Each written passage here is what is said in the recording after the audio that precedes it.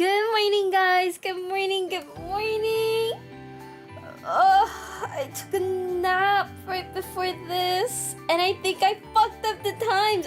I'm supposed to start streaming like, oh shit. Wait, hold up. I just jump scared myself. I didn't realize I was watching my own stream. Oh fuck.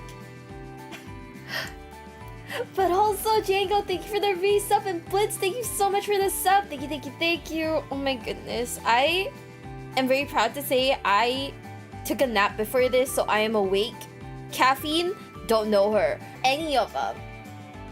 But also, yeah, I think I woke up in like a panic and didn't realize that like I'm supposed to start stream in like an hour and not, you know, like right now. I could have gone to 7-Eleven. I could have gotten myself like a monster. But I forgot. Oopsie. Why is streamer solo? Am I low? Wait, is my mic low?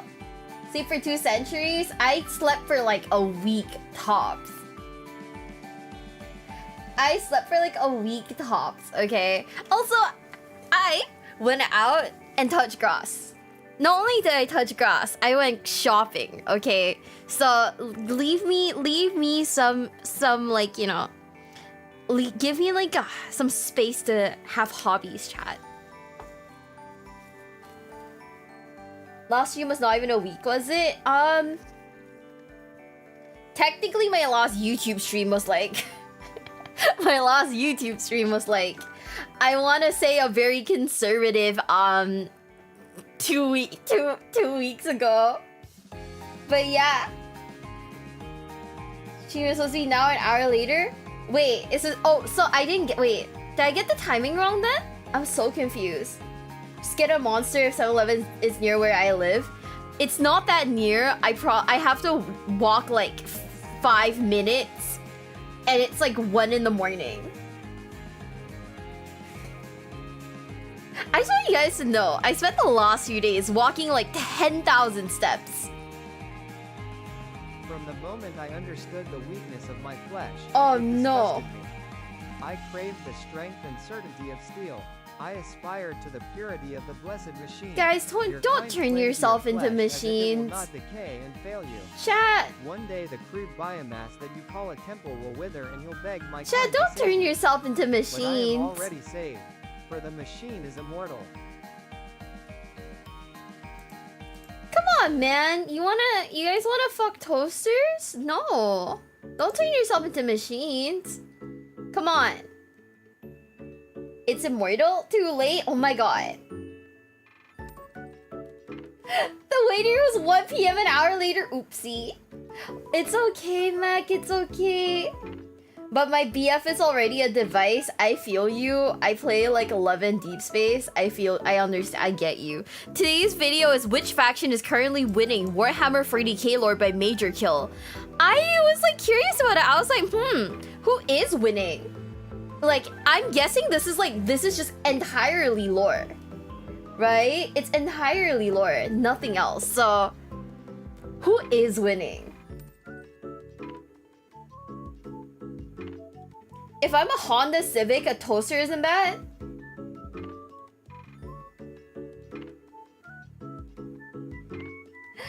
Thanks for the resub. Happy Labor. Oh, it is Labor Day, huh? It's Labor Day in Singapore today, guys.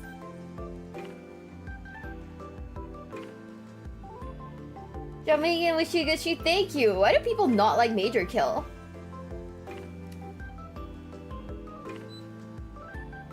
Don't you want them peptides? I don't know what a peptide is.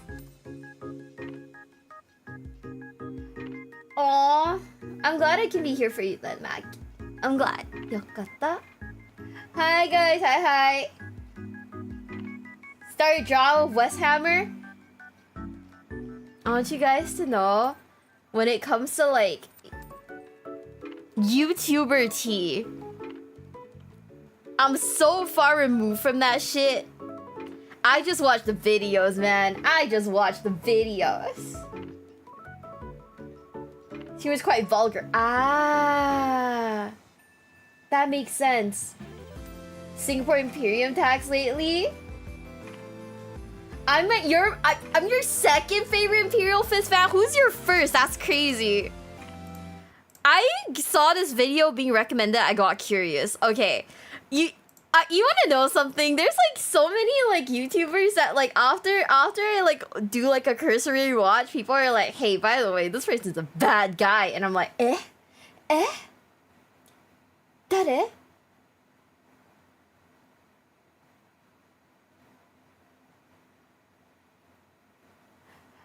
Okay. I think we'll be fine.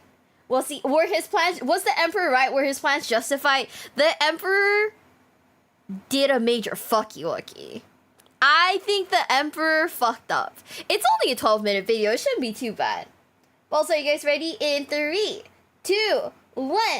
Valrax Atlee. Oh, okay. Well, you know, I can't beat someone like that, so it's okay.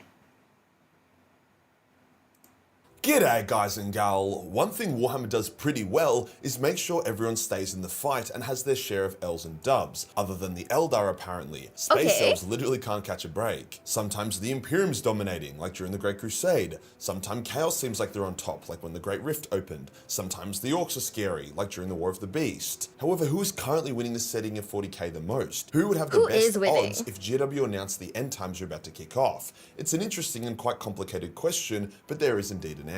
Before we get started, as spring arrives for most of you, it's time to shed our winter coats, and by that I mean it's time to tighten up the rigs and get into shape. Now you could do that by figuring out your maintenance calories through trial and error, get frustrated and give up, or you could biohack yourself with the power of the Omnissiah using a lumen.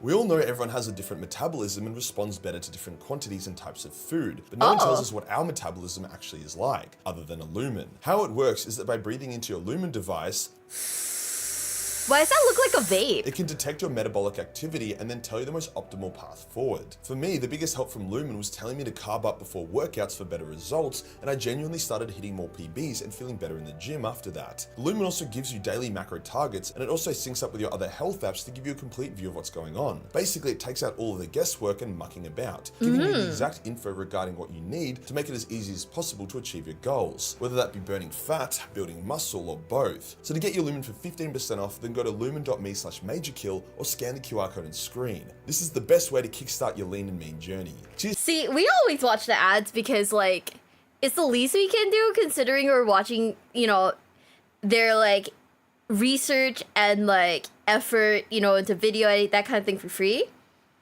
But also, I have this, like, sinking suspicion that if I, like, Google Lumen Reddit, it's just gonna come up as, like, oh, this thing is a scam. Right?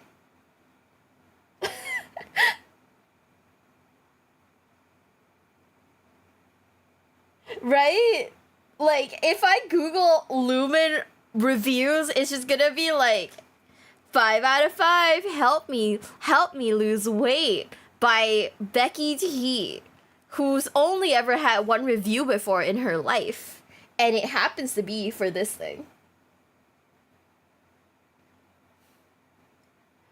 Astartes 2 teaser? I think we've already done it, no? Have we not? I think so. Here's the Lumen for sponsoring this video. Today we'll go over each faction's current position in the power struggle of 40k to determine who is actually winning. Let's get into it. Ooh.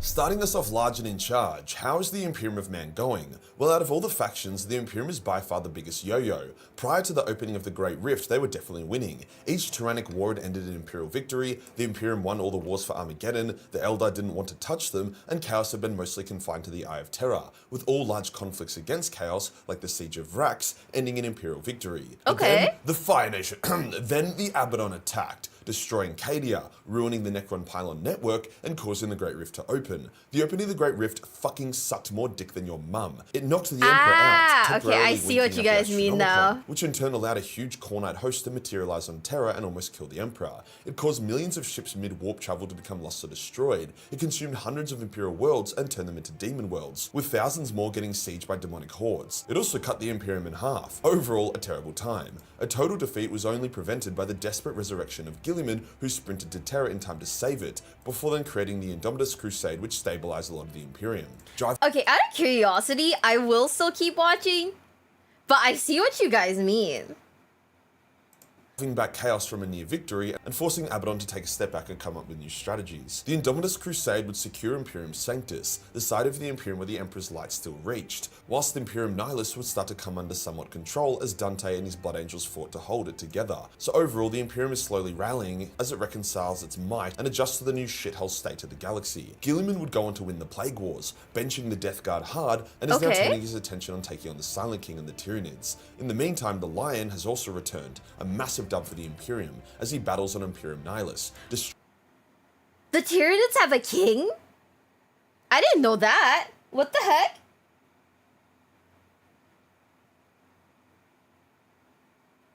Wait. No? I watch all your videos that cover Warhammer 40k at this point. Would you say you have a decent understanding of the lore? No. I think that there is way too much lore. For me to... I feel like I have okay, I feel like the amount of lore that I understand is maybe like I want to say like a 26% of the lore. There's just way too much lore for me to be able to confidently say, yeah, I know everything. I understand most of it. I think there's just way too much.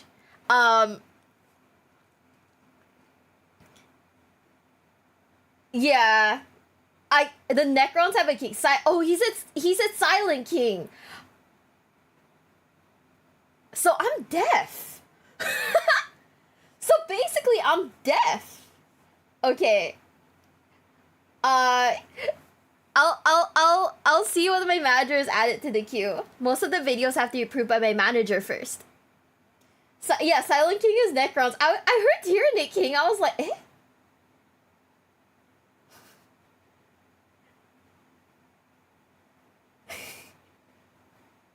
Bring me into it. It is so fun. I genuinely like the Warhammer universe. Like, if you ignore... I mean, even if you don't ignore all the fucked up bullshit that happens, right? And I am saying it's fucked up bullshit because the bullshit is really fucked up. Don't at me. You know exactly what I mean. You know exactly what I mean. Okay? Unga the Phantom, thank you so much for the resub. Thank you. But... The entirety of the lore itself, it's very like humans versus like other factions, but also the other factions are pretty fucking cool. It is so charming. It is really charming. I genuinely like it. But yeah.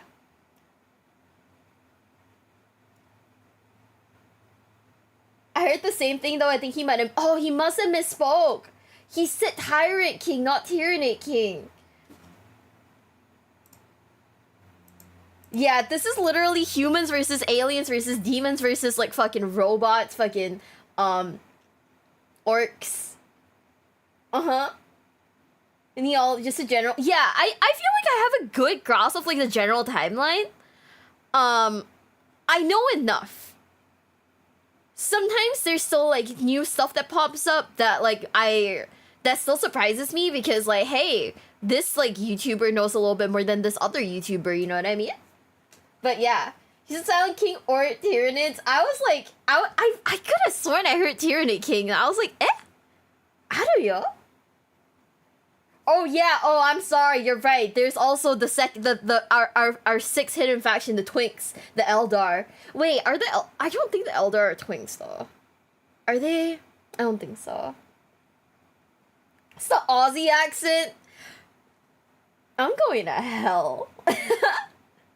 The fucked up bullshit is what makes it so appealing though. Hey, you're right. You're right. Wait, should we bring back the corpse starch the corpse starch counter? Every time corpse starch is mentioned, we add 1 point to the counter. It's a bit of a serious video. Yeah, I will send it to my manager for approval. You didn't know that I like Warhammer? What the heck? Who's my favorite faction in Space Marine Legion? It is definitely the Imperial Fist, my favorite faction. Dude, my favorite faction has to be like the orcs though. I think orcs are funny. I think orcs are really funny. It would be, okay, don't at me. It would be orcs, Tyranids, and then the Imperial Fists. Because I think the Tyranids make so much sense to me. Their entire shtick is that they're hungry. I get it. I'm hungry too. I feel you. They want to eat people, I just want to eat food. But I get it.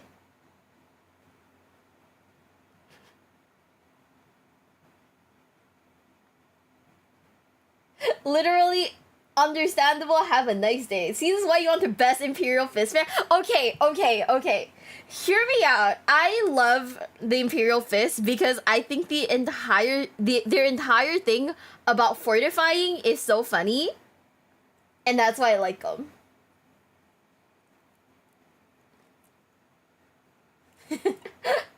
You want to join my faction? What do you think I would do in the Warhammer universe? Realistically speaking. If you had choice, which army would you pick up first between the Orcs, Tyranids, or Imperial Fists? Imperial Fists. I think they look way cooler in terms of, like, models. But I do want to get an Orc army, and I'll buy, like, a Barbie dream car. And I'll put like and I'll literally just have like a Barbie dream car that I'll display with orcs in it. Trust. That's like my goal one day. I will paint like 4 orcs and they will go in a little pink car. Trust.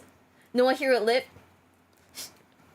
I don't know. I think it'd be funny. The Nids want to eat food, but in their case, food is everything. Exactly. They're just hungry. I get it. Nurgle cultist. The only reason why I don't want to like paint like, okay, I like Nurgle, but I don't want any Nurgle figures because I feel like Nurgle figures would be so hard to paint for like a painting noob like myself. So like I'm not gonna do it, you know? So I'm like okay. Maybe if I ever get better at like painting models, maybe, but for right now, I am just a guy. I'm just a little guy in this universe, and I will not paint anything super complex.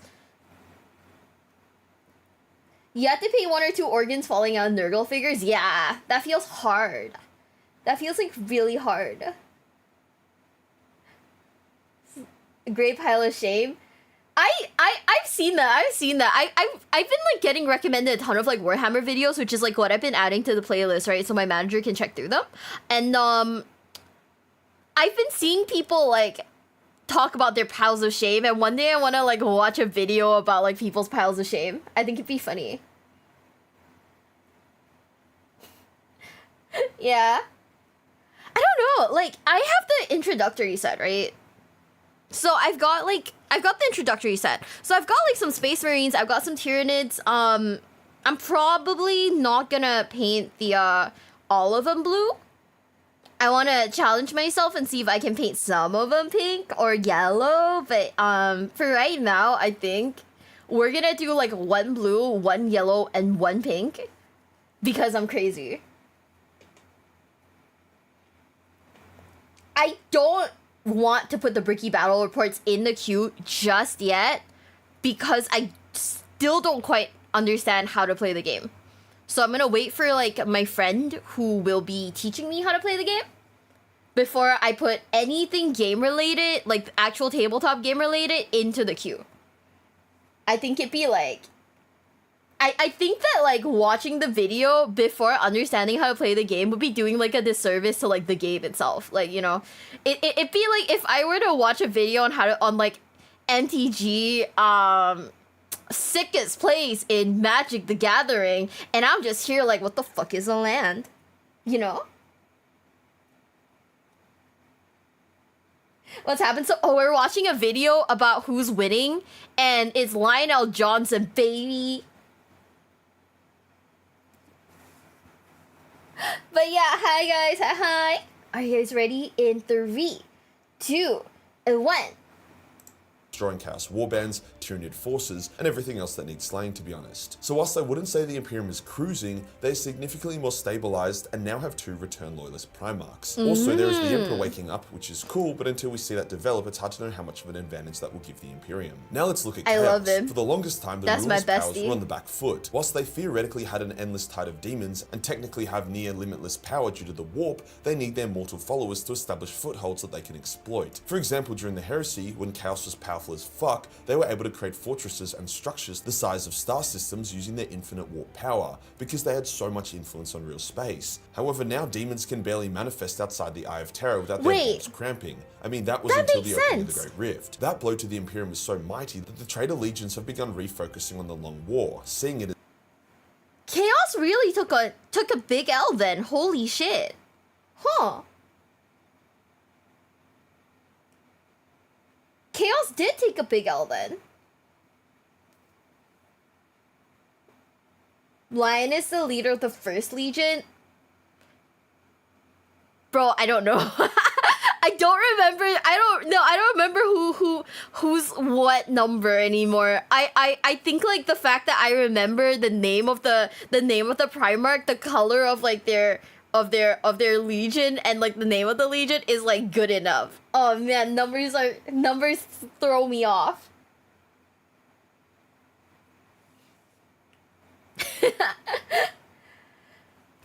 But also, I barely remember what I ate for, breakfast, so hey. Custodian Rin, thank you so much for the follow. Thank you. Welcome to the basement. Welcome. They are Power Rangers to me. They're basically Power Rangers to me. Yeah, I don't know. Like, the fact that okay, I know that there's, like... actually, I give up. I don't know how many numbers there are. Like, 20? Like, 20? I should do, like, a Warhammer quiz. Like, I'm gonna see if Sunny would be interested, but we should do, like, a Warhammer quiz. Because I love her. I love my queen. Hi, Decky. Hi. They are my Power Rangers, okay? Except, there's, like, more colors than, Power Rangers. But, yeah. It's 19 minus, like, the two supposed, like, erased legions, right? Or something like that. Or is it 20? What are my thoughts on the Necrons so far? I think the Necrons took major L's, but I do like them very much. Poor guys. Can't believe they got scammered like that. Can't believe they got fucking scammered like that. I feel I owe 7s in the chat for them.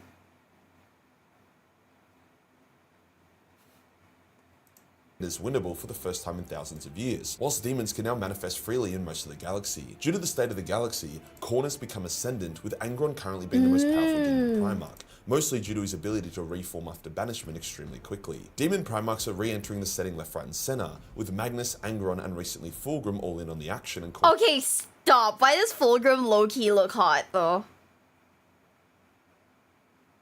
Everyone else looks kind of fucked up, but then Fulgrim is like, hey, I'm barely touched. 'Cause he's perfect. He is perfect. He's mogging us. He's fucking mogging us. That is, you're right. That's crazy. That is crazy. Oh no, Angron lost his, like, okay, I'm kind of happy he lost his nails, but also he now has, like, goat eyes. I don't know how I feel about that. Good night, Denim Night. Good night, good night, good night. Also, hi, Lumi. Yeah, I fuck with this, though. I think it's cool. I think it's really cool. Did he lose his... Are these still nails? Hold on, you guys can't see my mouse, but I'm, like, basically, like, circling around his, like, the top of his head, right? Are those still nails? Aren't they just, like, I don't know. Are they nails? I thought they weren't nails anymore. Oh. No, poor guy. Poor guy, he's just a guy, no. causing havoc. It hasn't been all sunshine and rainbows though for the forces of hell. Yeah? Mortarion is currently in the naughty corner for failing Nurgle. As stated, the line is returned, and Gilliman stopped Chaos's momentum dead in its tracks after the opening of the Great Rift. However, Chaos has not been this strong since the Heresy, and there doesn't really seem to be any good way to beat them right now. Killing Wait, why is Mortarion in the naughty chair? What did he do? How did he fail? That's Lorgar? Ah, okay.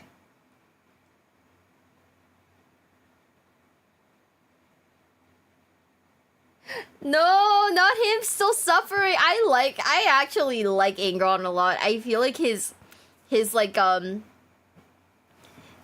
feel like his lore is so tragic. I can't hate him. Oh, he got his butt beat by oh, he got his butt beat by Gilliman. Okay, that makes sense. That makes sense. Okay. That makes sense. Damn, Mortarion has the powers of being stinky and he still couldn't win. 07's in the chat. Abaddon would be a great blow, but another would rise to take his place. Ooh. The Demon Primarchs cannot be killed, only banished, and there's still at least 2 Demon Primarchs yet to re-enter the setting. Abaddon is also currently working with Vashtor to find a super weapon that could give Chaos the edge it needs to beat the Imperium, and he is actually getting close. So overall, Chaos is in a very strong position, but is that enough to put him in the lead? I'll go with the Eldar next, as it is a bit of a meme. The Eldar's Ynnari plotline made it seem like they had a genuine chance to unnerf themselves, free themselves from Slaanesha's influence, and rise up to become a new powerhouse threat in the galaxy. Instead, we got to see them be Gilliman's sidekicks, get their ass whooped by a shard of some random new Slaaneshi demon, before their plotline abruptly ends with a, yeah, so you can't really progress any further. Now GW seems to be moving away from the Ynnari entirely, with even Eldrad abandoning their cause. The major craft worlds are getting smacked one by one, with Ulthwé currently being attacked by a united Nightlord Legion, Baal Tan was shattered, Iyanden is mostly a Wraith craft world, and I bet the others have some unlubricated cock heading straight for their assholes as well. Despite their awesome model range refresh recently, the Eldar's lore is as stale as an 80-year-old hooker's gash, so this is one of the few factions I can comfortably say is not currently winning the setting of 40k. Maybe there will be some lore developments, since it appears that Fulgrim is wielding the final Crone Sword, so if the Elder can take that off him, then maybe they can awaken Yned and do something cool with that plotline, but I wouldn't hold my breath. As for the Exodites, winning isn't in their vocabulary, and the Dark Elder are barely holding their own domain together, let alone worrying about any sort of conquest. I don't know about the Harlequins, those guys are hard to track. Another faction that isn't winning, but maybe one day could, is the Tau. The Tau are the only faction in 40k that are not stagnant or decaying. They are constantly expanding their territories via sphere expansion. I'd like the Tau more if they didn't have, like, you know, the you-know-what on their foreheads. I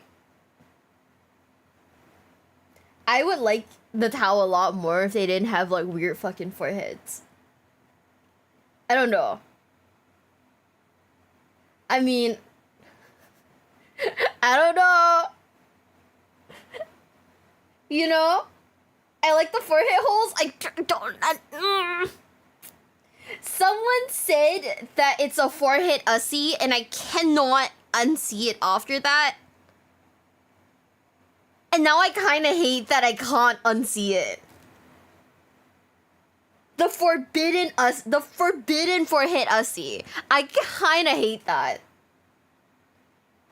It is so over for us, guys. Yeah, apparently that's their, like, nose. Who designed the Tau? I just want to talk. I need to understand what went through their heads. Like... like, I need to understand what's going through your head. Because what the fuck?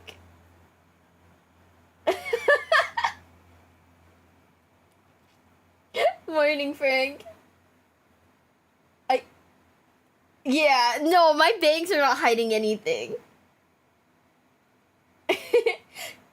That guy has hair, but only on one. How do you grow hair like that? You only have hair follicles on, like, the left side of your head. That's crazy. Whoever mentioned that, you're so right. What the fuck? Huh? I'm not calling him a dickhead. It's, if anything, it's a... Well, it's not a dick, that's for sure. You glue it on? He shaved his head like any other bald guy. Shaving once... Okay, Shaving one side of, like, the entirety of one side of your head, but leaving the other side, like, with hair, feels like a choice. I don't know. And are constantly upgrading their technology. In a few centuries or millennia, this could result in them becoming the most powerful faction, but they have to last that long. Recently, their 4th and 5th sphere expansions came crashing down when they fought a small fraction of the Death Guard Legion. Although the tower won at great cost, let's put that into perspective. A sphere expansion is the greatest focus and concentration of tower military assets at any given time. They had 2 sphere expansions worth of forces that went up against a small portion of the Death Guard, who themselves are a small portion of all traitor legions, who themselves are a small portion of the total might of chaos. So yeah, the Tau aren't winning anything big anytime soon. They just need to hold on until their tech is so advanced it makes the Necrons look like Neanderthals. Speaking of which, how are the Necrons tracking? A lot of people are confused by the Necrons. They have the most advanced tech, most of which they used and have kept since the War in Heaven, a time where gods fought in real space, a war that the Necrons technically won, yet they barely seem to be impacting the setting. Many people say, oh, that's just because they're sleeping. When they wake up, it's game over. Sorry to break it to you, but most of the Necrons have already woken up. At least it's just that with their newfound freedom granted by the Silent King, most of them just want to keep random retards off their lawn or infight with rival Necron dynasties. Only Imhotep the Stormlord and the Silent King have any true ambition for total victory, and those 2 powerhouses are fighting each other as well.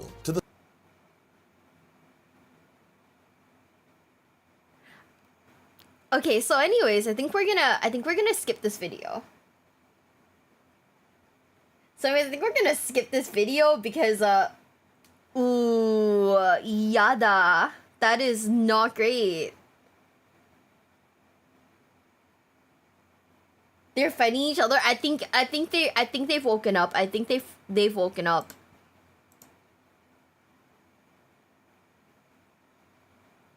I think most of them have woken up.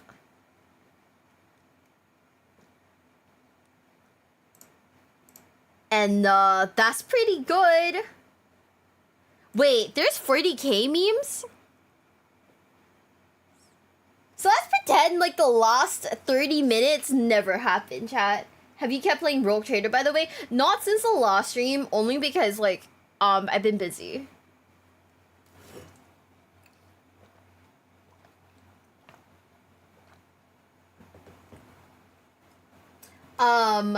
Bro dropped some gamer words. Yeah, so we should not be watching that. Cause okay. The problem is that Twitch does not like gamer words. Bye, Nico. Was it? Do you play Bolt Gun? No, I haven't played Bolt Gun yet. I might play Bolt Gun on stream one day, but I'm waiting for like the sale. Like, wait. Someone was telling me that like Warhammer does like sales and whatnot, so we're just waiting for like the sale to happen. And then I'll, like, purchase more Warhammer games. Probably.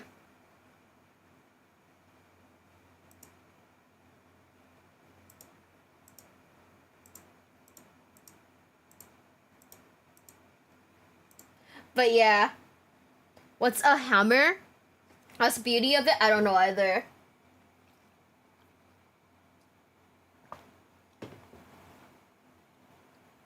Yeah, that's what they were saying. That's what they were saying. Yeah. It was like the Dragon Ball Z abridged where like in a few minutes you drop like gamer words and it was like Twitch is not gonna like that. Yeah, so I'm just waiting for the sale, in which case I'll like buy a bunch of the Warhammer games. You know, the ones that like will run on my PC.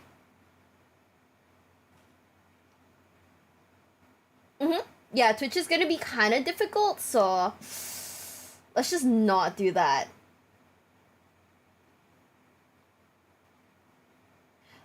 I will let my manager, if you guys have video suggestions, I will let my manager know, and my manager will check and approve this, and we'll check it to see, you know, if it's approved or not. But yeah. Okay. Anyways, 3, 2, 1. Well, seeing as I've been recently thrice blessed by Papa Nurgle and have begun my ascendancy into demonhood, What? needless to say, my mind is not operating at peak efficiency right now. So instead of doing my normal deep dives, we're gonna deep dive something a lot more educationally fulfilling. That's right, we're deep diving Warhammer memes. And memes are great. Everybody likes memes. Okay. But do you know where your memes actually come from? I am curious. Because I don't think we've ever really seen Warhammer memes before. He had COVID during this video? You know what? That's so fair. Can I be real? There was like a period of my life where like every time I went out of the house, I caught COVID.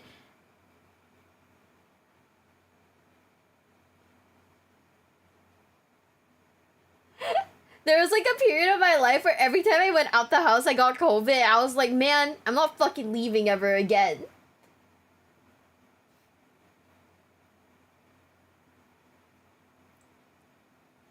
They have amazing memes. Okay, so chat, you guys are gonna have to walk me through this because I don't think I've seen the memes, but I am curious. I'm willing to bet there's some memes from the grim darkness of the far future that have got you believing stuff that isn't actually true. Okay. And admittedly, some of that may be my fault. From space furries, to suicidal trench fighters, to purple orcs and a Primarch who definitely didn't do anything wrong.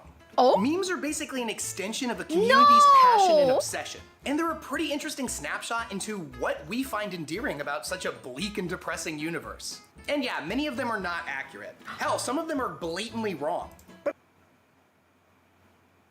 Stop!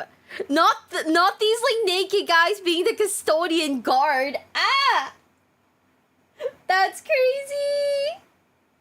So what? They're fun, and everybody likes fun. The only people that get upset about the lore inaccuracy of I need this. I don't know how to tell you guys this, but I need this so bad. This little puppy. What the fuck? I need it. Oh shit. memes are people who aggressively hate fun. Which definitely isn't you, as you clicked on a video all about Warhammer memes. Yeah, guys, we don't And hate fun the greatest here. thing about 40k memes, they literally never change. The community crafted 8 jokes to rule them all several decades ago, and everything else has just been derivative of them. Okay. So let's deep dive those 8 jokes that fans tell themselves over and over and over and over again. Okay, I'm And curious. figure out their origins and explore their deeper meanings. Because that's how you make a joke even funnier, right? You just explain it over and over and over. Everybody likes when you have to explain a joke. Anyways, let's get into it. Before we get started, I want to give a shout out to this week's sponsor. One of my favorite types Remember, of games guys, has we always watch been all online of these. shooters. But as life keeps getting even more hectic, I just don't have the time to play them like I used to. That was until I found Mech Arena. It lets me get in a whole bunch of fast-paced mech action in seconds. The maps and objectives are set up to absolutely maximize the action. Is this The Titanfall, encounters are but, intense like, and on constant, and the respawn times mobile? are practically non-existent. Not to mention the short round times mean I can get 2 or 3 matches in under 10 minutes. And there are thousands of different mech and gun combos. I know I personally love going tank mode in my Panther with twin thermal lances. The other team might as well pack up early because ain't nothing stopping this this just monster. Titanfall, but, And like, once mobile? they're completely demoralized, I like to kick it up a notch and switch over to my fast mechs. Namely, either the Killshot or the Lancer. They drop the armor in exchange for pure speed, letting me go in for the flank, pop an unsuspecting mech or two, and slip back out before they Titanfall. even know what happened. And my absolute favorite part about this game is that I've never really felt like a match was unwinnable. I always feel well equipped for whatever the other team is throwing at me, which is ridiculously impressive, considering that the matchmaker can come up with 2 equally balanced 5-man teams in around 10 seconds. This dude right here thought he had some pretty good juke skills. My mans was absolutely that. confident he got away. You thought. Oh Look snap, at- he got mad. That's Shouldn't have been so on the other team, my silly. dude. I don't know what to Wait, tell you. this is kinda Mech Arena's funny. got a ton happening this month, including Battle Pass Season 6, where you can get your hands on some amazing new skins and a bunch of other goodies. And if that's not enough, there's a ton of Oh, special did events you guys, happening like, as see well that are gonna Titanfall have 3 some was, like, pretty sweet canceled? rewards, including Why do they new hate weapons, us? skins, and even a new pilot. Why do they hate us, Mech chat? Arena is getting pretty big, and that means bigger prizes, more competition, and a lot more fun. You can play Mech Arena on iOS and Android right now, and it's completely free to play. And if you use my personal link or scan my QR Yeah. code, you can get a whole bunch of bonuses worth $45. We're talking about a Steel Reaper skin, 500 A-coins, and 70,000 credits. And that should help $45? kickstart your Holy game. shit. Thanks again to my friends over at Mech Arena, and let's get into the video. So to do a Warhammer meme video proper, I feel like we have to talk about the orcs first, as they've spawned more memes than pretty much any other faction. Okay. But we're gonna focus on one in particular here, and it's my personal favorite. Which one is with it? That said, I have one question to ask you. Have you ever seen a purple orc? The answer is no, you have not. Stop lying. What? And believe it or not, there's actually a really good reason why you haven't seen one. And that's because purple is the most sneaky color. You see, orcs believe that certain colors bestow upon them certain abilities and powers. Okay. And since each one of them generates a psychic field that can tend to manifest their beliefs into reality, these colors do tend to do what the orcs think they should. The most well-known of which is the color red, which orcs believe makes things go faster. Thus, the vehicles that are painted red tend to go faster than the ones that aren't. Blue represents luck, and blue orcs tend to be luckier than other orcs. Black equals toughness, yellow equals wealth and better explosions. And all orcs agree that That's kinda green is cool. the best color, so without having any kind of specific examples of what green actually does for them, they all agree that everyone can benefit from having at least a little bit of green on them. Okay. Now, here's the thing about purple. It's actually not one of the colors that canonically gives them any kind of extra ability. There has never been any mention of purple orcs anywhere in the official canon. But you see, this makes a lot of sense to the orc fans, as the reason you don't see purple orcs is because clearly purple is meant as a stealth color for them. Purple orcs are so damn stealthy that you can't even see them in the lore. Okay, moving on from the Wait, orcs, let's talk about huh? the Adeptus Mechanicus' complete obsession with, of all things, toasters. Oh, it's a toaster meme. Okay. Wait. So the entire reason why purple orcs are a meme because there are no purple orcs.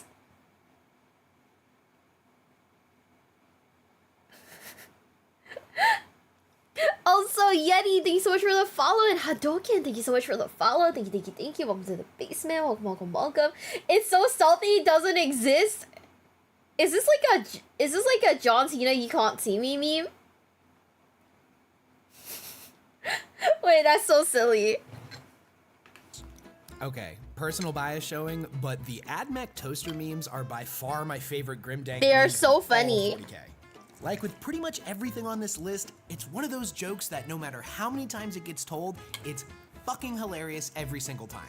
Listen, I'm a man of simple pleasures. Somebody mentions toasters and AdMech to me, I laugh. It's the joke that just keeps on giving. So if you didn't know, the Adeptus Mechanicus really likes toasters. I mean, really likes toasters, like to an upsetting level. And according to Emperor Text-to-Speech Device, they actually have a holiday called Toaster Fucking Day. What? As you can imagine, it's a wonderful time of year. It's a joyous celebration of all that is good. And there's a lot of Did I forget that? oiling of holy mechadendrites, if you get the meaning. A bunch of tech priests who have a fetish for toasters, that's hilarious in its own right. But where did this meme come from and what is it supposed to represent? So the toaster here is supposed to represent ancient technology. You see, the Mechanicum is obsessed with tech, specifically old and ancient tech from the Dark Age of technology. Okay. Considering that the Dark Age of technology was the height of humanity's power, and we were capable of some pretty ridiculous stuff back then, the Adeptus Mechanicus isn't really into innovation, preferring to rely on ancient wisdom. That's why you'll see a common pattern with them and pretty much everything they create being an ancient holy relic. And on the surface, this seems kind of silly. Like, why wouldn't you try to advance? Why wouldn't you try to make something new? But when you start diving into the older stuff, you see that what humanity was capable of in the year 25,000 and earlier was way better than anything they can come up with now. So how do they like toast your bread? You know, like in between how do you toast your bread like in between the period of time where toasters didn't exist? Like, do you not just toast your bread? Fire?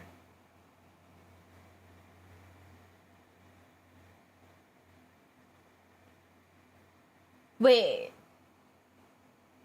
With the frying pan over... You know, I completely forgot that you could do that. I'm so brain rotted. Holy shit. I completely forgot that was a thing.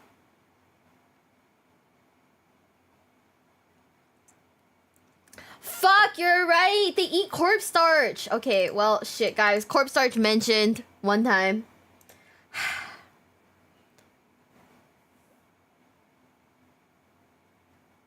Corpstarch mentioned one time, I forgot, they don't fucking eat bread, they eat people. Man, you forgot that you can toast with a skillet? Yeah, I don't, like, you know, toast my bread in, like, on, like, a pan or anything. Only rich people eat bread, just get a rat burger. You're so right, though, what the hell? I've always wondered what corpstarch tastes like. Huh? Officer, that one right there! What the fuck? Officer! Look, it's that guy right there! What the heck? No! Oh my god, no way! What do you mean, what does corpstarch taste like? People! People! Like, actual people! What the heck? Yeah, I don't want to think about that. Pat, thank you so much for a follow. Thank you. Welcome to the basement. Welcome. What do you mean grandma's on the shelf? Do not eat your grandma, chat. Would you not want to taste corpstarch for science? No. No. That is... No. According to actual cannibals, we taste like chicken or beef? I can't eat chicken today, guys. I can't eat beef today. Holy shit. It's over for me. Okay, are you ready? 3, 2, 1. There's an episode of the show Hammer and Bolter over on Warhammer Plus that focuses on a tech priest. And it's about her journey to find a new STC. Which, if you don't know what those are, they're basically the blueprints for some of this old tech. Okay. And this may be a minor spoiler, but I'm going to avoid spoiling the entirety of the episode, just enough to make my point. When she does ultimately find this STC, it is revealed to be basically like the Necron's living metal. It allows their existing machines to literally repair themselves. Like, the metal can actually regrow. And this is insanity. Can you imagine how powerful that would be if the Imperium just suddenly had the same abilities that the Necrons do? Like if one of their ships just got blown in half and it can just suddenly repair itself? That's how powerful the stuff from the Dark Age of technology was. The data stored on the STCs from this time are insanely valuable and highly sought after by the Mechanicum. Okay. So the toaster is used as a stand-in for this old technology. And between you and me, I 100% understand why they would use a toaster for this. It's the perfect machine. It's elegant yet simple, trivial yet essential. And most importantly, it can be trusted to enact its divine purpose without failure. Its design is deceptively simple, yet it's a marvel of engineering. To gaze upon the divinity of the toaster is to look backwards at simpler times, when the universe was not engulfed in the flames of war. It is to see the accumulation of all of mankind's achievements condensed down into a humble yet refined machine, wholly dedicated to a single purpose. And that's a purpose that its master can depend upon it to deliver with divinity and grace. You may see but a humble toaster, whereas the Mechanicus sees it as a beacon in the dark, a gateway into divine purpose of machines. The toaster is perfection made manifest. And I'm sorry, but if you look at this thing and you don't think peak divine sexiness, are you even really alive? Because that's a good ass looking toaster. I would love to slap a purity seal on that. Don't fuck a toaster, chat. I don't know how to tell you this. Do not put your dick in a toaster. That sounds painful. That sounds crazy. Don't fuck a toaster, chat. I know you guys want to. I know you want to. Don't do it. What do you mean? You looked at the toaster and thought wood? Excuse me? Huh?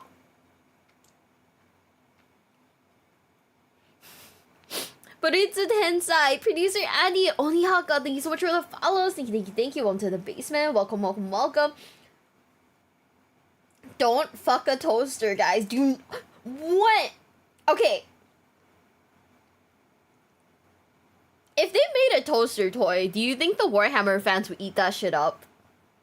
Genuine question. Do you think that, like, if they ever made, like, a toaster-shaped toy, Warhammer fans would go insane for that?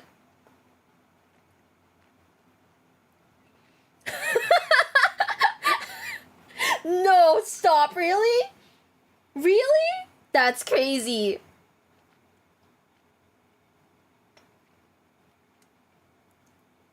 Not a miniature. Not a miniature. I mean, that kind of toy. Glory to the Omnissiah? Oh my god. No, guys. No, guys, don't do it. Don't do it. That would be insane. Don't do it, guys.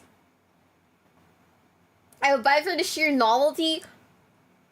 No, do not, guys. Do not put a purity seal on a toaster.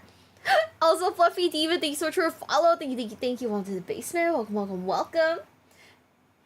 That is so dumb. Oh my god. Okay, are you guys ready? We'll unpause in 3, 2, 1. Stop. There's actually a toaster toy. Someone in YouTube in Twitch chat saying that there's actually a toaster toy. No. You cannot be serious. I just came from the YouTube sheet. Thank you, Fluffy. Brother. What about a romantic bath with a toaster? Do not take a romantic bath with your toaster, waifu chat. Don't do it. That is not good. Not healthy. Oh, that toaster is gonna lose its purity seal. Chat, don't fuck the toaster. Please do not fuck the toaster. Please don't. What do you mean, Link? What do you mean, Link? Ah, that's crazy. You guys are crazy. Oh my god. Okay, enough sexy toasters. Let's move on. Yes, Inquisitor. This video right here. I have received about approximately 100 million variations of this comment in my time creating Warhammer content. Every single time I talk about anything that isn't Space Marines, this comment appears over and over and over again. Hell, even when I do talk about the Space Marines, depending on your perspective, you can definitely still find a reason why this comment would apply. Heresy. Just heresy. It's kind of the perfect joke. You see, the Inquisition is a massive organization, and they have a branch that is designed to cover pretty much every form of heresy. You see, the Ordos are broken into 2 major categories, Majoris and Minors. The major Ordos are Hereticus, Malleus, and Xenos, which cover heretics, demons, and aliens. But there's a whole ton of minor Ordos as well, but we'll get into that when I make an Inquisition video. Now, all of the Inquisitors that the Inquisition uses are all trained in different areas, and they all have unique personalities and ways of dealing with problems. To compound on this, and don't get it twisted, I'm speaking very broadly here, there are 2 major categories of Inquisitor. There are pure... I'm just saying, this sister is so hot, I'd let her arrest me. In like a completely not weird sense of the word, she's hot and I'd let her arrest me.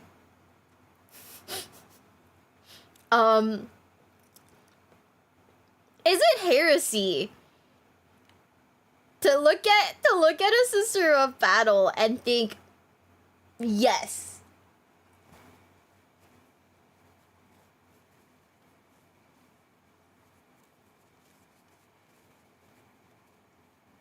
right?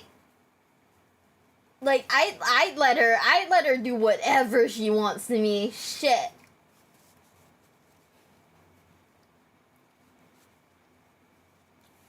This is your emperor given right? Hell yeah, besties! Would!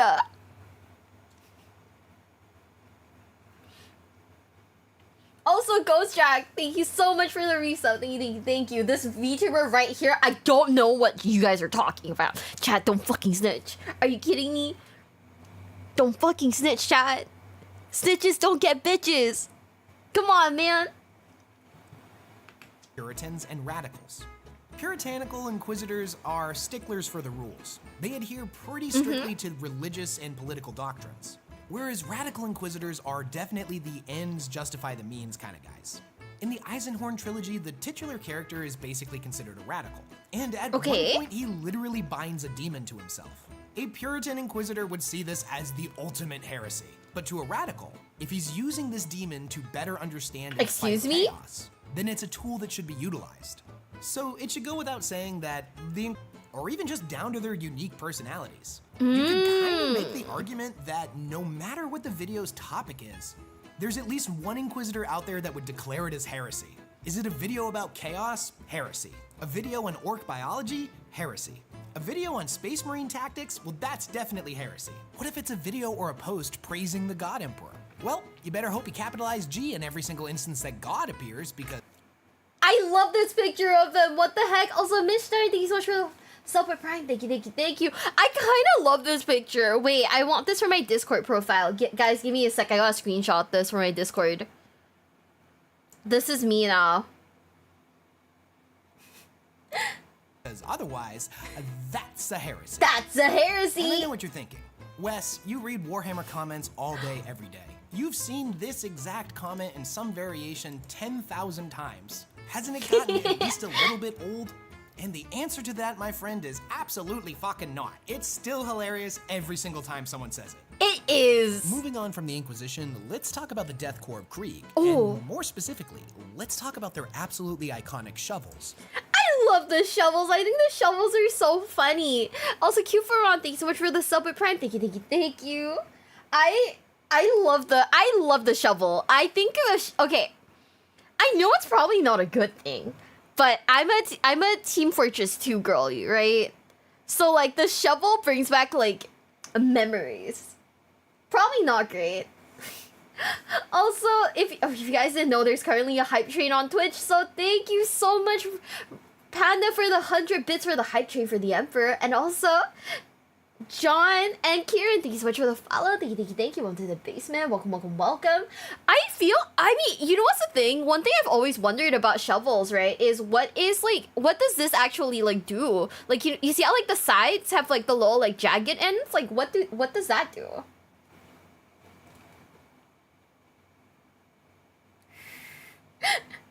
Me standing by the door to the room looking at Miwa, I did a heresy.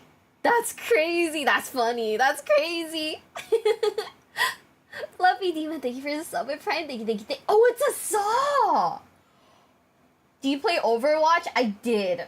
You know, that makes sense. So it not only doubles as like a saw, it's also doubling as like a shovel. So people can build trenches faster.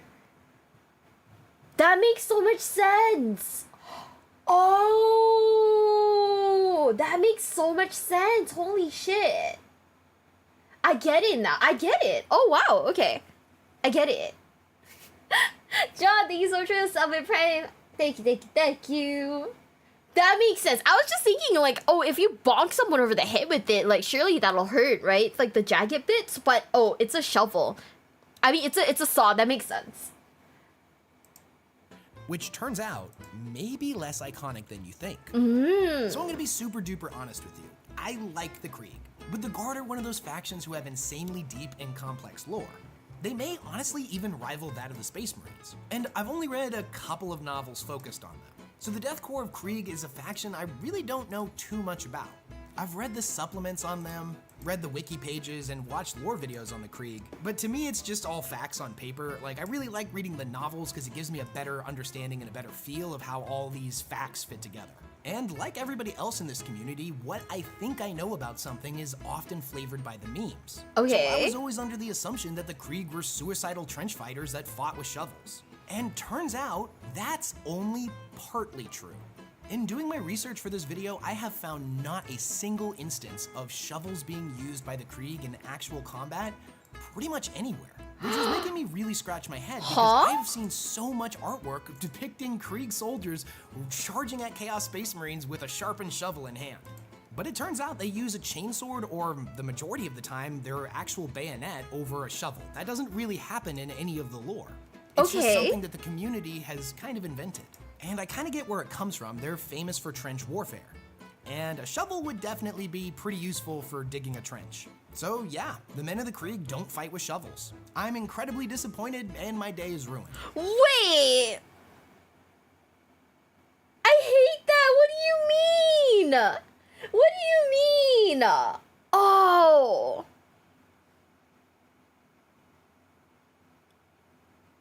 I feel like someone just told me that, I don't know, like, everything that I stood for was a lie. JR Duel, thanks for the resub with Prime. Goddamn misclick, I thought that was Maple. You thought I was Maple, bro? Brother, there's like 2 big things on the screen right now that Maple doesn't have. Number 1, it's pink hair. Number 2 is these tits. Bestie.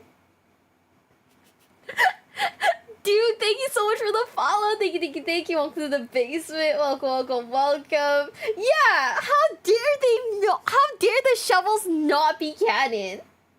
This is insane and fucked up and crazy and oh, I'm so sad now.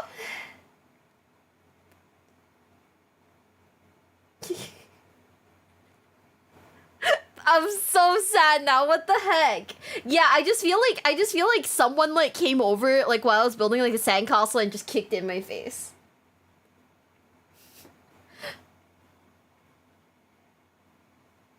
Just also bayonets. Okay, guys, which is cooler, shovels or bayonets? Wait, you have pink hair? You didn't notice? Oh, well. I feel like the shovel is way funnier though. Not Canadian.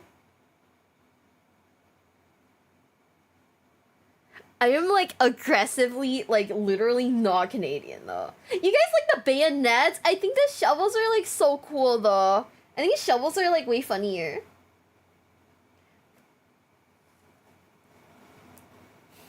Shovels used to be cooler until I learned that they were just used for digging instead of being little murder machines.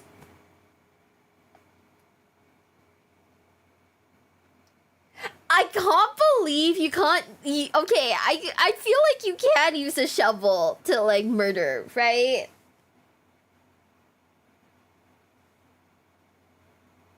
You're not a Chihuahua from Toronto. I am neither of those things. You sound Canadian to me. Why do people say that? Why do people say that? I'm not from Canada. I'm from like Southeast Asia. A Kriegsmarine beats a tower of a shovel. You know, I've seen that. We've seen that. We've seen the short. I like it. I think it's funny. Canadians are say moose? Like moose? Like Canadians are heresy? Pronounce your A's like a British person? Yeah! Right?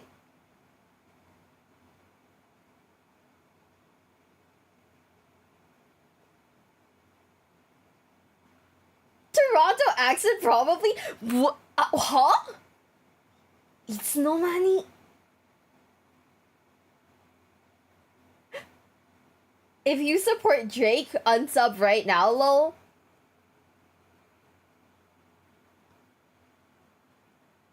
What Drake? Elite Four champion Drake?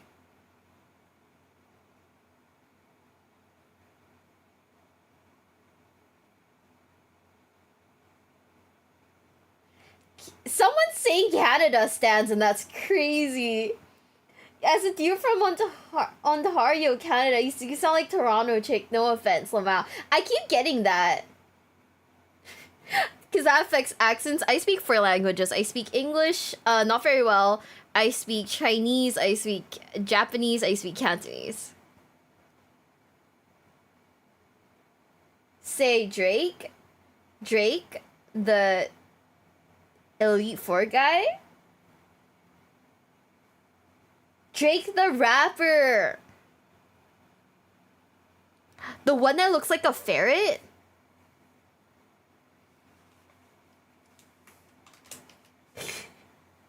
That one? Where did you learn Japanese? I am Japanese on my mother's side.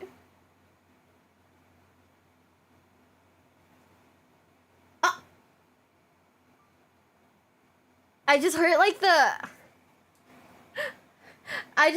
Kofi thing. I just can't read the Kofi. I believe in Joe Bestie. No. And my dad is from like Hong Kong. Speak something? That's so weird. I don't know. Like in like what language? Like 你想要我講廣東話定係 got you or like 日本語もできるよ Joe Hendry mentioned say if you say his name and he will appear because we believe.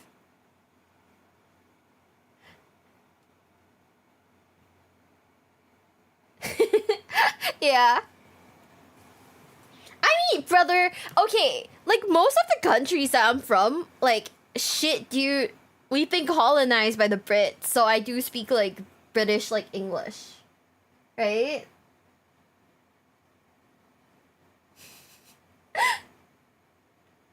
So I think I'm a hashtag wait. Am I a colonizer?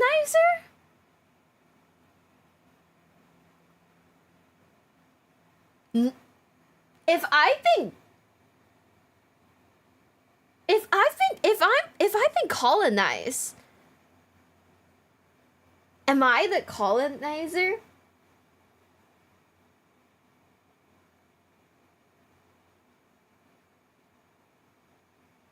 It's the other side. Oh, I'm the colonizee. Okay. That makes sense. Set nationality Canadian.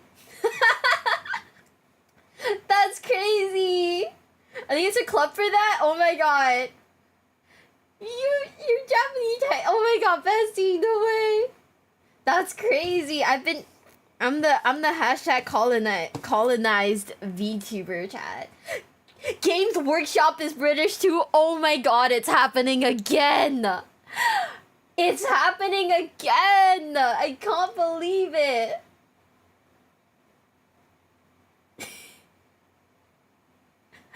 Okay, are you guys ready? Let's see what's the meme for the Space Wolves. What could possibly be the memes? 3, 2, and 1. The Space Wolves are a bunch of furries. I mean, it's kind of obvious to see where this joke comes from. They're pretty obsessed with wolves. They ride wolves into battle, they wear wolf pelts, they've got wolf skulls hanging all over their armor. They've even got a unit called a Wolfen, which is basically a space wolf werewolf, complete with a Walmart level fursuit. But let's dive beneath the surface of this and see if there's a little bit more information here and determine whether or not they actually are furries. So there's a line in the novel 1,000 Suns that has kind of stuck around for a really long time and created an enormous amount of debate in Warhammer 40k circles. It's where Magnus the Red of the 1,000 Suns cryptically says that there are no wolves on Fenris. Which is kind of ridiculous. There's clearly wolves on Fenris. We can see them. The Space Marines are riding them into battle. Okay. But there might actually be something to this, as it's rumored that the original colonists of Fenris had wolf DNA spliced into them. This would have given them better survival chances because Fenris was a pretty harsh place. I mean, it's not called the Death World for nothing. Wait. Now, it's believed that the wolves of Fenris were descendants from these colonists. So the Space Wolf recruits that were taken from Fenris still had this wolf DNA locked deep inside them. Additionally, it is said that the genetic material used to create Leman Russ, the Primarch of the Space Wolves, had wolf-like DNA added to it. And this wolf DNA is still present in the Canis Helix. So it's not far off to say that Space Wolves do literally have the DNA of wolves in them. Now, it's well documented that the Canis Helix can sometimes make Space Wolves turn into the Wolfen, and because of this, Warhammer fans have speculated that some of the larger wolves may actually be Space Marines who have turned completely. Now, as interesting as this is, it's mostly fan speculation. We don't really have anything concrete in the lore that says this is true. So this is... So they're riding their like... chapter brothers into battle?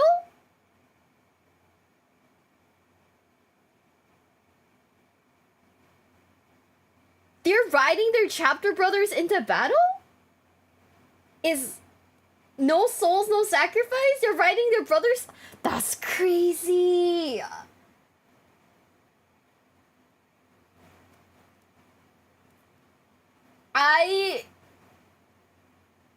It's fan speculation.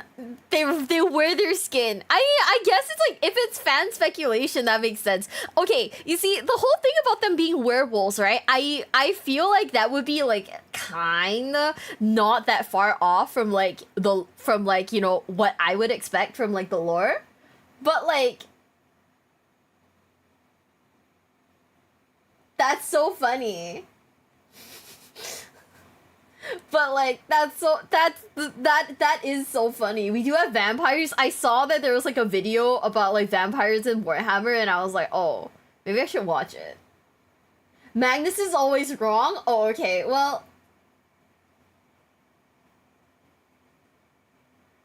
fun fact, the trial for a Fenrisian to become a space wolf is a hunt down a Fenris wolf. The same wolves that were once human at one point, and they have enough strength to carry space marines.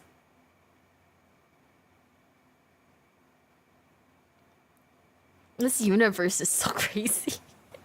I'm just gonna keep going. What the heck? I think I just kind of like shorted out mentally. Holy shit. Okay, it's ready in 3, 2, 1. So whether or not they turn into full-fledged wolves, it doesn't really matter. They do literally have the DNA of canines inside their genetic code. So that's check 1 for definitely furry confirmed. Oh. The other more simple source of this meme is just the fact that wolves appear pretty much everywhere with space wolf culture. Pretty much everything has something to do with wolves, and a lot of fans kind of get mad at this because it seems like Games Workshop is trying to overwrite the Viking culture and make them way more focused on being wolves, instead of the more 30K feel where they were definitely Vikings with just a little bit of wolf flavor. They're so cool though! Now, I'm gonna be honest, even since around 5th edition when the Thunderwolf Cavalry were introduced, I never really saw memes about space wolves being furries. It seems to be kind of a newer thing from the last few years. And I think this is mostly just due to the prevalence of both of these communities growing over time on the internet.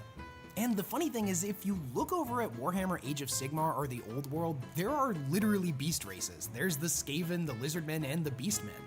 They are actually armies of anthropomorphic animals. But nobody makes furry jokes at Skaven players' expense. That doesn't really happen. So why is this? Why do the Space Wolf players do get called people actually furries, play their but rats? it doesn't really happen with the people who are actually playing a furry army?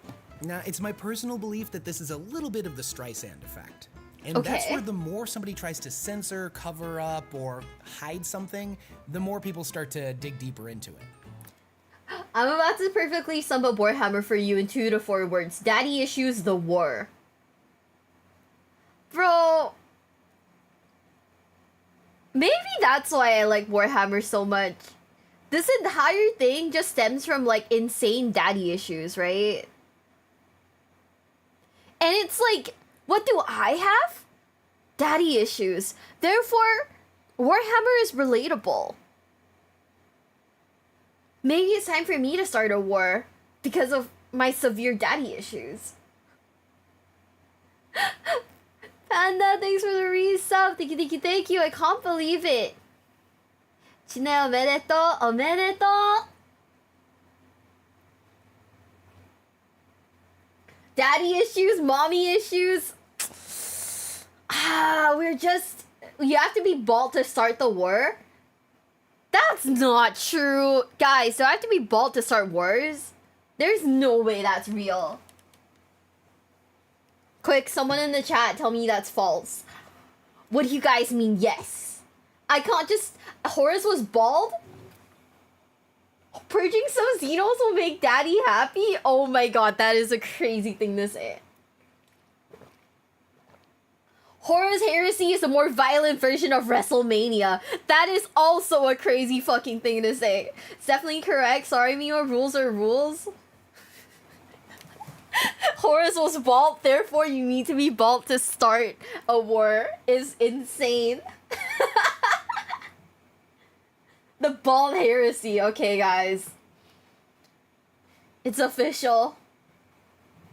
We gotta... If I want to start a war, I gotta get rid of the pink. This is so sad.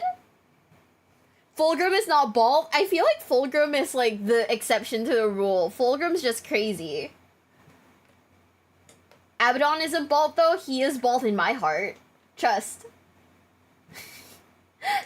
Start the Miwa heresy. And here comes Horus with the steel chair. I feel like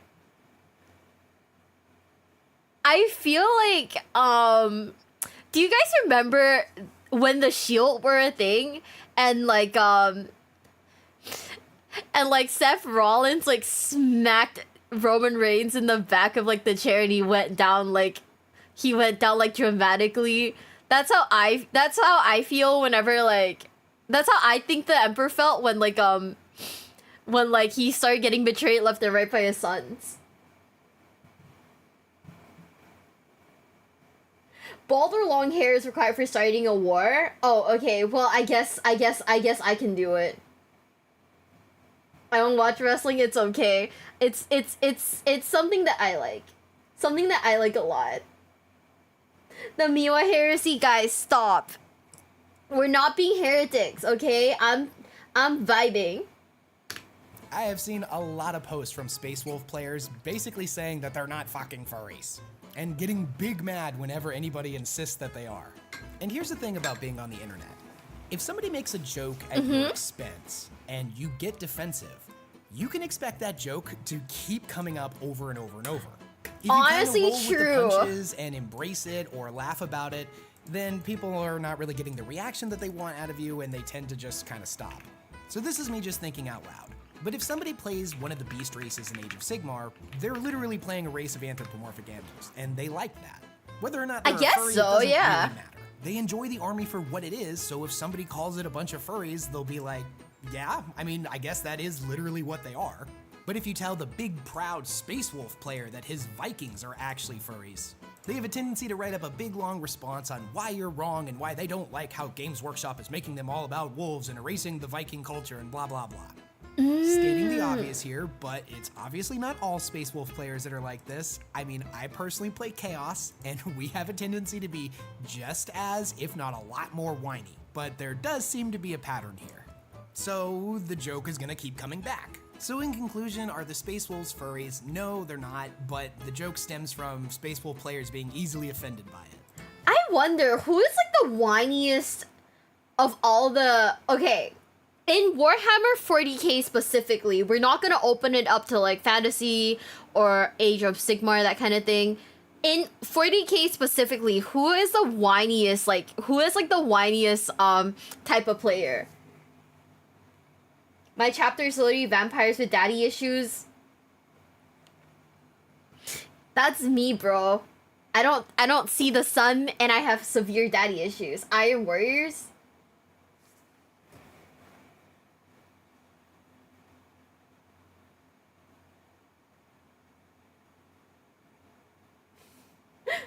Peter Turbo?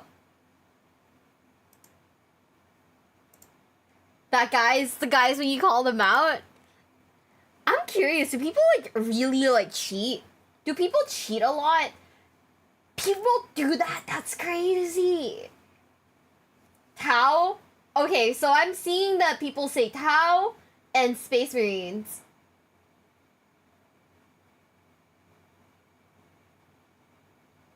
Are the whiniest.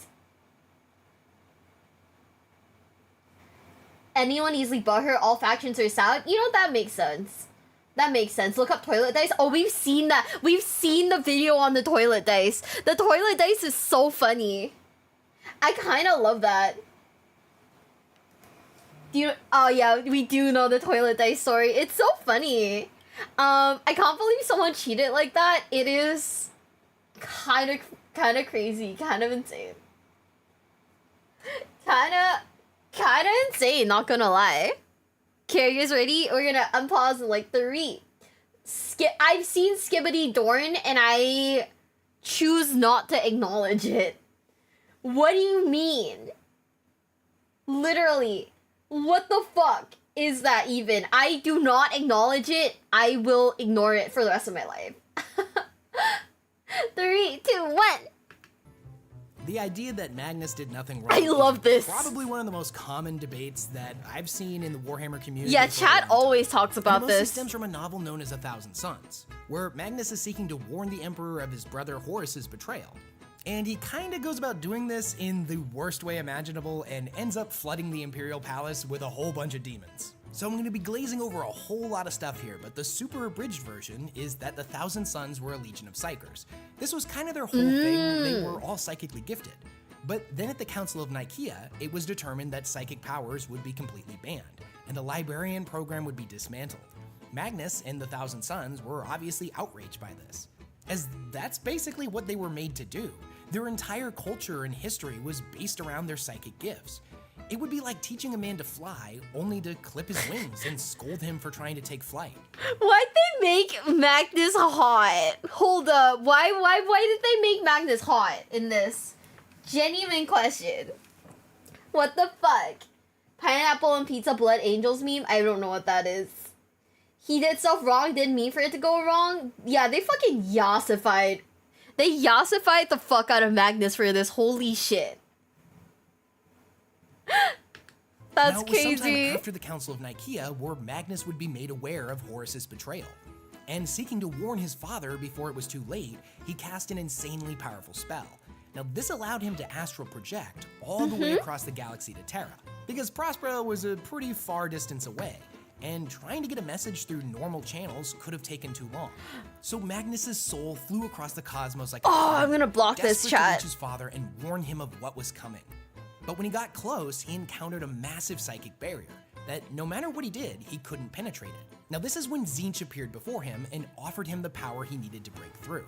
Now, Magnus didn't know what this thing was. He didn't know about Tzeentch. He had appeared to him before as a serpent, but this thing seemed like a completely different entity.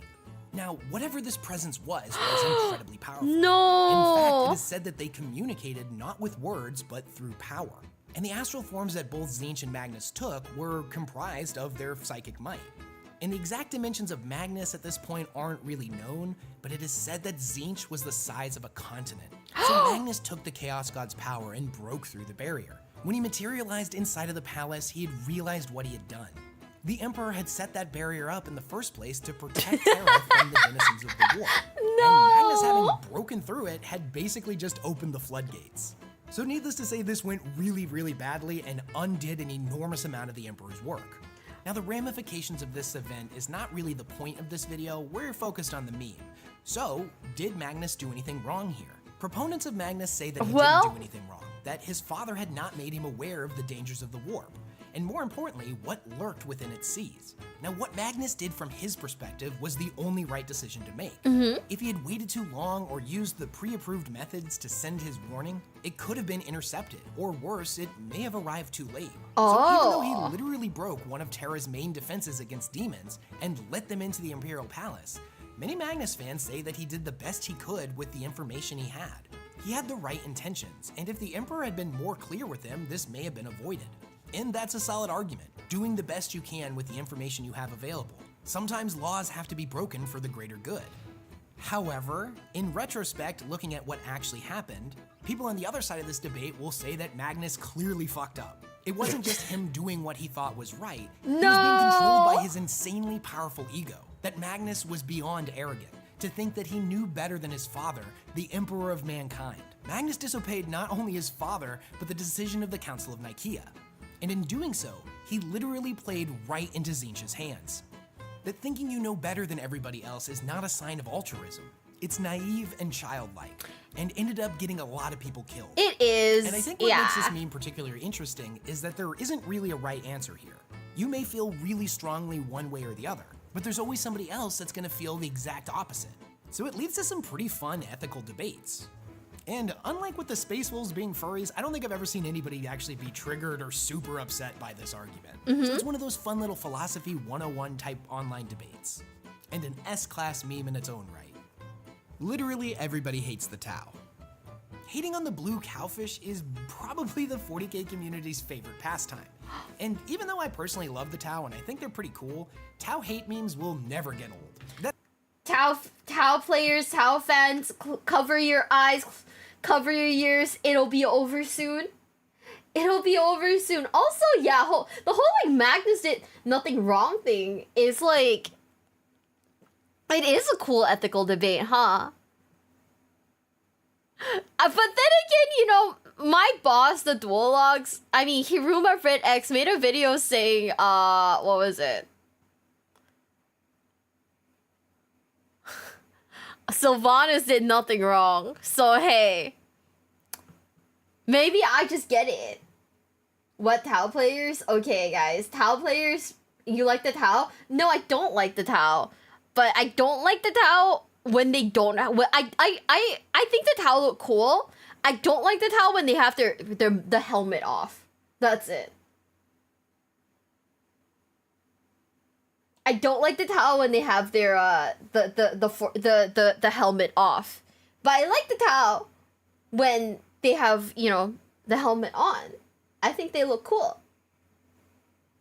The helmet has to stay on. He's a Sylvanas. No, he made that as like an April Fool's joke to like piss people off. Which worked, and I think it's really funny. Mm-hmm.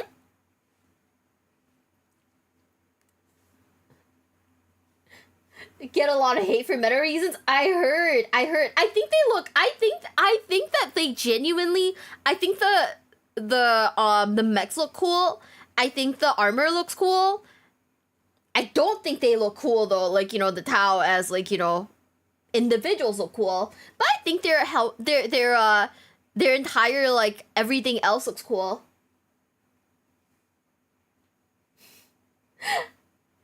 That's it. Yeah, they're the Gundam faction, which is why I like it. 3D hits and malls for female Tau. I don't know if I will though. I don't know if I will. I feel like for me, if I were to build an army, the Tau would not be high on the list. It'd be kind of like, oh, well, if someone gave me like a Tau thing to like build, I guess I'd build it, but you know, I wouldn't like spend my money on it, you know what I mean? And now meta-wise pretty bad. Oh, okay, good. Did we watch Demon Kill? No, we didn't see that. We're gonna watch the scary stuff later. We're watching the memes right now, like the meme like lore behind it. So just a nice breath of fresh air before we get like inevitably really fucking sad. That is as long as people understand that it's a joke.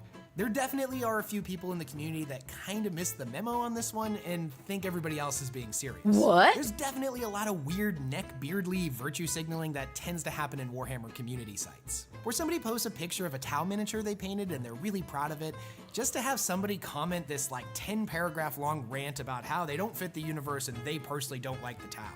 And it's like, yeah, dude, that's not what this post was about, but go off, I guess. Now, if you were a person who literally knew nothing about the Tau other than what you've gathered from memes, okay, you'd probably think that they're like the most hated faction in the entire 40k universe. But this honestly couldn't be further from the truth. The Tau are one of the most popular factions in all of 40k. Oh. If they weren't popular, they would have been removed a long time ago. Games Workshop is notorious for this. Hell, they blew up the entire old world and killed Warhammer Fantasy because sales dipped like just a little.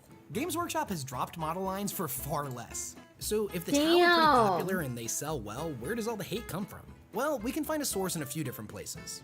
The first and most obvious is some people actually just genuinely don't like them, which is something that I've always found kind of weird because, if I'm being honest with you, I kind of like everything in Warhammer. That's even true. the really dumb stuff. But this just kind of comes down to personal opinion, and I think those people are entitled to it. You know, as long as they're not being an asshole about it. But the more interesting origin of Tau hate, I believe, comes from a period in 6th and 7th edition where they were unbelievably overpowered. You see, I got started in Warhammer at the end of 3rd edition and the beginning of 4th, and during that time, the Tau were still pretty new.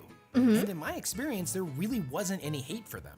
They had this really unique aesthetic, and it appealed to a pretty large portion of the community. And needless to say, it attracted a lot of new people to Warhammer as well. I still hate that thing. Okay. I'm not gonna. We're gonna be chill about it. We're gonna be so chill about it. But I hate it. What the fuck? I played Warhammer up until around 6th edition, and then I quit for a few years and came back during 8th.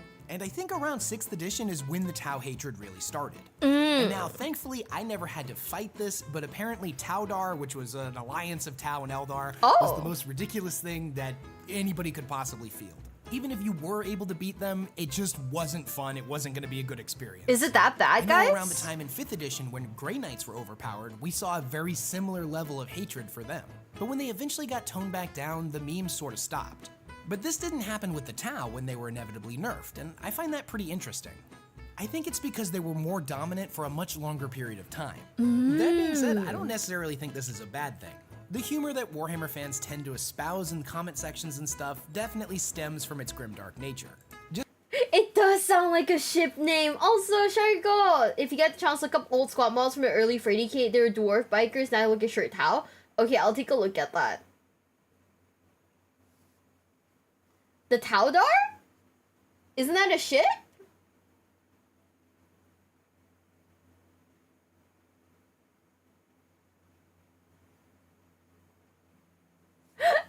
Look up the and you'll get it. Wait, huh? I don't know if I want to. I don't know if I want to. Ooh. Just as long as people aren't taking it too far and they understand that at its core, it's just a joke. If you're a person who would genuinely make somebody feel bad for liking the Tau, you're an asshole. And don't get me wrong, it's fun to make fun of the Tau, it's fun to make fun of the Imperium, it's fun to make fun of everything in 40k. It's fun to accuse people of heresy and tell them that they're calling the Inquisitor. Warhammer is a pretty dark universe, and thus the humor that stems from it tends to be pretty dark as well. But at the end of the day, we're a family. This is an awesome community, and we don't really want to make somebody feel unwelcome for liking something within our community. Yeah, so that being said, I will never stop that, making fun of the Tau. I'll never stop making fun of the Space Wolves, and I don't think we need to. That's not what I'm calling for. Just, you know, be cool. We're all gathered together to play make-believe generals with our toy soldiers, so could you just be cool? What memes do you think I meant? You know what's the thing? If you really think about it, isn't it kind of ironic that, like, people kind of... Oh. Did my internet just die a little? Ooh. Hi, guys. Are we back?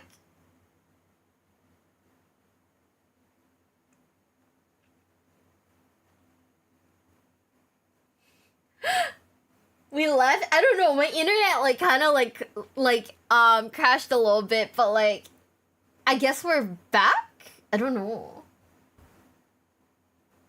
A little? Yeah, what the heck?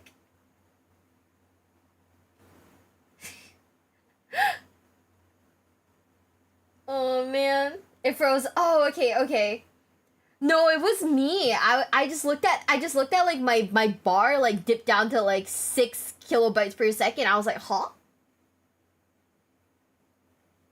I froze for a few seconds. I agree. Okay, if you really think about it, right? Aren't we just crashing out over like essentially toy soldiers and like children's card games? So like, what does that make us as like, I don't know, people?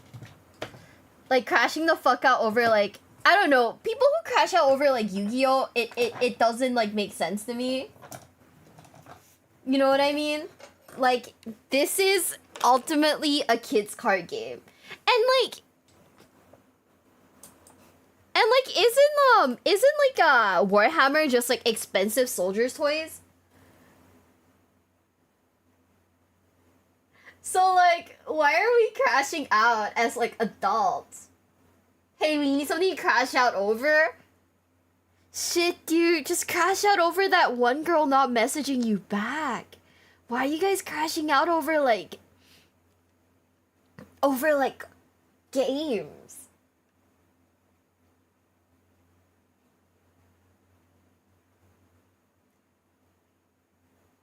It makes sense if you spend hundreds or thousands on a hobby.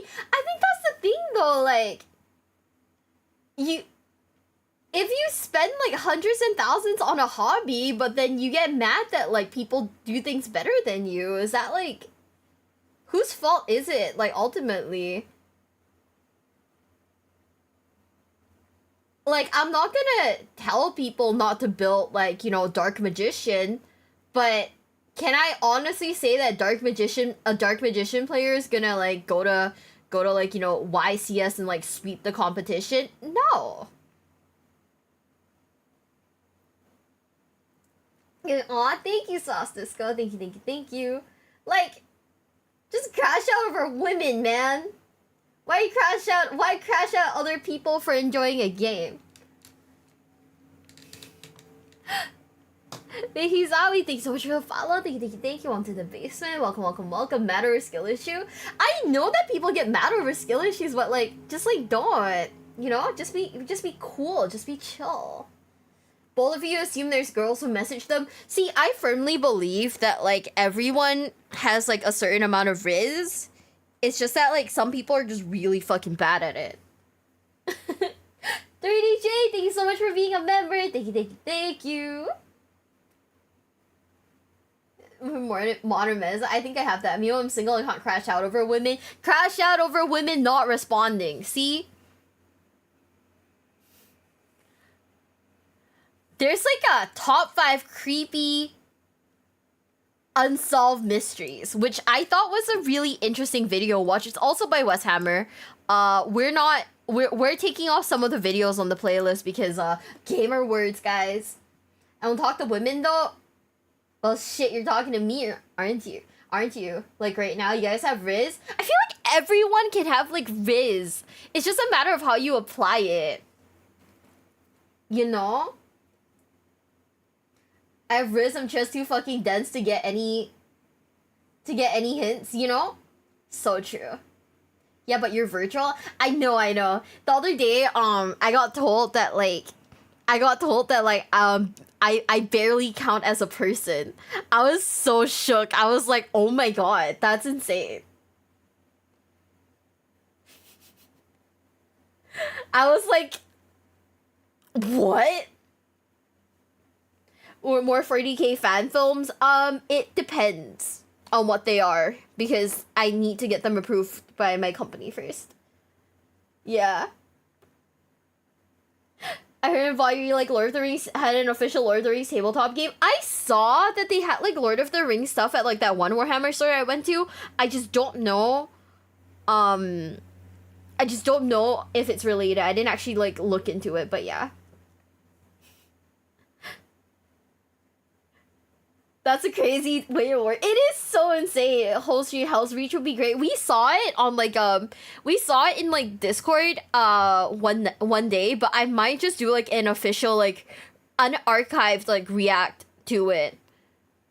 In which case, like, you know, we couldn't actually like, you know, turn that into a reaction, but it would be unarchived. I'm British, I have negative Riz. All you need to do is,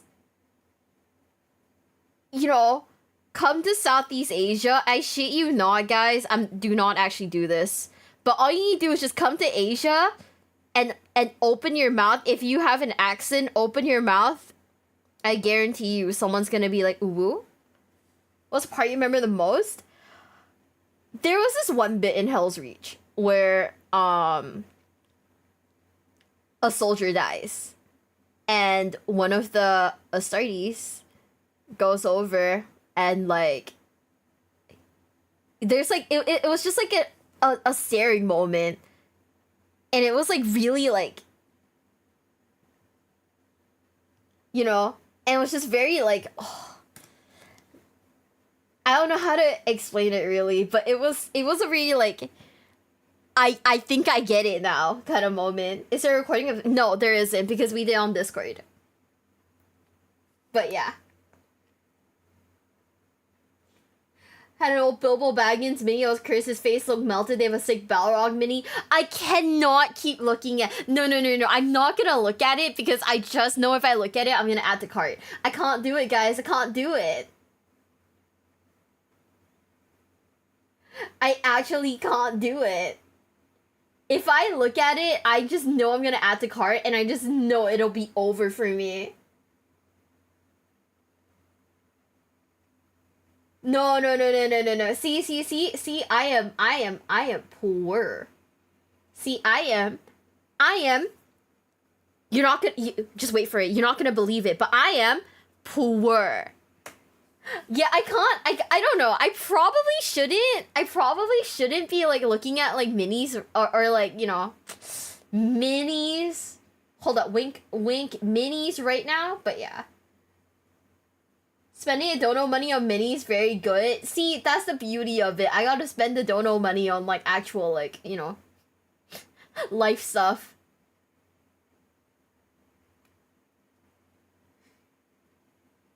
Do you play Rogue Trader in your free time? No, not yet. I just got back from, like, a trip. So, like, I haven't really, like, touched my PC very much. So, yeah. They're cheap recosts available. Because I'm from Asia, the shipping is gonna be the killer. The shipping is what's gonna kill it's what's gonna kill the price for me. So getting like a recost, unless I'm bulk buying things, doesn't make sense. Business expense, man. Yeah. It's not a business expense. I've checked it out. It's not a business expense, unfortunately. 25 centimeter wingspan. I don't know what that means. Are made in Asia? They don't ship from Asia. That's the issue. I looked into it the other day, and they ship from like the one that I looked at. It shipped from like the U.S. and I was like, oh, well, we're not fucking doing that. I just tricked myself only buying models I finished paying the last one. Yeah, no, that makes sense. I don't really want to like have a backlog, brother. I have a backlog on like Gundams. I have a backlog on like the one Warhammer thing that I bought. It's over for me. You can 3D print 40K models. That would involve buying a 3D printer.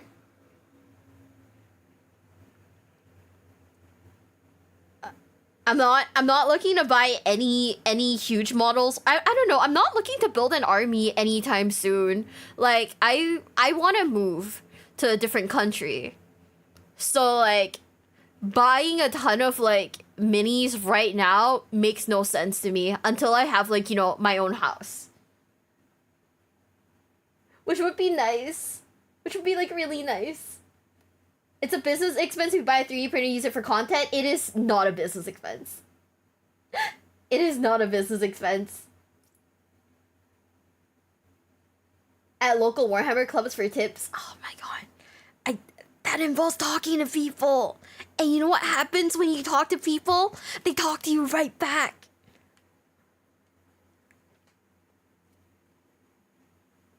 What will count as a business expense then?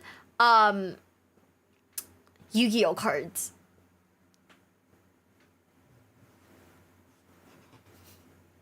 Yeah. I will only like fully commit and I will fully commit once I've moved. But till then, I'm not gonna commit.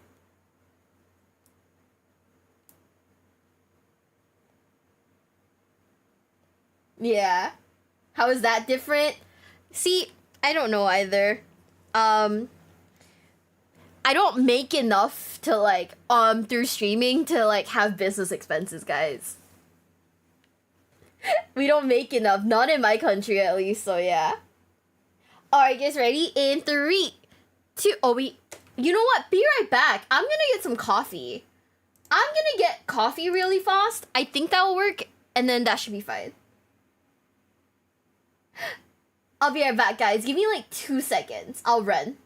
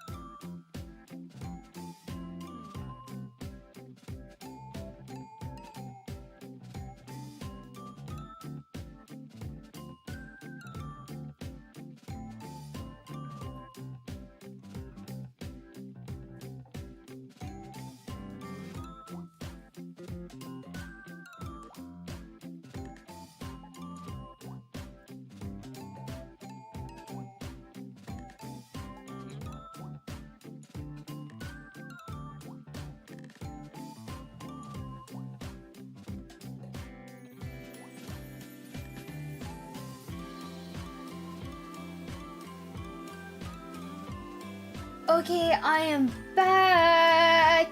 Check the GW store. Saw a set of 3 Rohan Royal Knights minis that cost $47 before shipping. This is why I don't look at things.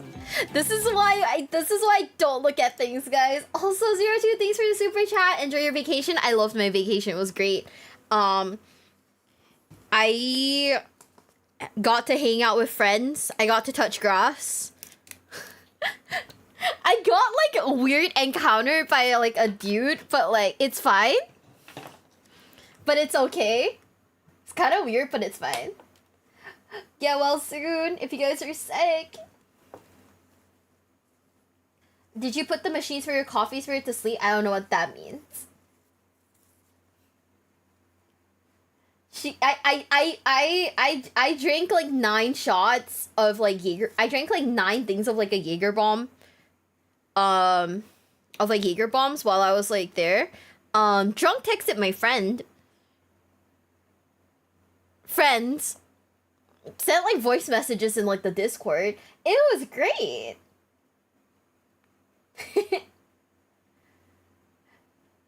Yeah, get well soon. Get well soon, bro. Get well soon.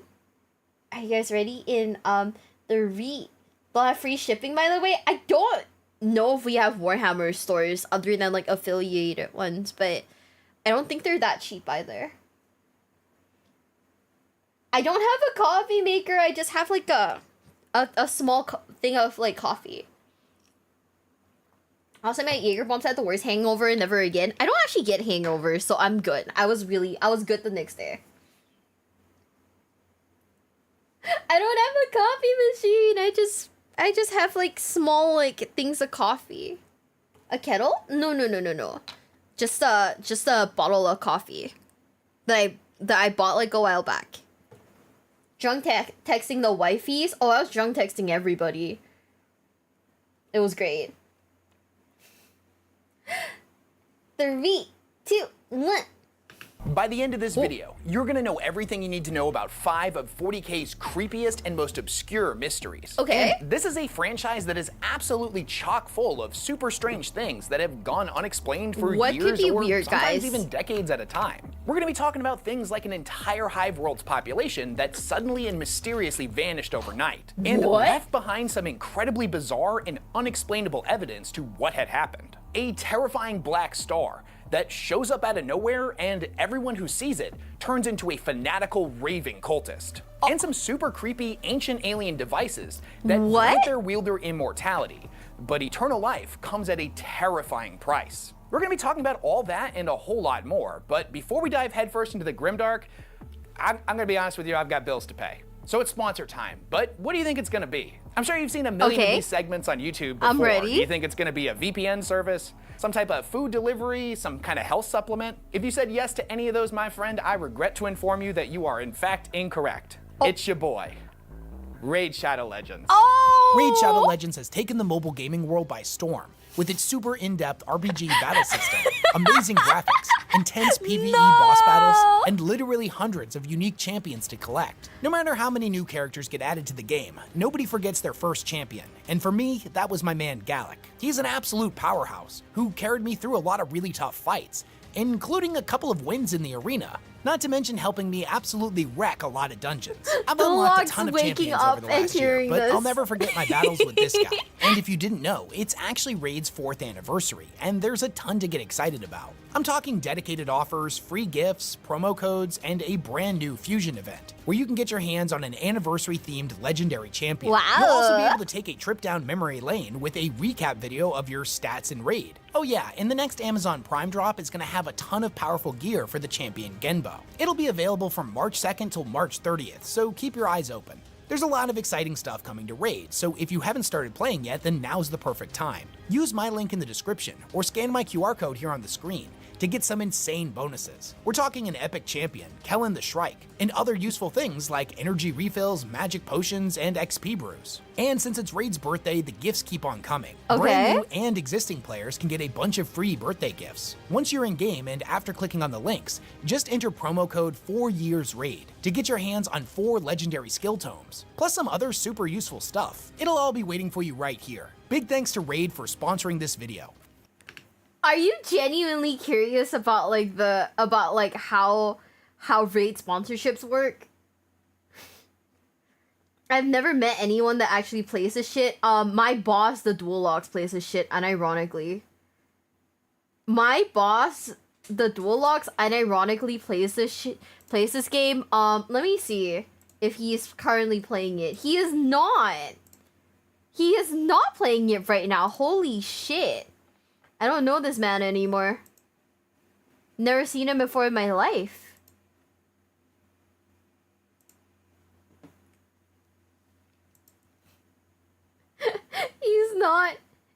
He's not a real person. I'm lying. No, I am not lying. This man unironically, like, the other day he played like 12. He was like, you know, like Discord I bit my tongue. Discord like messages. They will have like this person is playing this game for how long? Deluxe is playing it for fucking 12 hours. He was playing it for 12 hours. I don't know how... Okay, so you don't get a script for this. You get talking points when you do sponsorships. You don't get a script. You just get like talking points. So most of these like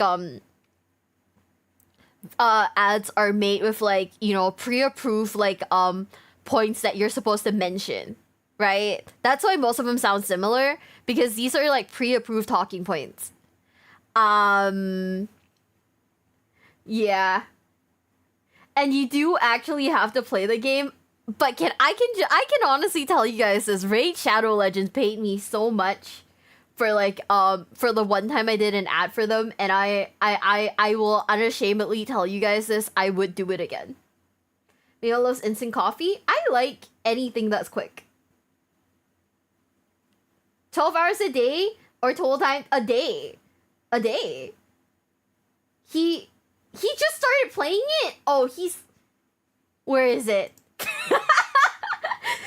literally, oh my fucking god, chat. This man is literally playing it right now, and ironically as we speak. I just want you to know that, like, everyone who's shitting on Raid Shadow Legends right now, my boss is its strongest defender. They had to tell him to stop, spending all of his money on, like, Raid Shadow Legends, because he was spending, like, our like, work money on it. Bro's literally playing Raid Shadow Legends right now, as we're talking. Rocket, thank you so much for the follow. Thank you. Welcome to the basement. Welcome. Yeah, no, Raid Shadow Legends pays really good. So it's like I'm shamelessly telling you guys this right now. If you guys see me do like a Raid Shadow Legends like sponsorship anytime soon, you know why, I know why, we all know why. He is not recording. He is not recording, bestie. It's so... He genuinely likes it. Which, I'm not gonna shit on him for it, because, like, I mean, it's a meme game, but it is a game. And if he likes it, I guess, go off, king. Like, some people, you know, Azur Lane, some people like Nikkei, some people like Epic 7. He just likes Raid Shadow Legends. Get that back? Thank you, bestie. Raid sponsor so you can buy, like, 40k minis. True. Honestly, so true though. I feel like most of the money I make from sponsorships just go back into like whatever hobby I'm feeding at the moment. Like the last sponsorship I did was like a Factor sponsorship, and like I kid you not, I blew most of my money from that like sponsorship on Steam games. So like Rogue Trader, what else? A ton of like Warhammer games. I bought like Space Marines with the money from that, I think. So hey, it makes sense. I like FGO, God help my soul. My game of choice for a long time was Counterside, and then I realized I was probably too deep into the sauce, and then I had to slowly and quietly quit. Raid isn't the best game, it's not terrible, it's boring over time. I agree. I think it is a gacha game. It's not terrible, but it's not great. Also, I'm playing a Japanese gacha tower defense H game. Oh my god. I admire the people who play like gacha H games because you're in like two different like holes. You're in two different holes and they're both like they're both so hard. Oh my goodness. Yeah. Can't pull Leia's assassin because she looks cool. I can't do FGO, man. FGO's like pull rates are so low. I'm too poor. I bought Space Marines 2 and Space Marines 1 with my Factor sponsorship money, so hey. You guys didn't know that there were gacha H games?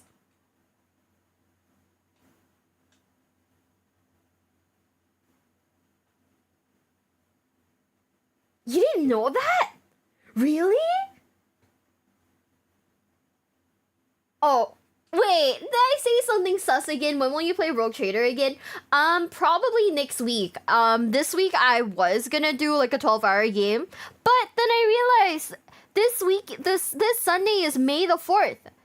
So instead of like doing a 12-hour stream, we're gonna be doing a full watch along of the Star Wars movies in the Discord. Of course, you know, like, of course we can't stream that. Therefore, we're doing a Discord watch along. But yeah, we're gonna be doing like the movies like 1 to 6. Yeah. A new DLC. Oh, is there a new DLC coming out soon? Thanks for the stretch hydrate. I'm gonna take a swig of coffee real quick. So unfortunately, this week on Sunday, no stream. We will be in the Discord, so if you want to join the watch along, feel free to !Discord, join the Discord. Yeah, we're gonna be doing a watch along. People play H games. If you guys didn't know. Okay, so I'm chronically at home because I work freelance, right? One of my main jobs is translating H games. If you guys didn't know that. Is it possible to learn this power?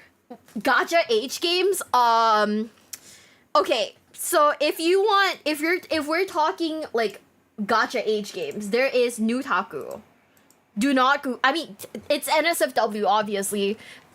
There's also DMM games. DMM games are Japanese ones, but you know, and they have like, you know, the Japanese art style. Nutaku is English, but then they have like the American, like, you know, cartoon, like comic book art style. So up to you guys. You guys can pick. Why do I know these things? Because that's my job. It's literally my job. It's not weird.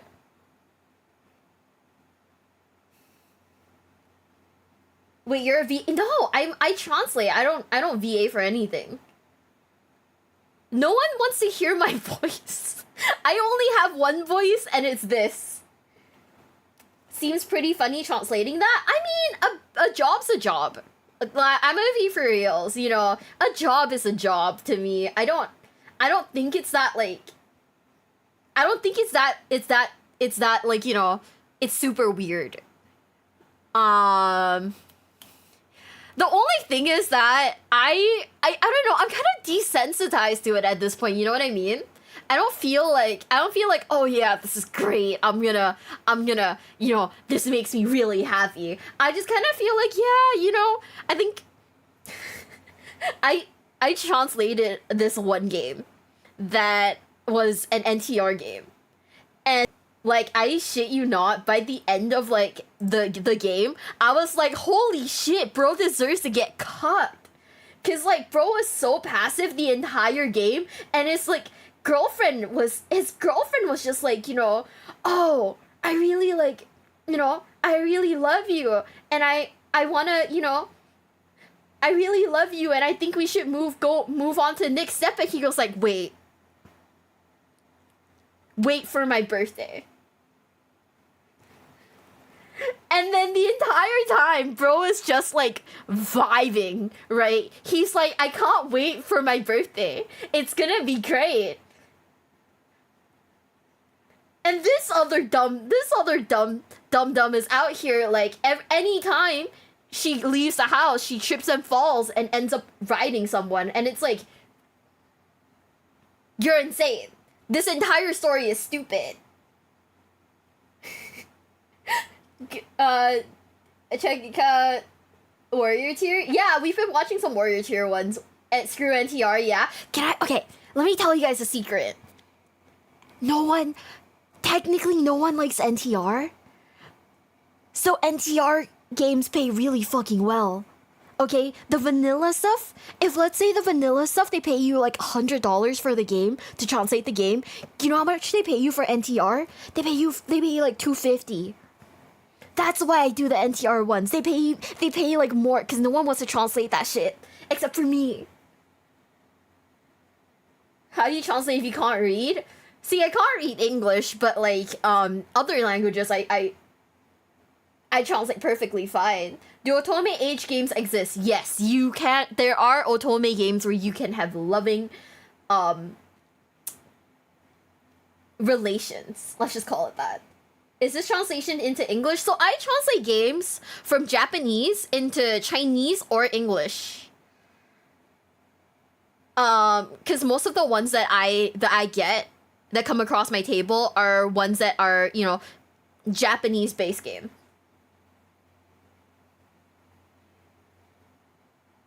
Mm-hmm. Yeah. I mean, I like I said, it's just a job, right? Orichi Partner Plus again? Wait! Oh shit, you're right! Thank you so much, guys! Now that I've reached Partner Plus on Twitch, you know what that means?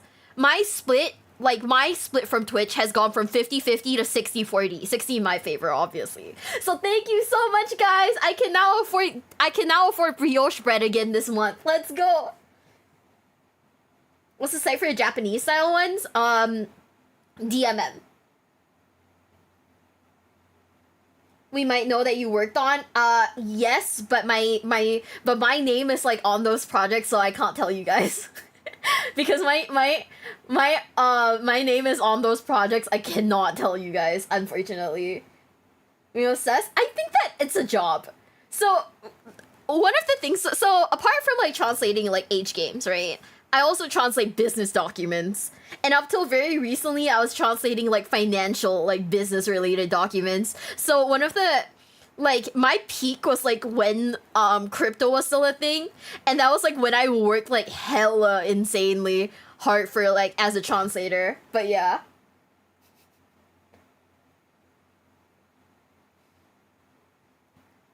Like, let's not argue about, like, whether or not crypto is a good or bad thing. We know, in 2025, we know that shit was bad. But, like, we're talking about, like, when Ethereum was still, like, 2,000...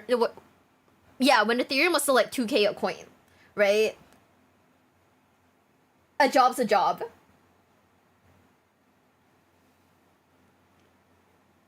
Yeah.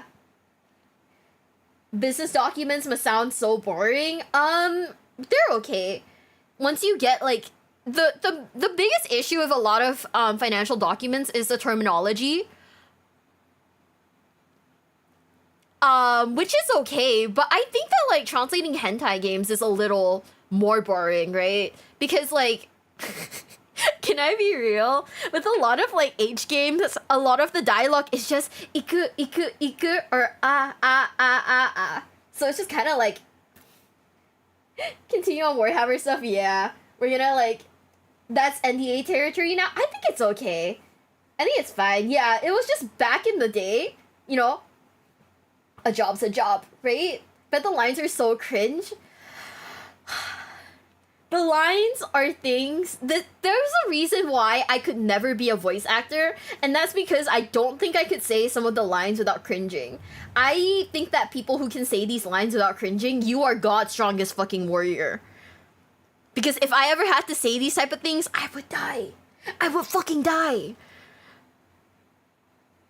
You know? This tangent is fascinating. I'm sorry, guys. I know we went on like a weird tangent. I am sorry. We'll keep going with the video. We'll keep going with the video. That was a weird tangent. I'm sorry, guys. But yeah. How about fan translating Warhammer to other languages? I would if I had the time.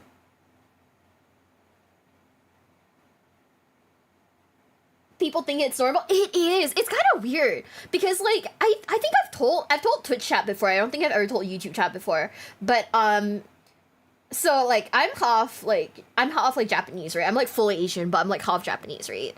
And one time I was like seeing this guy. And he decides to go, and I think like after everything, he was like, wow, you're a lot quieter. I thought Japanese women were supposed to be really loud. And I was like, huh? Shut the fuck up. Are you crazy?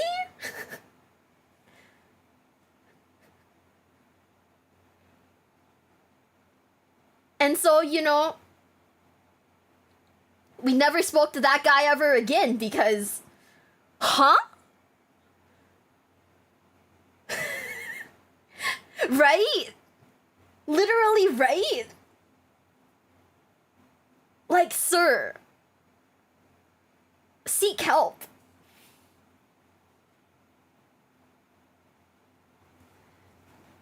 You know what I mean? It's just kind of like, oh no, what are you saying to me in this very moment? You're insane.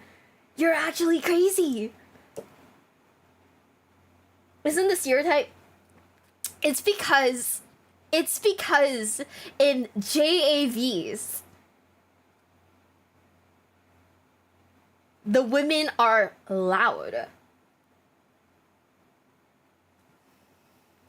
I don't know. I don't think it's an overreaction. I just feel like if someone like generalizes, you know, my race, I feel like that's not good, you know?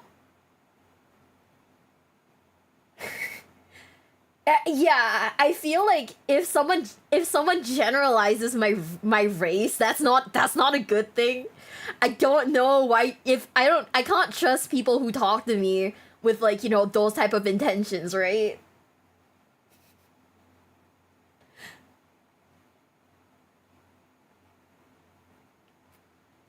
What's JAV? Oh, bestie. I don't want you to know. John, I'm holding your hand spiritually, okay? Virtually, whatever. I don't want you to know if you don't actually know.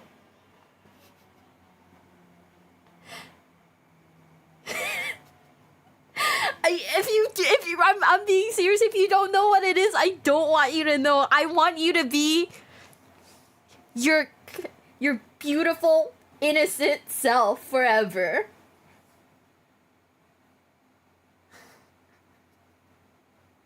Stereotypes suck. Yeah, I just feel like I don't know. I want to be like really real with you guys, right? Like,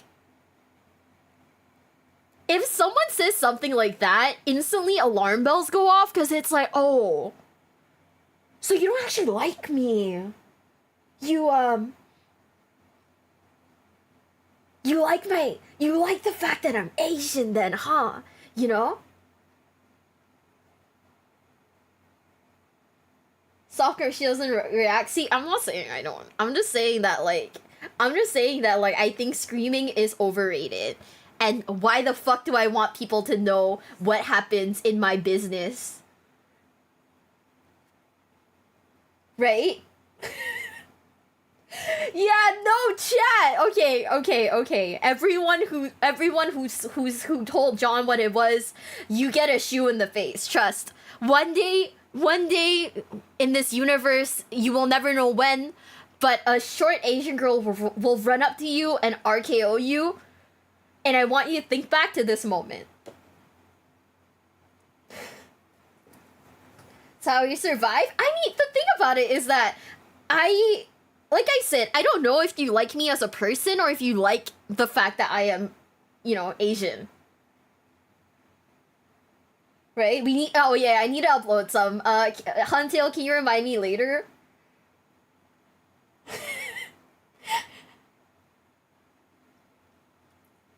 Can you remind me later to upload more emotes on YouTube? I forgot. I think it depends. I don't know. Like, I personally just don't like it. Like, me as a person, I don't like it. That's it. But yeah, what if I was a short Asian girl? I'm sorry girl, you're also getting RKO'd. Yeah. I mean, I like you as a goober and as a person, thank you. What's a goober? Wait, oh my god, we forgot. We went off on such a tangent, it's crazy. RKO, it's Randy Orton's signature move. Where like he grabs you by the neck and like, you know, chokes and just like slams you down onto the canvas. Like, because you like Warhammer, not gonna lie. I do. I honestly like Warhammer way too much. I think it's kind of bad. I had like a meet and greet recently, and I felt bad because I went off on like a Warhammer tangent, and the people who came to see me did not know Warhammer, and I went, oh, it's so good, like you have no idea, and like it's so cool, the universe is so great, everything about it is really fun if you're like into like, you know, grim dark stuff, and people were like, yeah, I'll check it out. I don't think they checked it out, but man, oh well.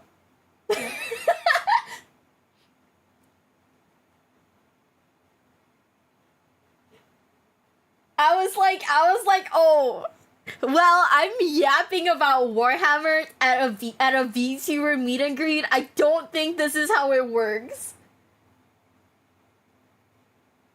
And this is why I say you like it. It's like, yeah, I don't know. I think that like every there are harmful stereotypes to everything. I just think that like we as people just need to be respectful. You know what I mean? Yeah. Now you got them on plastic crack. Congratulations. 07's in the chat to our fallen warriors who are now addicted to the plastic crack. There's that guy shitting on VTubers that are getting into Warhammer. I've seen it, but can I be real? I don't care if people think that like VTubers getting into Warhammer. If people think that VTubers getting into Warhammer is a bad thing, right? Because everyone's like love for like a certain like everyone's love for like a certain topic has to come from somewhere, regardless. You know, it wouldn't make my love for Warhammer any less valid if, you know, I were a person, right? If I showed you guys my face, I think I could still love Warhammer as much as I could, you know, being a VTuber. I don't think there's like a big gap between it. So I guess what I'm saying is I don't really care if he thinks that VTubers are cringe. Right? Do you still have those opinions? I don't think I'll cosplay anything, but I've already bought the model, so I'm basically screwed. Mm-hmm. Yeah, I mean, was it kind of trendy? Yes, but also Space Marines 2 came out at that point in time. And Space Marines 2 is a really fucking cool game, you know? So I don't really think that, like, people getting into the Warhammer universe is necessarily a bad thing. I think that, like, they release a cool game, people want to know more about cool game, and then they get sucked into the universe. Mm-hmm.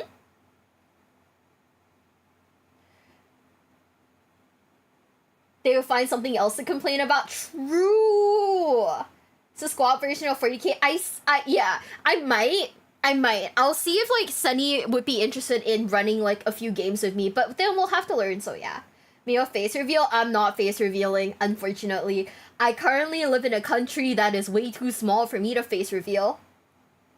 So a lot of girls have gotten into it. I think that like I honestly think that Space Marines 2 was a really, really, really good way to get into the game. Right? Because the story was immersive. The story was good. It didn't make you feel like you had to be really good at the game to play the game, which I really liked, you know?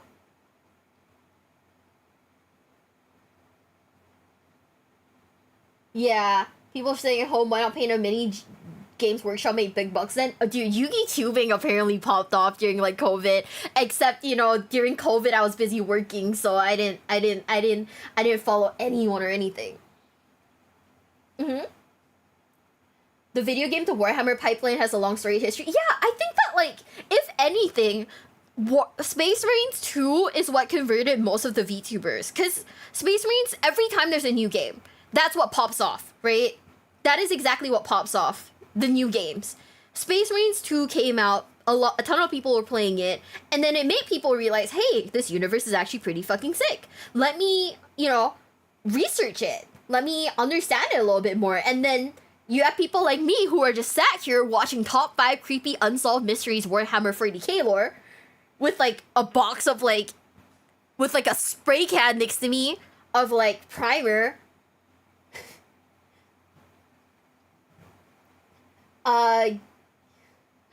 大家好，Miwa，我係潮州人。普通話好，但係 sorry, I'm too Nice, nice. I'm glad. Hi, Pyre. Hi. But yeah, I've seen Dawn of War before, and I know I've seen Dawn of War before because that one like box art. Also, thank you so much, Pyre, for the 200 biddies. Thank you. I know Dawn of War because that box art is so iconic. Yeah, I mean, I feel like games shouldn't be gendered, right? I feel like games, especially like card games or games that are about like... I feel like, okay, to me, card games shouldn't be gendered because like everyone can read. Right? And Warhammer, I don't think is something that also should be gendered because I think girls are capable of moving models around. Can I carry it? Maybe not. Can I roll a dice and move things around? Probably. How about Barbie games? I mean, I think men can play Barbie games too. Shit. Why gender it? Men can play Hello Kitty Island Adventure. Yeah. Everyone except you? You think so? Damn. But I like Dawn of War. How's the lore today? Oh, we yapped a little too hard. We yapped a little too hard. How can a game be gendered? Well, you know how people are like, hey, get girls out of my niche hobby. Man, women in Yu-Gi-Oh! Or women in Warhammer, am I right? That's crazy. And it's like, I'm just sitting here reading cards, brother. You play Dawn of War? I grew up watching my babysitter's brother play Dawn of War. I never actually played it. I don't know if I can play it, right? Just because the system settings might be a little too difficult. It might not like run super well on my PC.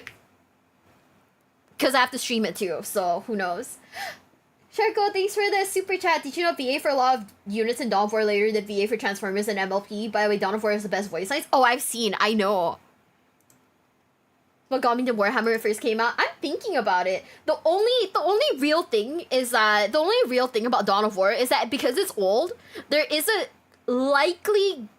pretty good chance it won't run super well. And by that I mean I've had like an issue with my PC. Banana Powers, thank you so much for the raid. Banana Powers, oh, thank you so much for the raid. Thank you, thank you, thank you. Welcome in, raiders. Welcome in, welcome in. We're currently discussing Warhammer right now. And let's take bets. Do you think Dawn of War will crash my PC? I have an issue with like games from like before 2010, absolutely like crashing and like killing my PC for like a few seconds. Who knows? That debate is stupid. Same as players yapping at Tau players. It's a hobby. Have fun. Yeah, just have fun. Like anyone can have fun, right? PC is strong. Okay, chat. You believe. Chat believes in my PC. I don't think that women should be excluded from a hobby, but I can see why people want that. Women entering a man's space usually changes the dynamic of said place. I think that like applies for like a lot of things though. I think like men in women's spaces also changes the dynamic. But I mean, I guess it's why we shouldn't make things like pointlessly gendered. I don't know. I don't know. Maybe I'm desensitized because like I've been playing games for like ever, right? So whenever someone's like, haha, women go back in the kitchen, I'm like, shit. You got me. You got me. Have you played Nier Automata? Oh, I have to buy it. I almost forgot. Thanks for reminding me. Wait, I think I have it. Oh, I have it. It's okay. Let's go. Stay away from the kitchen. Shut up. Wait, stop. Don't at me. What are you saying to me right now? I see Warhammer? Yeah, we're watching like Warhammer right now. Don't let her cook? Okay, stop. Yeah, I mean, it doesn't really matter. I mean, I think that like people can gatekeep as much as they want, but like you shouldn't let like someone's like weird behavior affect your enjoyment of like a certain thing. You know what I mean? She can't cook. I genuinely cannot. So, you know, if someone wants me to go into the kitchen, that's your funeral, buddy, bestie, pal. Mini, if so, what are your thoughts on it? I don't know what that is. I don't know what that is.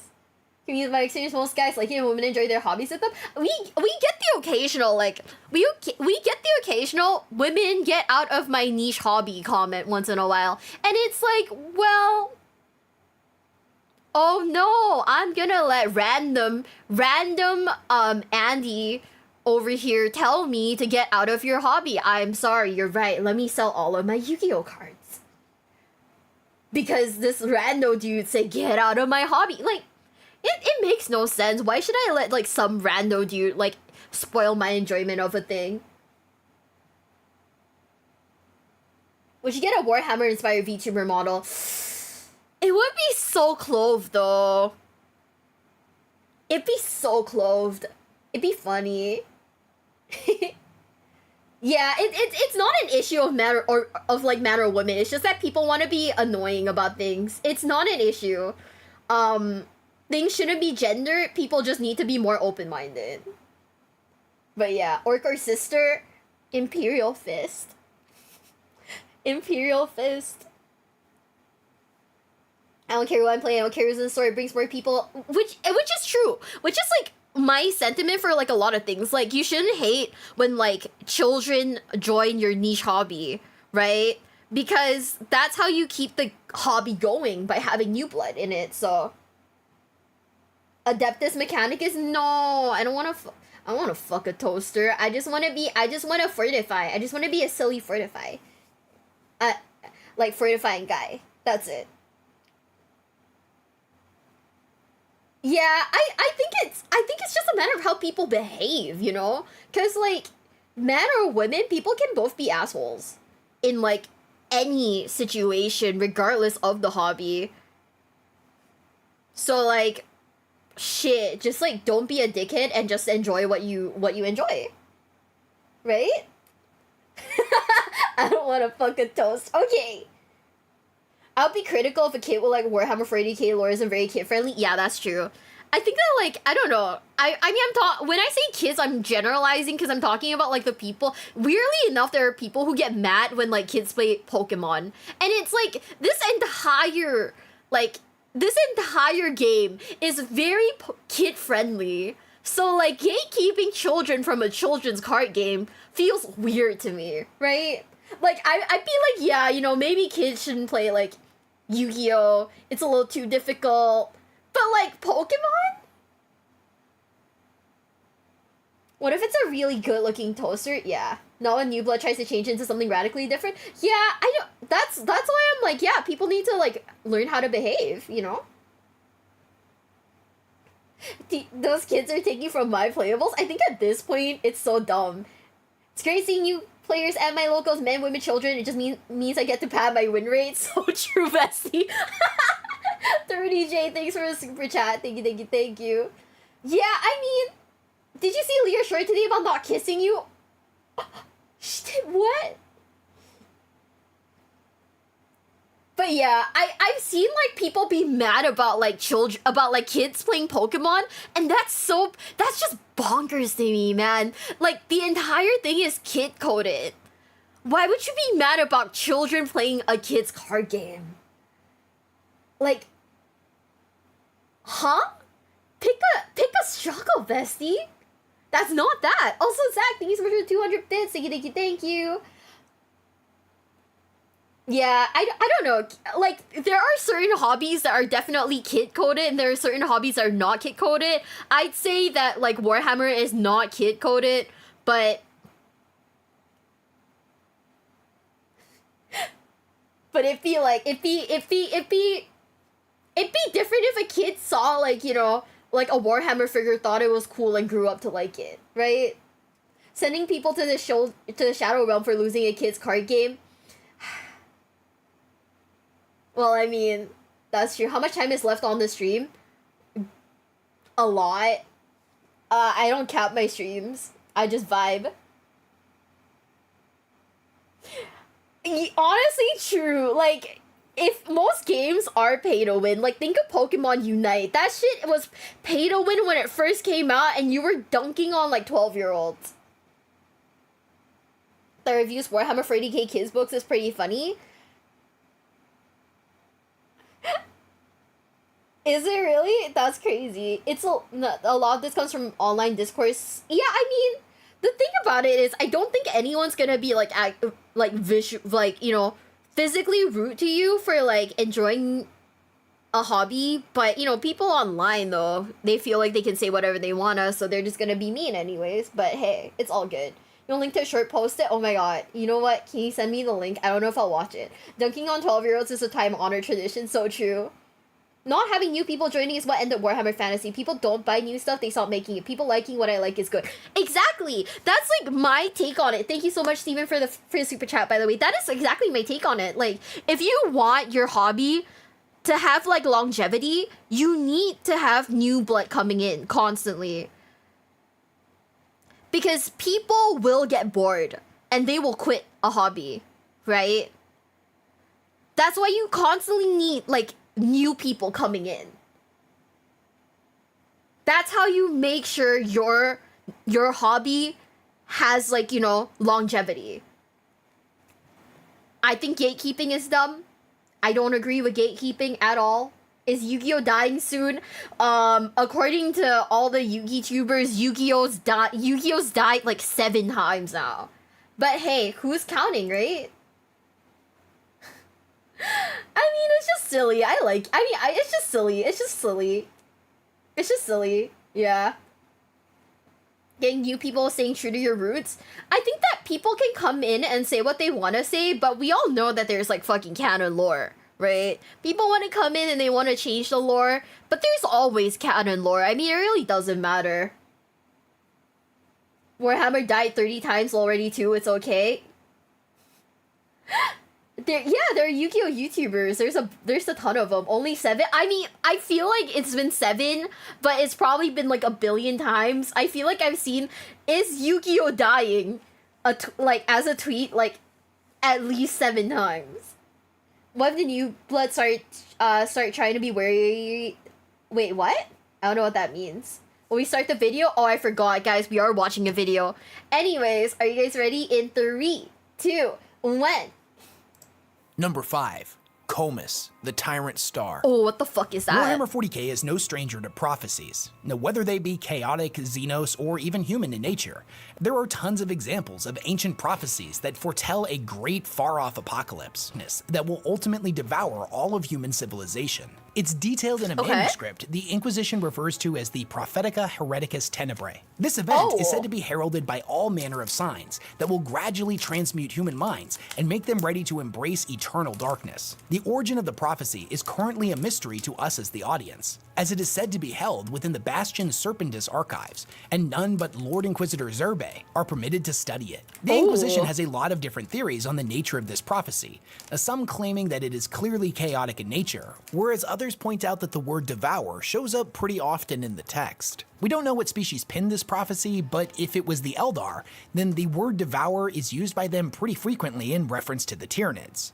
Comus itself is said to be either a black sun or a halo of black flame, a herald of the encroaching darkness, represented in the text itself by, as of this moment, an unknown rune that bears a striking resemblance to the clawed foot of a bird.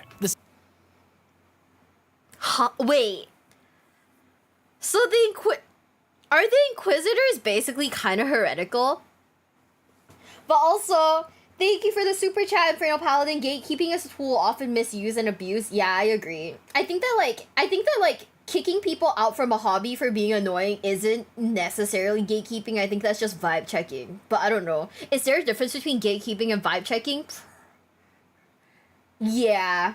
Maybe like gatekeeping is when you're like, no, new people shouldn't join my hobby. But vibe checking is like, oh, your vibes are bad. Get the fuck out.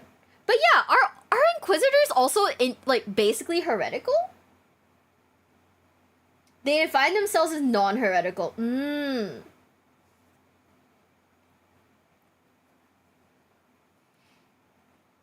do heretical stuff, but they're allowed as long as they stay in control.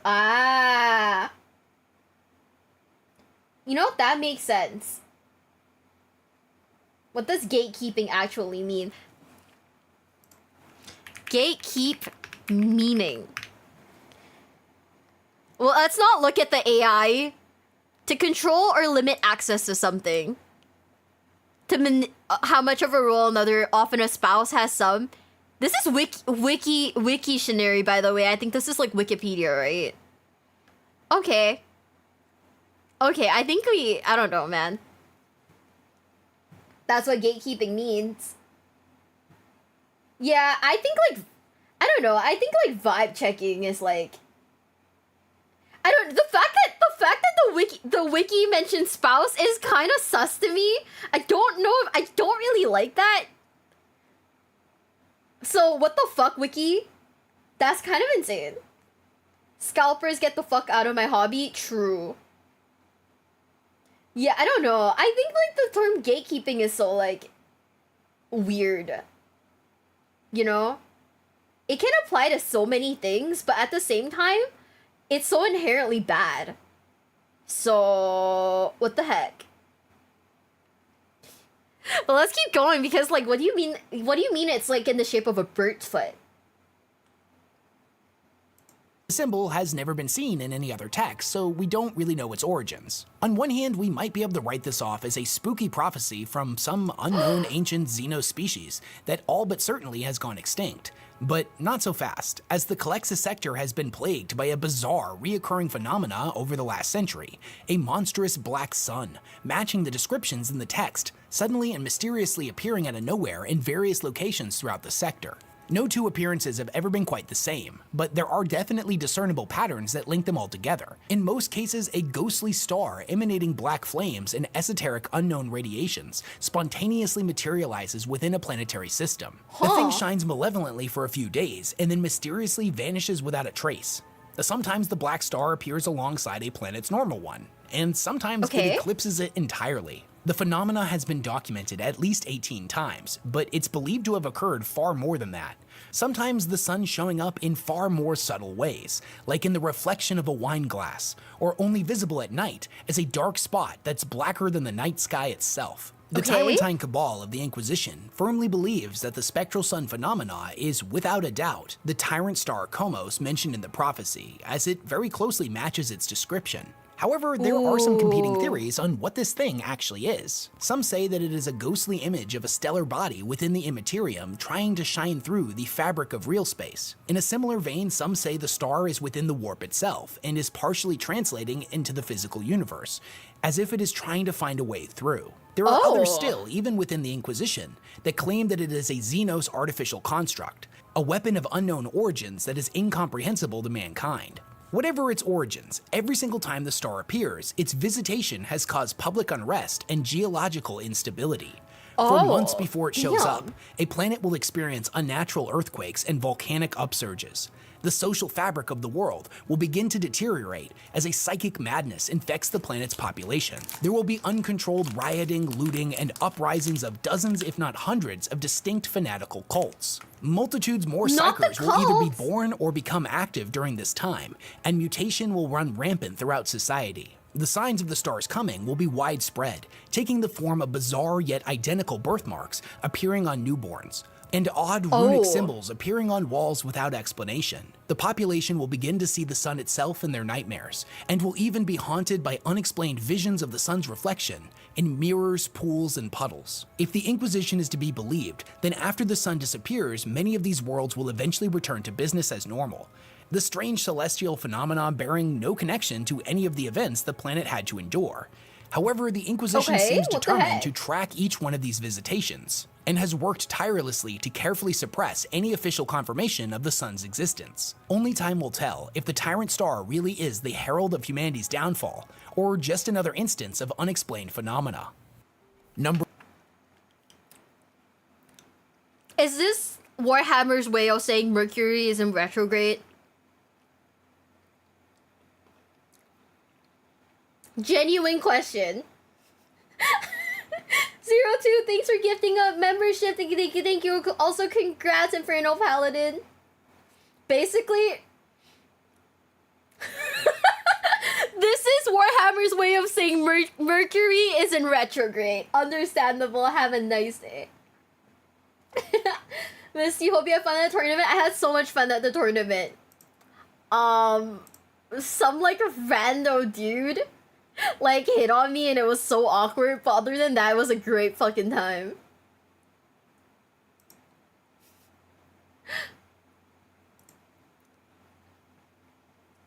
Mercury's always in retrograde in the year of our Lord 40k. True. By the way, before you guys say anything, no, I am not an astrology girl. I just think the phrase Mercury is in retrograde is very funny. I just think it's a very funny phrase. I think that star signs are very funny. I think it's one of those things where it's like just silly, you know? But I'm not one of those girls that's like, "Oh, you're a Taurus, I'm a Libra, we're not compatible, goodbye." I think that's cringe. But yeah, it is so funny. I mean, I thought it was a reference to Hellstar Remina. Huh. I don't know. I think that, like, the fact that, like, the stars showing up whenever things get fucky is so funny, though.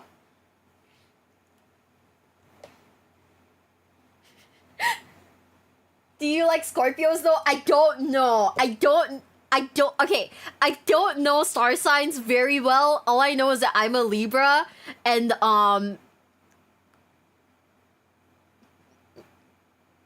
it's an air sign. That's all I know. I just think it's funny. Girly, you're an Imperial Fist. I'm an Iron Warrior. We're not meant to be. Oh my god, is that the Warhammer version of it? I'm an Imperial Fist and you're like an Iron Warrior player. I'm sorry, we have to like break up. Why is it funny? I think it's silly.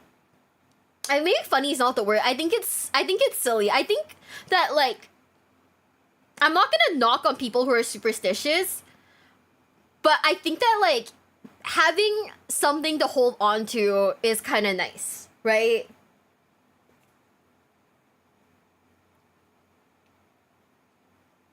Yeah, it's romantic in a sense, but it's also, like, it also gives someone, like, something to look forward to.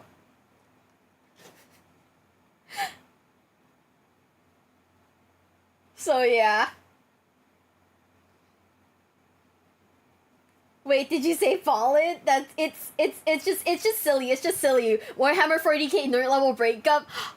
Okay. What if I'm an Imperium girly and he's a chaos player? It's just not meant to be. Like, I'm sorry, right? Like, I gotta break up. Like, you gotta break up with him, right? If he's like a chaos player and you're like a Space Marines girl.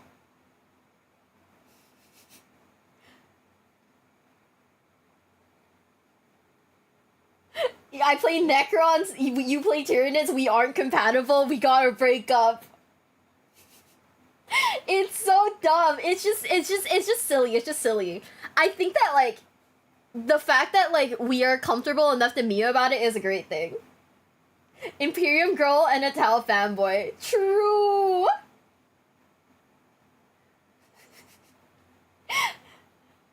Are you saying I don't have a chance because I dislike 40k? I'm saying that according to the astrology girlies, we are not compatible. Trust. I don't know. I think that, like, pigeonholing, like, relationships like that is stupid. But I can laugh at the memes. I don't agree with it, but I can laugh at the meme, right?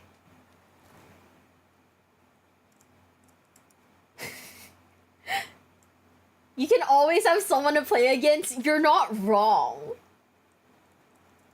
That's true. Oh my god. What if if I go on a date, if I ever go on a date, what if, like, right before the date I send the dude a link to, like, you know, what Warhammer faction are you? Like a quiz that does stuff like that. Would that be funny? Would that be kind of funny? Like, hey, I need you to do this quiz real quick before we actually go on this date. And then I'll tell you if we can actually, like, you know, date. He was a Thousand Suns boy, she was a Space Wolves girl. It's not real. It's not real. That would be funny. Oh my god. It'd be a meme. It'd be kind of sad for the dude, but it'd be a meme. I think it'd be funny. Playing Warhammer 40k as a date. I feel like playing games with a date really shows you who they are as people, right? Because there are guys, I say guys because, you know, I'm a girl. And I've only ever dated guys. But you guys know I mean both genders. But, you know, there are guys and girls who cannot control their tempers when you play games with them. Right? Yeah. So, like, playing games with someone is kind of telling when it comes to their personality. So I do agree with that. Imagine being on a date and Mia's date role plays as Iron Warriors. That'd be insane. Right? Like, I say guys because, you know, I primarily date men, you know? I say primarily, but we all know I only date men because I'm painfully straight. But you know what I mean. What if they play Gene Stealers? They can steal my genes? I don't know. They can steal my genes, I guess. Okay, let's keep going with the video. What is the howling? I just put a space bar in the chat. I didn't unpause the video. Oops, my bad. Number 4, the howling. Throughout 40k's extensive lore, we find little snippets here and there that show us just how horrifying the galaxy really is. There are creatures that lurk in the dark places between stars that are not only ludicrously powerful, but also horrifically malevolent in their intent. The truly baffling thing to me as a 40k fan is that many of these documented sightings of such terrifying entities often equate to little more than a footnote in the Imperium's history, an obscure piece of lore that is given little to no attention.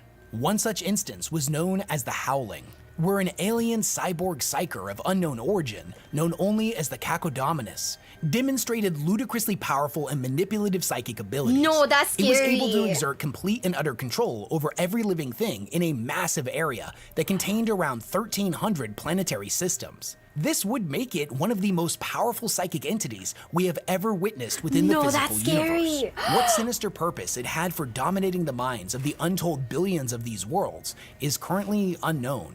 But its reign of domination would inevitably come to an end when it Okay. was slain by the Black Templars in the 34th millennium. Its yay? vengeance would come in the form of an immense psychic backlash, an alien scream that reverberated through the warp, growing in power with every subsequent echo. This creature's psychic death scream was so powerful that it managed to burn out the minds of 1 billion astropaths within its blast radius, and not to mention distort the signal of the Astronomicon itself all the way back on Terra. That's Millions upon scary. millions of ships were lost in the resulting chaos, and it was said that entire subsectors were completely taken over by rampant barbarism as their societies descended into madness with What the fuck is barbarism?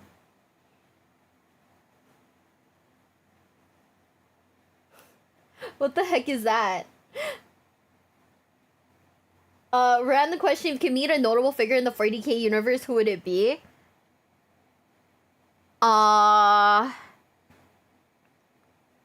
They say never meet your idol, so I probably never meet Rogol Dorn. I lied, I want to meet Rogol Dorn. Barbarian, like,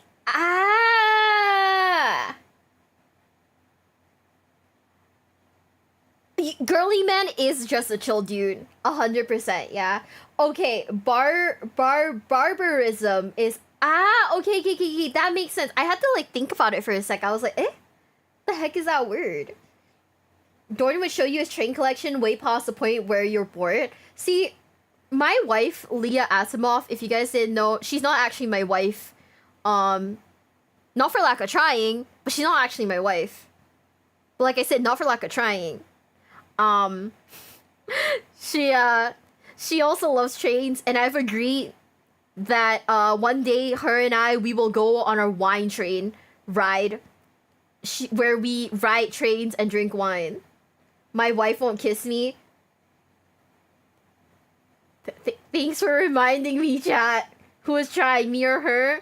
Well, me, but she won't kiss me because I'm too straight. I know. But yeah, we talked about going on a wine train one time, so hey, we might do it. Bougie? Apparently it's a thing, I'm not entirely sure. It's like one of those like California, like Napa Valley things, I think. I think that trains are cool. I wouldn't call myself a train otaku, but I think trains are cool. I understand the appeal. If there's one thing I want to do though, it is when I go to Japan, I want to find someone to ride trains with me, because I think that like the Japanese like themed trains are really cool.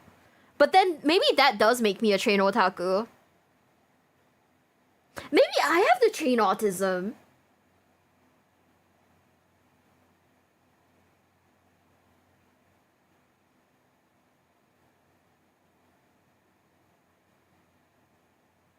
Do I have the traintism, guys?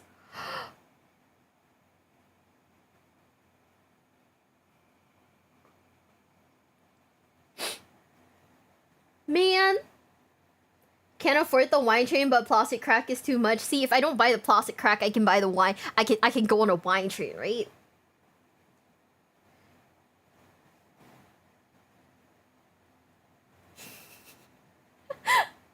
Being a VTuber already gives +1 to the autism strat.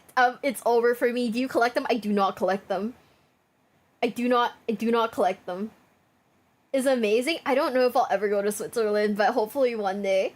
White train, we build your own train to ride in. I want to get Train Simulator, whatever it's called. I'm gonna rism with the tism. Chat.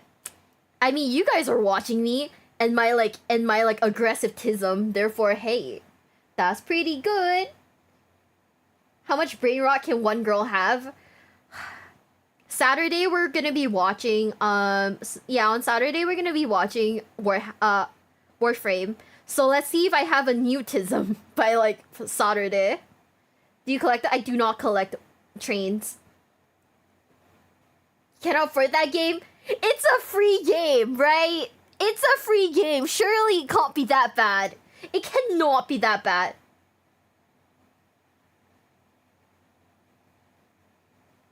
Is it over for me, guys?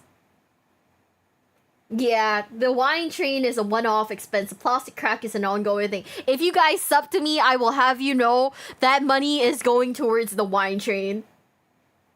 I'm sorry. Going for space race into space classism? There's space classism now? Oh, man. I'm scared. I'm scared. I got talked into... Sunny was saying that Warframe was fun, so I was like, hey, let me see if I get the tism from, like, the cinematics on Saturday. And now I'm scared for my wallet.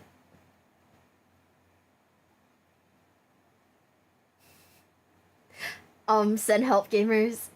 I'm saving to study in Italy. I hope you do. Studying abroad sounds like a great time. I hope you do. Serving dumb watts of cash for platinum. It's a massive grind. Oh no. We will miss you. On the wine train, girl, we haven't even like decided. We were just talking about it. I don't think we have any concrete plans. Mainly because like we talked about like potentially doing a double date on a wine train. But, you know, there's an unexpected error in like the whole process of doing a double date on a wine train, and that is I have no date. You know? That's like the first stumbling block. It's not so much when are we gonna do it, it's I don't have a date for the wine train. Therefore, it'll be me and Leah, and that's it. But what if Leah is my date? No, you see, we were like, oh, it'd be so romantic to go on a double date on the wine train, except neither one of us has dates. So the plan's kind of, you know, stuck. Johnny boy, thank you so much for the 5 gifted. Thank you. But yeah, it's Leah from Face Connect. No, Leah Asimov. Bring a wine bottle as my date. Thank you. I appreciate that. Bring my manager. No, you see, after the recent VTuber drama, dating my manager feels like a horrible mistake. Also, Stim is a girl, and I'm painfully straight. For the wine train, thank you, Johnny, for funding the wine train. That's so funny. What if I got like a Dorn Dakimakura and Leah just gets like an Adeptus Mechanicus Dakimakura? Oh man. It's just business, that's true. You could have had a date. I don't want to bring a random dude from like a 40k event to like the wine train. That would be insane. Yeah, get Rogel Dorn on the wine trip. He'll fortify the train. You're so right, besties. You're so right. This is so dumb. Yeah, but yeah. Basically, the first stumbling block is neither one of us has dates. So we can't go on the wine train yet, guys. Sunny Warhammer date when? Do you think Sunny would date me, chat? Genuine question. Dating your manager is cool if you something could not do that to Stim. Absolutely not. We need a Dorn Dakimakura for the train, guys. Just kidnap a couple guys. I'm pretty sure kidnapping is illegal.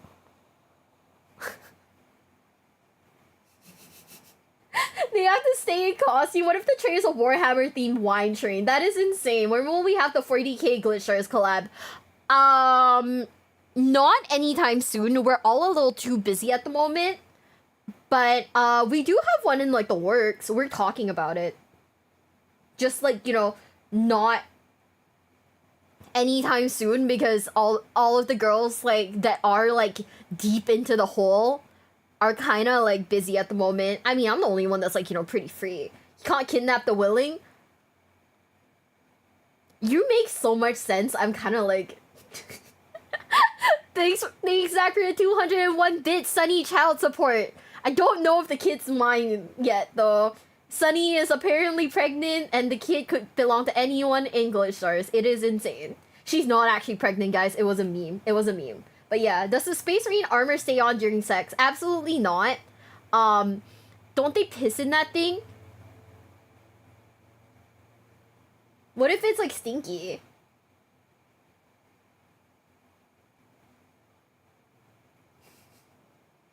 What if that's like stinky? There's a 40k ship cruise called the Battle Barge during October. What? That's crazy. A little stink is okay. No. The Space Marine Musk is... No. What about the helmet? The helmet stays on. The helmet stays on. Not the armor though. Armor stinky. Trust, guys. We have extensively talked about it. The helmet can be on or off, but the armor must be off because armor stink. What is this conversation? We're talking about the what is the word for it? If you were to F an Astartes, would you want the armor to be on or off? Isn't helmet stinky? Oh, that's true. What if they sweat in the helmet? And then the helmet's also stinky. Who is my favorite Primarch excluding Dorn? It might just be Girly Man. I think Girly Man's funny. I think his entire concept is very funny. The fact that he's just basically misunderstood Af. And also that he, like, went off to have a secret affair with, like, an alleged secret affair is also very funny. And he's kind of base for that. Is Sanguinius hot to you? He's dead. I like my men alive. Yeah, Gorilla Man's just trying his best, which I appreciate that. Therefore, he's kind of up there for me. Vulcan is also funny, though. I like Vulcan, too. But I think I like Gorilla Man a little more. Just because, like, Gorilla Man has, like... I don't know. Maybe if there was, like, more about Vulcan, I would like him a bit more. I just feel like there's a lot about Gorilla Man. That's why I feel like... Okay, I think Gorilla Man has more personality. Right? When he was... Was he when he living? I don't know. It's also mean that's not true. But see, I kind of like the idea that he kind of ditched everyone to go have an affair. Like, he's so real for that. He's so real for that. I'm just saying. Yeah. 100 Grey Knights versus 1 Gorilla Man, who wins? Who's my favorite trader? Oshi? I would say my favorite trader Oshi is Magnus. Only because number 1, TTS make me like him. Number 2, okay, you know what? I don't know who's my favorite. I kind of like that they're all basically boy failures. They're like aggressively failing at everything, and I like that about them. It's funny. It is very funny. Magnus did nothing wrong. Well, he didn't do anything right either, so hey. Yeah. Guys, what is that whole, like, 100 men versus gorilla debate? Like, who would win 100 men versus a gorilla? I feel like... I don't know, man. I feel like the gorilla would be funny, though.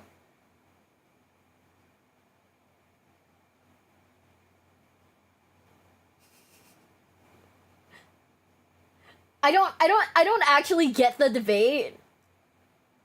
But I think it's funny. It sounds weird.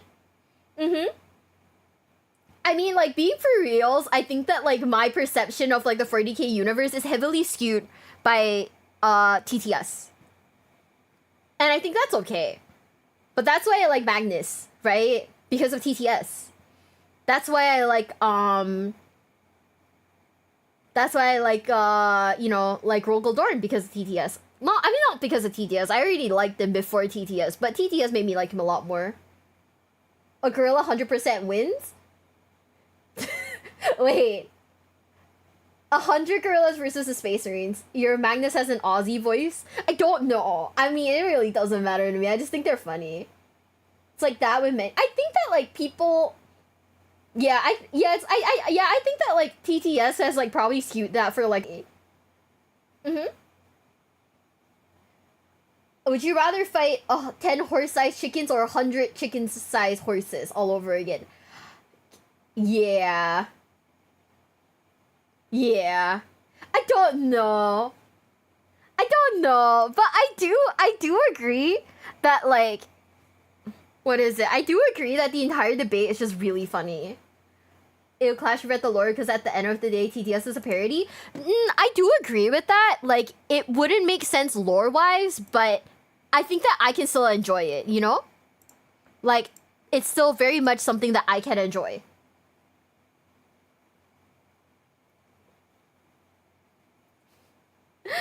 There's a lot of information on Vulcan. We haven't gotten to that bit, though. What's the howling? Apparently, there's like some weird like psyker monster that is really, really strong and really OP. He kind of got like diffed by like the Black Templars, but apparently it was really strong, really OP. It screamed and it like burst like a bunch of like psychers like brains out. Also fucked up the webways. So it's just a scary dude, I think. Would you rather fight a Space Marine sized baby or a baby sized Space Marine?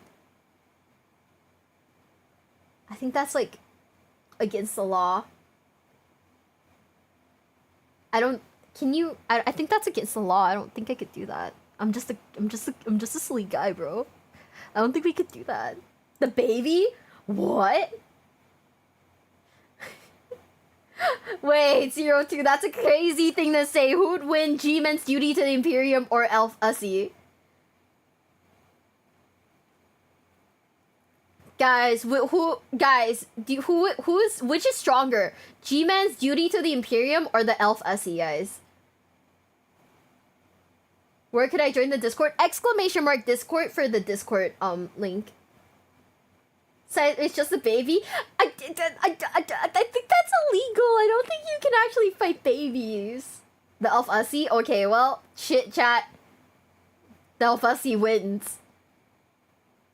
Perhaps a bit of both. Elf Ussie is too strong. I'm just saying, I know it is not canon. I know it is not part of the lore. But I think that, like, the concept of him getting some Ussie makes him very human, and I enjoy the meme. I enjoy the meme, even though I know it is entirely inaccurate.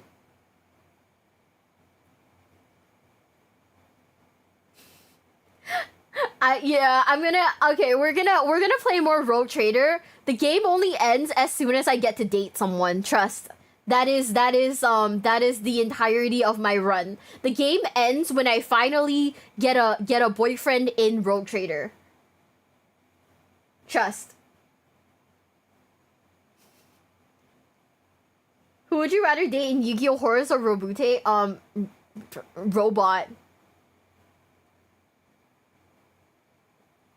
I don't know. I'm 9 hours in, and I still haven't dated anyone. And that, like, saddens me. Because the only person that I wanted to date turned out to be really fucking evil. Why is life hard, guys? Why is life so hard?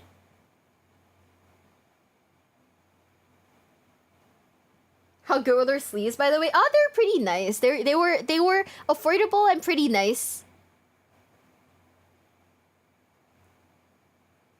It's a 100-hour game. Well, shit. 9 hours is nothing. Wait, who? What's the name of the guy that was like really that like totally betrayed us? Whatever his name was.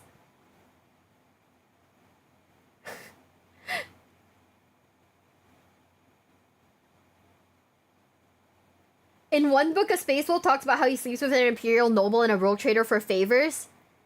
He's basically Griffith from Berserk then. What the fuck? Yeah, Kunrad.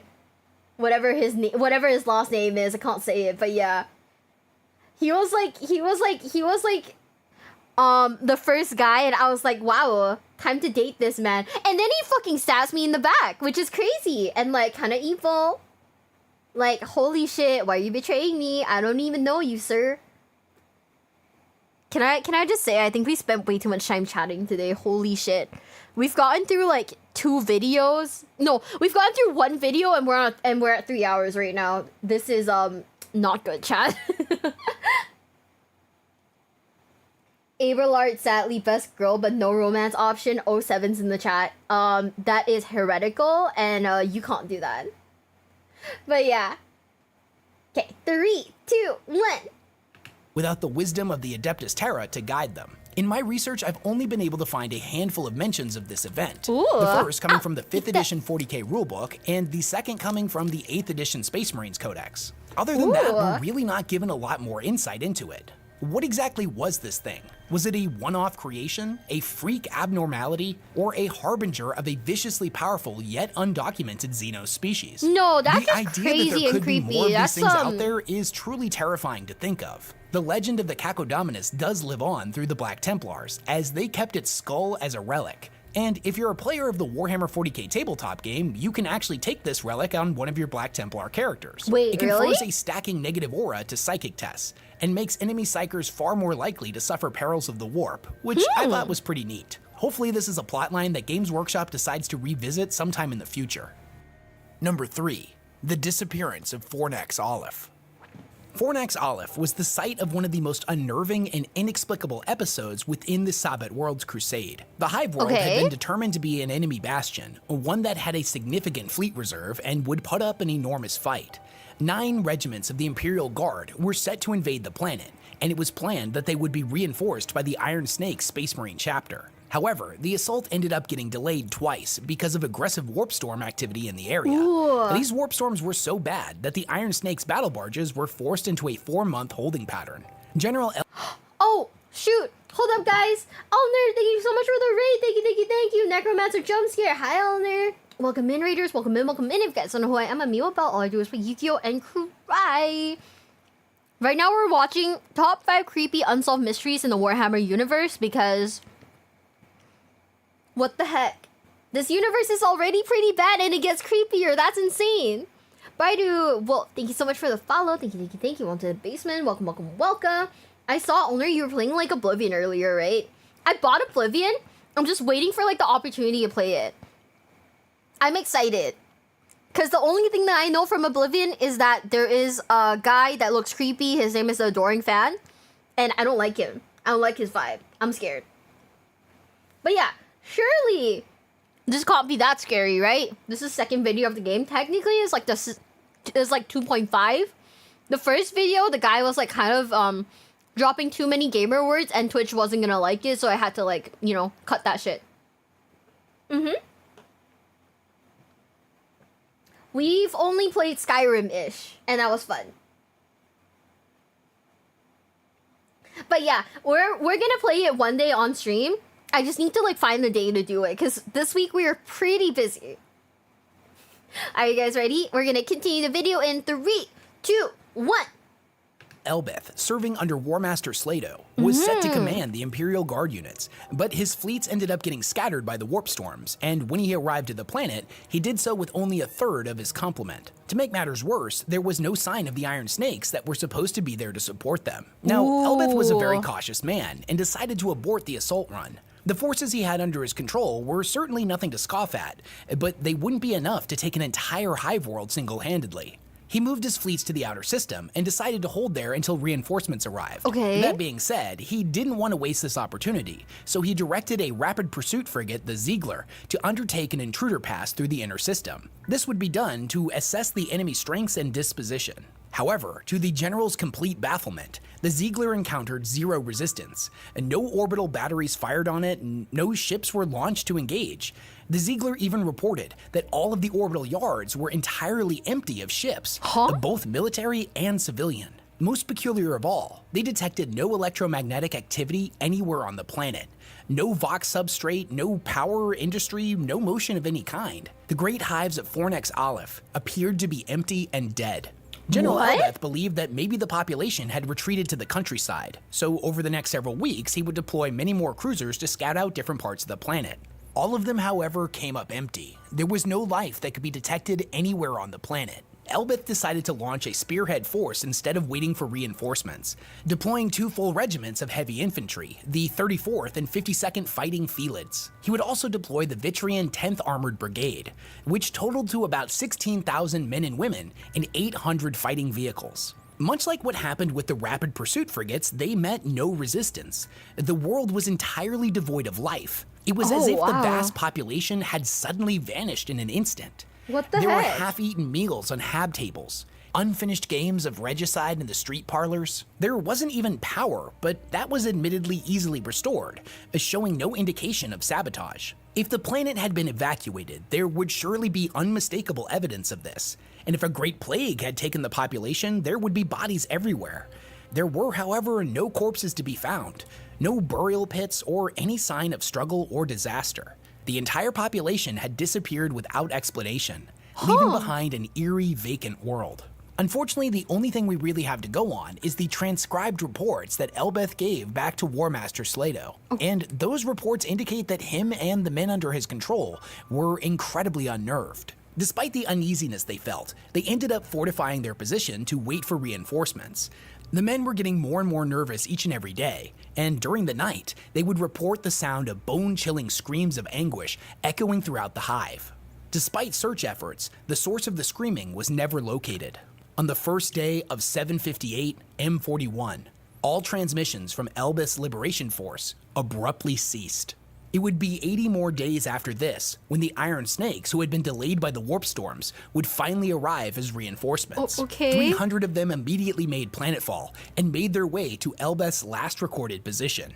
It was said that the Iron Snakes were a very serious chapter that were not easily disturbed, but their initial contact back to the War Master Slato lacked their characteristic demeanor. They seemed to be at a loss for words, their report only saying that there was no one here. There was no evidence that Albeth and his forces had ever been there. If they had fortified a position, it could not be located. Whatever happened to the planet's population had claimed Albeth and the men and women under his command as well.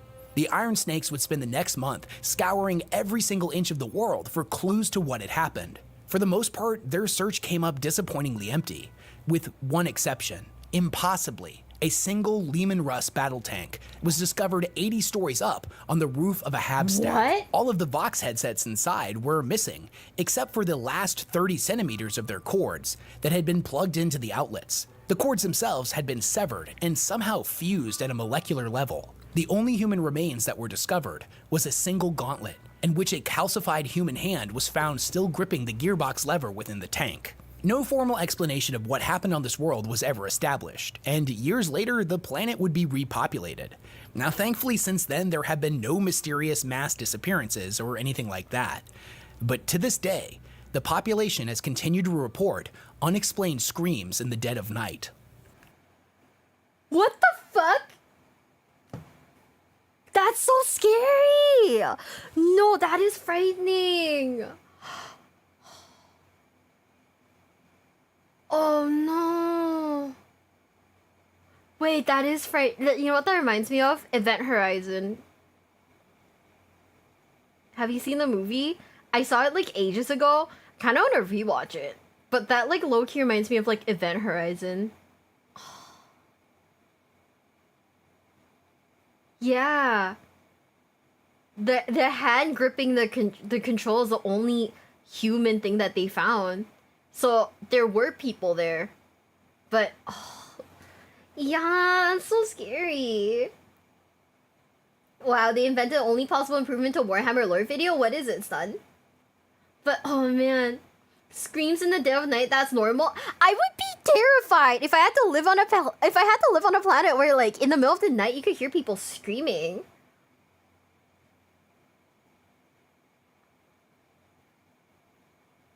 Event Horizon as a Warhammer movie? Is it really? Well, shit, I guess it's time for me to watch Event Horizon then, huh? Time for me to watch that shit again.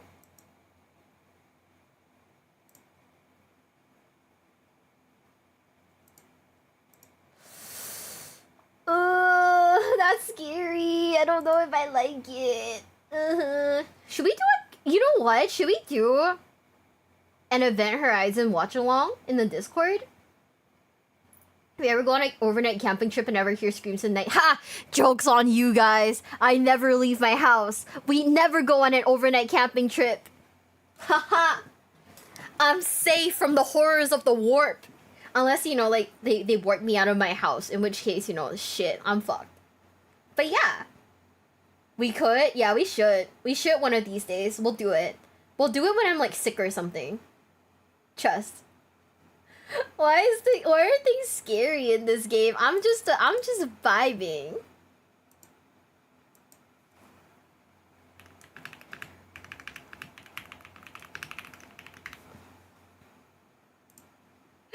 Oh man, when will we have time between all these hyperfixations? Oh, it's so over for me, guys. My friends recently were like, hey, you wanna play Pal World? I was like, heck yeah. It's over for me. Free time is a social construct. Trust. But yeah, are you guys ready? In 3, 2, 1. Number 2, the Labyrinth of Thanotap. No. The Labyrinth of Thanotap is a tesseract labyrinth the size of an entire planet. Now, this infinite prison trammels in being so terrible that not even the Necrons dare to enslave them for war. What I just read to you is literally all the information on the labyrinth that exists. It was only ever mentioned briefly within the 9th edition Necron Codex, and then subsequently, never even so much as referenced again. So our imaginations are kind of allowed to run wild with this one. I just want to put it into perspective. Out of all of the terrifying things contained within the labyrinth, the Necrons have deemed them too dangerous to be enslaved for war. This is a faction that literally did just that to their gods, turning against the Catan, shattering them into dozens of fragments, and then subsequently enslaving those fragments and throwing them out on the battlefield like Pokemon. The only difference between the Catan shards and Pokemon is the Catan have the devastating power to completely sunder reality. Yet, whatever lurks within the depths of the labyrinth has these god killers spooked out of their robot minds. The idea that there could be entities out there far older than the Catan, which are said to be as old as the universe itself, and vastly more powerful than them or even the Chaos Gods, is not that unheard of. As in the novel Godblight, there's an instance where an Eldari Farseer is talking of the Catan. He calls them the gods of the Materium, and that there are other, more ancient and even more terrible things out there. Whatever the Eldar was referring to may very well be what the Necrons have contained within the labyrinth, but that's just me speculating. We really don't have a lot to go on yet. With a lot of the 40k mysteries that exist, we're able to piece together little bits of information from across decades of contributions to the lore. Now, whether they take the form of full-fledged novels, campaign books, codexes, white dwarfs, or even the various video games and audio dramas that have been released, by piecing all this together, we can slowly work our way towards an answer. A lot of the time, however, something will be mentioned briefly and then not acknowledged again by the authors for years or perhaps even decades, until they decide they're ready to expand upon it. In a little bit more of a meta-contextual analysis of 40k literature, I think that's what we're seeing with the Labyrinth, since its first mention was only a few years ago. I feel like it's something that's being set up for a future expansion, but only time will tell if Games Workshop wants to give us any more information on this admittedly cool and spooky place. Number 1, the Halo devices. No. The Milky Way galaxy is impossibly ancient. And what is that picture? The picture itself is scary. I don't think the labyrinth is that scary though. I mean, I guess like there's not enough lore on the labyrinth for it to be scary, but this picture already looks scary. You should always remember half of that obscure shit was retcon or just thrown out for shits and giggles. You know, that makes sense. But, oh, if they're expanding on it, I just want you guys to see, okay? So the space, the bar ends like way further than like the stream is. So we have like a good 9 minutes of lore about the Halo devices. I'm scared. I I don't like it. Murder Room would fit better. I feel like the Murder Room is the entire Warhammer 40k universe. That is the Murder Room.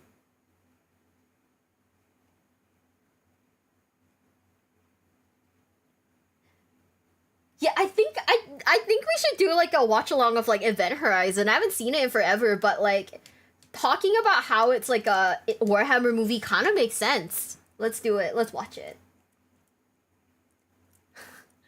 Wait, that's yeah, no, I don't know. I'm a little. How old is this video? I gotta see. It's 2 years ago. Okay, this video was 2 years ago. Things have probably been updated since then, so just keep in mind that this video is technically old. He a Halo device in Rogue Trader? Oh. No, time to see what this is. Are you ready? In 3, 2, 1. And from the time of its inception, countless different civilizations have risen and fallen. Most of the species that saw themselves as the would-be inheritors of all of creation ended up falling short and were confined to the halls of extinction. Their great empires succumbing to entropy, every piece of evidence that they had ever even existed eventually crumbling to dust. For some species, however, their great work endured long after the echoes of their existence returned to nothingness. Sometimes these took the form of ancient alien ruins that denied the passage of time and stood defiantly for millions of years.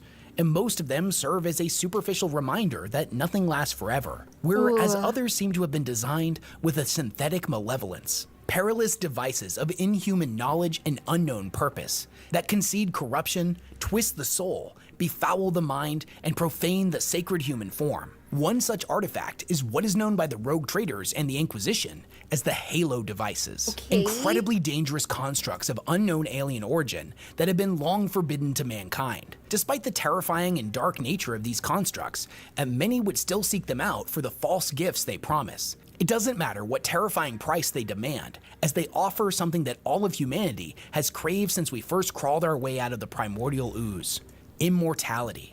The Halo device gets its name from the region of space known as the Halo stars, where they were first discovered.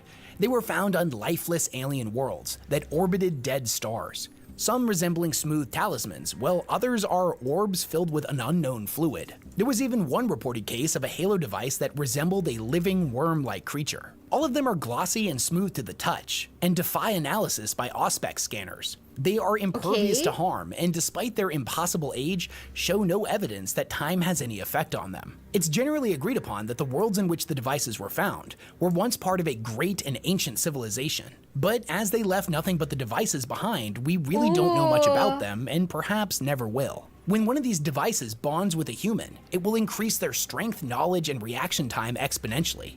They will be granted youth, vigor, and undying power. But what makes them so horrifying is that this all comes at a terrifying cost. You see, the device will end up possessing their body and mind, twisting their thoughts towards strange, deranged thirst. Over time, their life becomes not their own, being completely dominated by the device, like a sick puppet of flesh. Whether or not the disturbing effects the Halo devices seem to have on human beings was by design or simply a byproduct of them integrating with a biological species they were never designed to, is still unknown. If these morbid effects were intentional, then it would indicate that the creators had an evil, callous genius that would put even the homunculi of the Dark Eldar to shame. There was one recorded instance of a Halo device being used by the head of a powerful mercantile house. A Lord Inquisitor would deem the heretic so reviled that his name and all accounts of his deeds were to be expunged from imperial records. When he was discovered, he had become a grotesque fusion of polluted human flesh and Xenos artifacts, the later becoming so much part of him that it was impossible to tell where one began and the other ended. He was said to be possessed of unnatural powers and much about what exactly he was capable of, but it was said that his sins were so grievous and disturbing to the Inquisition that they ordered the execution of not just him, but of every living person within his house and all of the house's vassals as well. They were so afraid of this guy that his execution came in the form of him literally being thrown into the planetary system's sun. The transformation induced by a Halo device becomes more pronounced over time, and my bad, guys, I sneezed. This just sounds like heresy. But yeah, thanks, guys. Good night, Myoji. Good night. Good night. Oh man, I'm sorry, guys. We're gonna have to like. I don't know if they'll leave that in. What if the editors leave that in? How dare you sneeze? I'm sorry. I should have held it. You're right. But yeah, I don't know. Astartes 2 is supposed to have Lamentus as part of it. Got switched out with the size of the Emperor. Ooh. Yeah, body horror is kind of like. It makes sense to me in this universe, but also it's kind of insane. Oof. Can be separated into 3 distinct phases. It takes a few weeks for the device to fully bond with its user's flesh, and after that point, there is no way to remove it without killing the host. Their form will rejuvenate to the peak of youth and health. Any physical diseases, deformities, or mutations will be negated, and any part of the body that had been lost, like a severed limb, will miraculously regrow. As their physical body begins to grow more powerful, their Isn't this the Rogue Trader lady? The one who like dies at the start of Rogue Trader?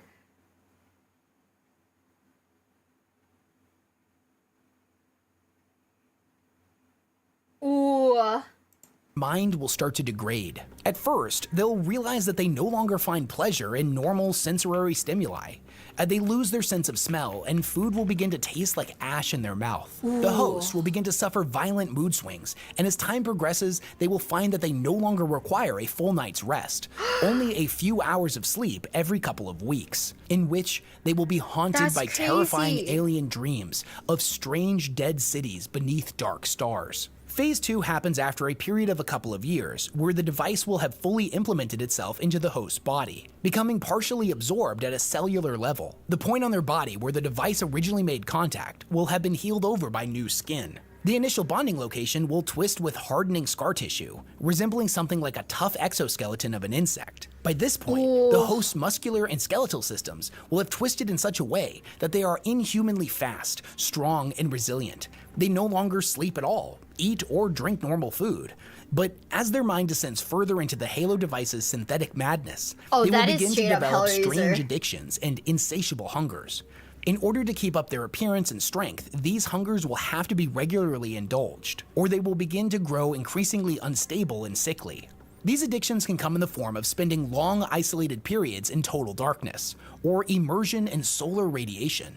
Their hunger can take a lot of different forms, but most commonly, it comes in the need to feast on human flesh, the drinking of blood and cranial fluids. Their minds will further contort to the point where their memories begin to be replaced with those of things they have never witnessed, such as strange alien civilizations, insights into heretical lore, and unknown languages. There are even some reports that if a person at this phase ends up getting killed, but their body was not completely destroyed at the cellular level, they, over time, will resurrect, as they begin to stitch themselves back together. In the few instances this was documented, the individual was driven into full-blown insanity. Phase 3 occurs after a host has been in contact with the device over multiple decades. At this point, there is no longer any separation between the user and the Halo device. They still resemble a humanoid, but their humanity has been completely stripped away.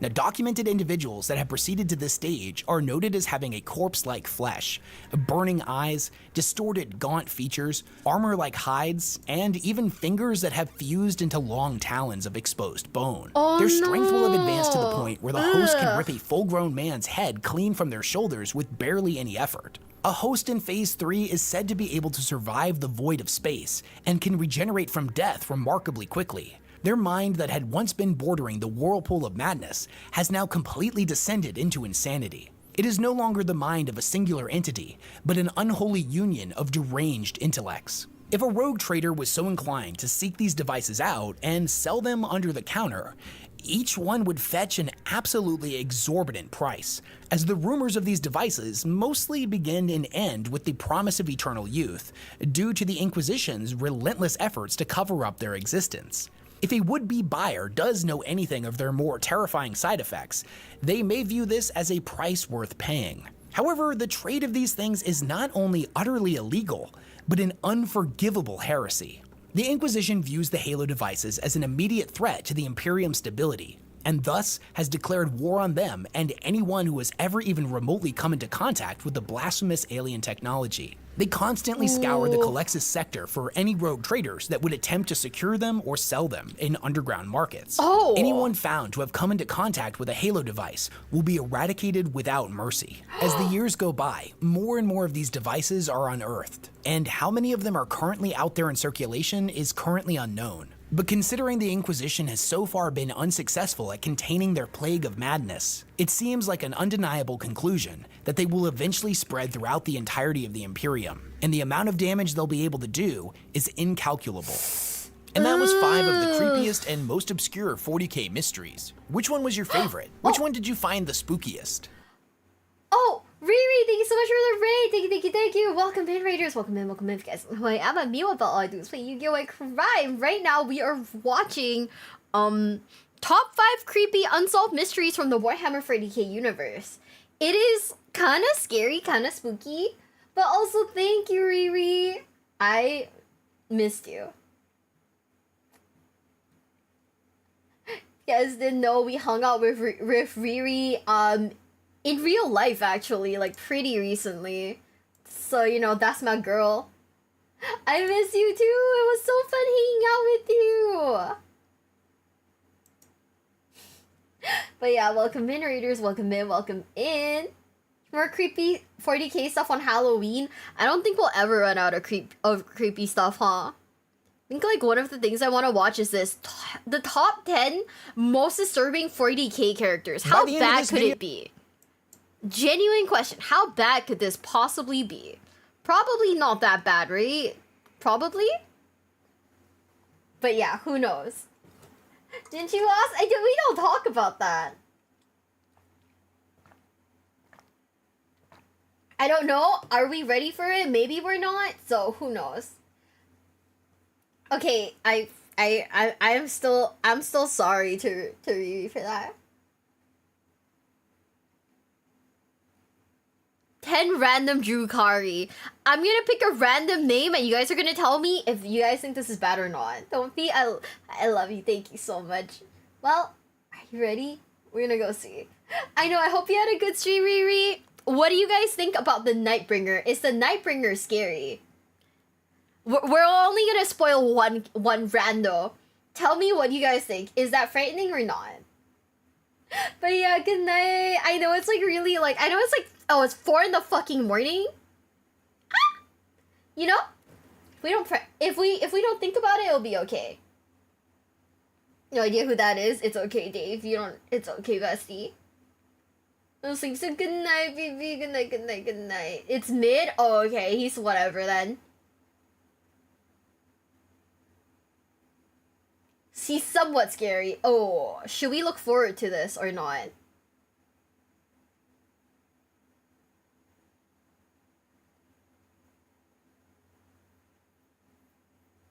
Okay, are you guys ready? In 3, 2, 1.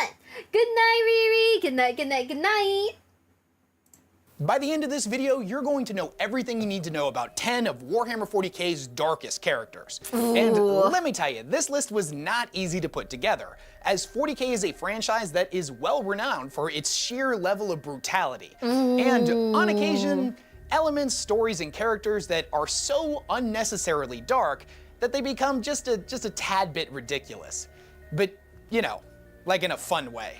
We're going to be taking a look at a predatory alien creature that snatches its victims from the shadows and then learns all of their secrets by devouring their brain. A Primarch that is so ridiculously evil that pretty much everything that's gone wrong in the franchise can, at least in some way, trace its origins back to him. And not to mention several different mad scientists that each like to expose their victims to all manner of horrifying experiments. At the end of the day, whether or not somebody finds something dark, disturbing, or scary is all subjective, so this is my personal list. And in order to keep it interesting, I tried to vary up the factions that I talk about. Because otherwise, if I'm being honest, this would have just been a list of the top 10 most messed up Dark Eldar characters. Anyways, quick shout out to this video's sponsor, and then we're gonna dive headfirst into the Grimdark. Oh, let's go. You might not know this, but the most time-consuming thing when it comes to making lore videos is doing an absolutely metric ton of research. And when I say a ton of research, I mean a ton. During the day, I mostly stick to PDFs and physical books. But at night, I turn into a super efficient multitasker by listening to a ton of audiobooks with my Raycon earbuds. That way, no matter what I'm doing, whether it's working out, doing chores, cooking, whatever, I can still be learning about my favorite fictional universes. Fun fact, I fall asleep every single night using my Raycons to listen to some good old-fashioned grimdark stories. Okay. Which, honestly, now that I think about it, kind of explains a lot. Getting good quality earbuds is not something that should be prohibitively expensive. You know, like other things that myself and people who watch this channel may or may not be obsessed with. Which is why I love Raycon so much. Not only are you getting some top-tier earbuds with fantastic audio quality, but you're getting them at the most competitive prices out there, as they start at half the price of other premium audio brands and sound just as good. With Raycon, you get premium sounding audio quality without breaking the bank. Whether you're looking for a pair of everyday earbuds, low latency gaming headphones, or a speaker with a battery that will last all night, Raycon— Okay, stop. You cannot use this as gaming headphones, right? You cannot. But also, I love Raycons. They have consistently sponsored one of my favorite channels forever. So I appreciate Raycons. But yeah, it wouldn't be great. But like, yeah. Yeah, I don't know. They're like they're like a consistent sponsor for one of my favorite channels, so we love Raycons here. Raycon, I will use them as gaming headphones, trust.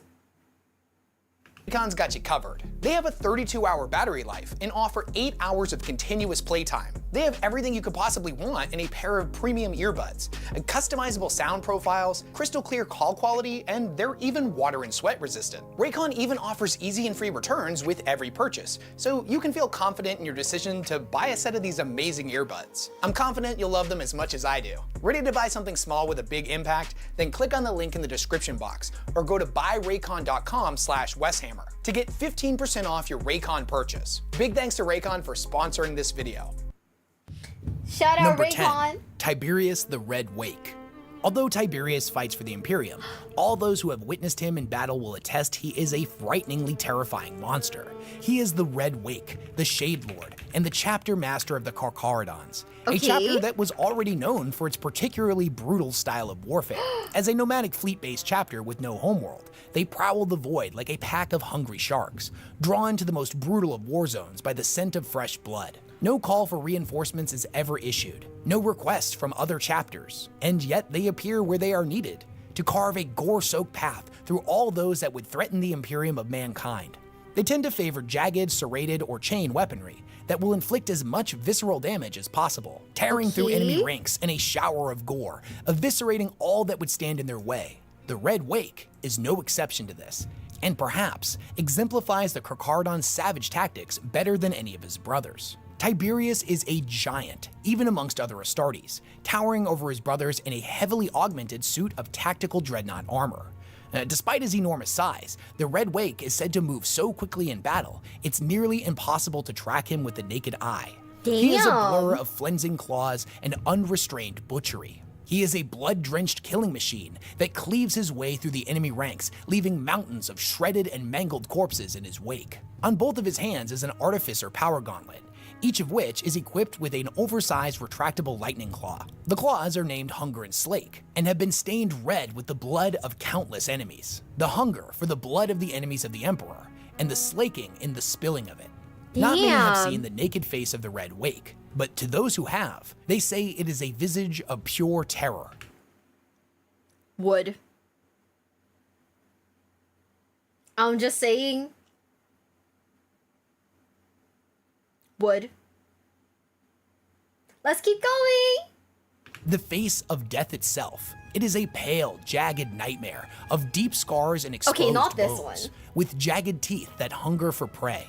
If that wasn't disturbing enough for an Imperial Astartes, there are even rumors circulating that the pair of lightning claws he wields are the very same one that were owned by the Primarch of the Night Lords, Conrad Kurz. Though, as of right now, those whispers remain just rumors. Number 9, Lorgar. On a bit more of a personal note. Stop! Lorgar being a disturbing character? I don't know, man. I don't know. Ugh. You don't let us fuck the toaster? I mean, shit. I don't want you to die. Therefore, don't fuck a toast. Okay, you know what? If you want to fuck the toaster, just don't plug it in, I guess. Whatever. His latest lore is traumatizing. Oh, okay. Well, let's keep watching that. How old is this video? It's also 2 years old, guys. The thing I find most horrifying when I'm reading, watching, or playing any form of scary media is the concept of fanaticism. It's kind of terrifying when you think about it. The fact that someone can have complete and profound belief that what they are doing is right, no matter how horrific their actions are or how much pain they inflict on others, while simultaneously lacking the ability to be reasoned with on any level. Why does this priest have like a nose ring? But also, Andrea, thanks so much for the follow. Thank you on the basement. Welcome. What is even nose ring, chat? A fanatic is a person who can't change their mind and can't change the subject. In my opinion, fanatics are far scarier than any ghost, ghoul, or Dracula. Sure, a single fanatic is scary enough, but if left unchecked or given a position of power, that individual can become a demagogue. Through their charismatic words, the individual becomes a group, which in turn becomes a mob, and then eventually into a full-blown cult. An army of deranged lunatics, ready to burn down everything you've ever loved in the name of some utterly alien cause. Reason, logic, empathy, and understanding, all these things are sacrificed on the proverbial altar in exchange for an echo chamber, where the fanatics' own twisted ideals echo back and forth through their ranks, growing louder and more deranged with each subsequent echo. The fanatics will then propel themselves further down a dark path of bloodshed and murder as they become more and more radicalized. Whether the cult be based in hedonistic and debased orgies of excess, or self-righteous puritanical tyranny, it ultimately doesn't matter what form the fanaticism takes, as the damage such individuals can inflict is without limits. It doesn't matter how charismatic, righteous, intelligent, or kind you are. There is no reasoning with the mob, no debating the cult. You're either a believer or a heretic, and all heretics must be purged. It's probably why to this day that one scene in The Mist, where the one nutjob radicalizes all of the survivors trapped in the grocery store and convinces them to sacrifice one of their friends to the eldritch horrors lurking outside, it ranks as one of the most disturbing things I've ever seen in a horror movie in a long time. And it's also why the Wordbearers, and more specifically, their Primarch Lorgar, are so deeply horrifying to me.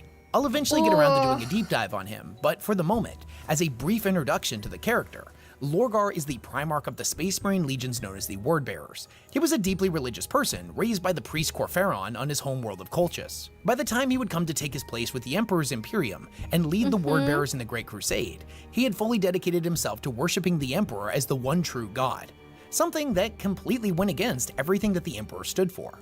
Now, despite this, for unknown reasons, the Emperor allowed this to continue for a time, until the Wordbearers began to fall behind in their tally of conquered worlds. Why did the Emperor let him do that? A portion of the Wordbearers would choose to stay behind on each of the worlds they came to, molding the population until they had completely dedicated themselves to the worship of the Emperor. Now, this obviously left many of the worlds they visited to be some of the most fiercely loyal that had been recaptured in the Great Crusade, but their efficiency overall had certainly fallen behind. The Emperor decided that he had had enough, and chastised Lorgar and the Wordbearers by bombing Lorgar's prized city of Monarchia, a city that had become the epicenter of Emperor worship. The physical and symbolic act of the god figure smiting all those that worshipped him was not lost on Lorgar. Although he swore to cease worship, the need for a god was too deeply ingrained in him, and he would set off on a pilgrimage to find beings truly worthy of his devotion. He would inevitably find the Chaos Gods. Now, this was the beginning of the Horus Heresy, as chaos and corruption were allowed to spread and fester throughout the Wordbearers, and then eventually through the other legions as well. When the heresy was in full swing, Lorgar was a deeply disturbed individual. All of the grisly and horrifying acts of genocide him and his legion committed were ultimately justified by the ruinous powers, as they were the primordial truth of the universe. Every murder, every betrayal, every act of sustained blasphemy was viewed by the mad Primarch as noble and righteous. And to me, that utter conviction, the supreme unshakable belief in what you are doing is correct, despite the grotesque aftermath left in the wake of every action you take. That someone could be so depraved as to decorate their flagship with the crucified bodies of sacrificial citizens, or view the murder of an entire world as righteous, an act to be celebrated. What? The idea that somebody could be so utterly insane, yet do all of this with a smile on their face, plagued by delusions of grandeur and enraptured by holy fervor, is unbelievably terrifying to me.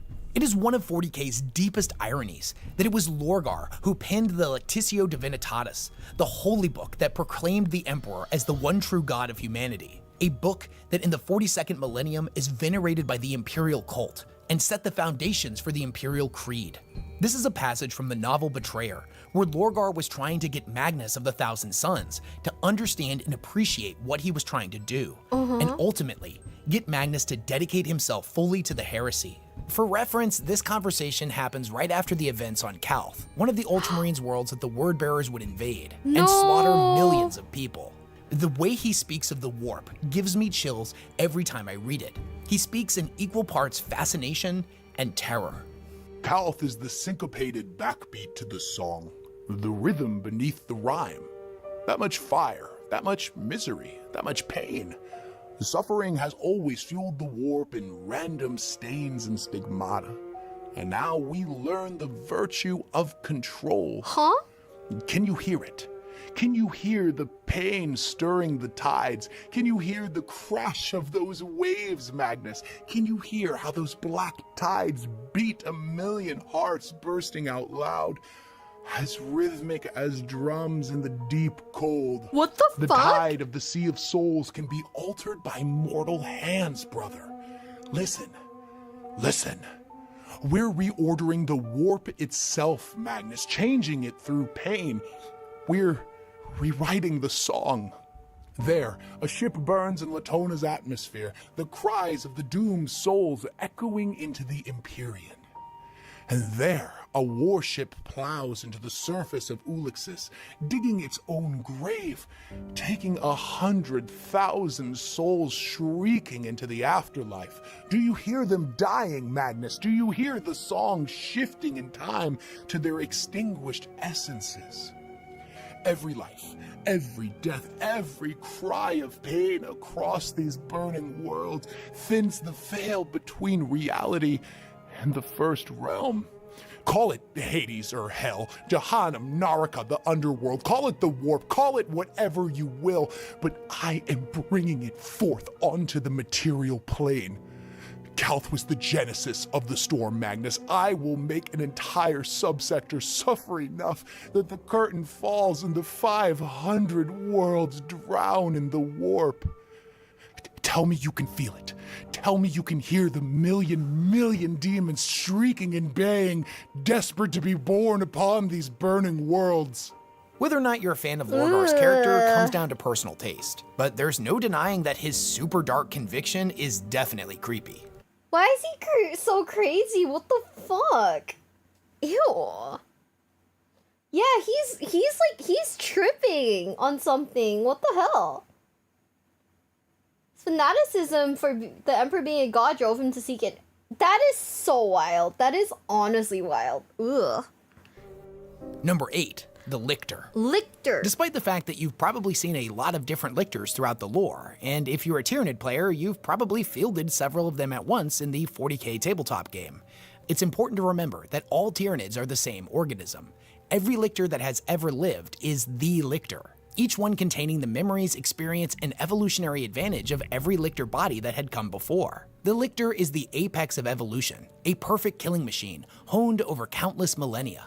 They act as scouts for the Tyranid swarm, moving ahead of the Hive Fleet's advance and gathering crucial intel. They locate pockets of resistance and determine any and all weak points within an enemy's structures. They are solitary predators that prefer to hunt from the shadows, picking off key targets one by one, leaving the survivors with an overwhelming feeling of dread, knowing they are completely helpless against the unseen enemy. Its seemingly random and utterly lethal attack patterns sow dismay and terror throughout the ranks of its enemies, in some extreme examples leading to a complete breakdown of the enemy's morale and command structures, as the prey begins to accept the inevitability that it is only a matter of time before the Lictor comes for them. This has given the Lictor a particularly fearsome reputation amongst members of the Guard.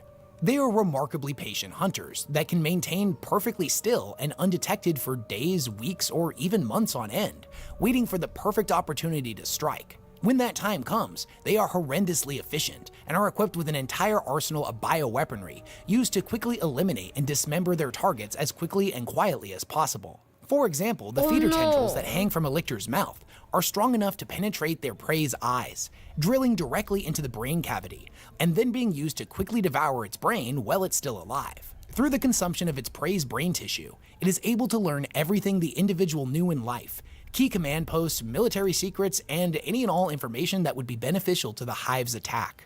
This is a passage from the Devastation of Baal that follows a lictor that has moved behind enemy lines and is scouting out the Blood Angel's defenses for the incoming hive fleet. The lictor looked like a creature unto itself. It moved as a solitary organism. It had operated on its own for years, far away from the hive fleet, but it was not apart from the hive mind. That was the mistake the prey always made. Is this basically like the alien in this like universe? Like from Aliens versus like Predators?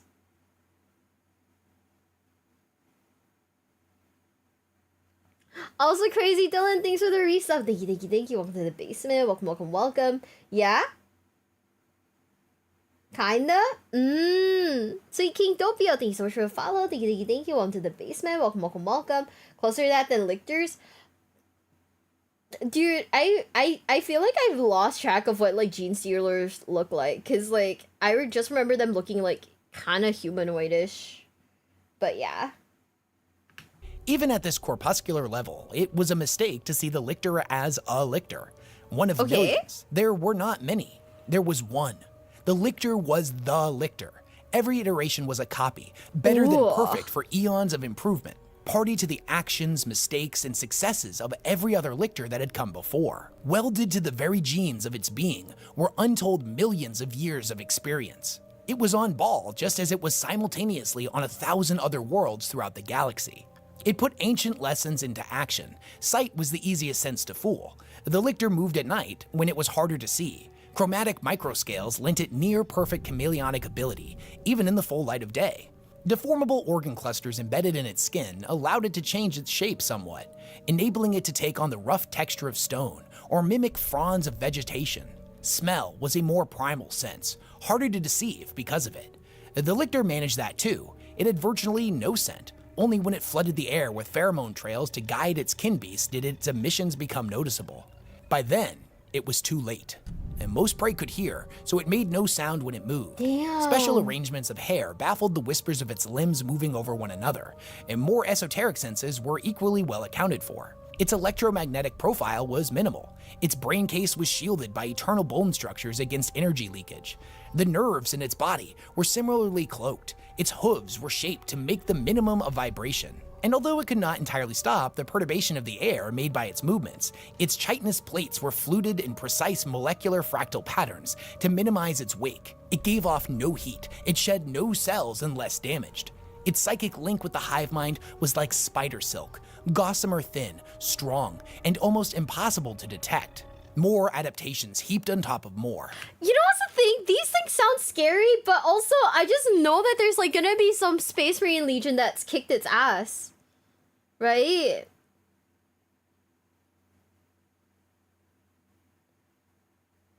Like, for sure, right? I don't know. I feel like there's like so many things in this like universe where it's like the description of it, it's so strong, like it's so cool, it's so strong, it's just insanely OP.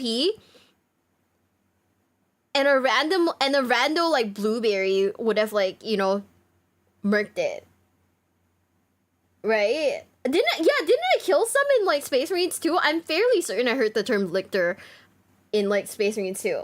So like, what the heck? Right? Like, all these descriptions sound really cool and all, but also I'm pretty fucking sure we could murk one easy.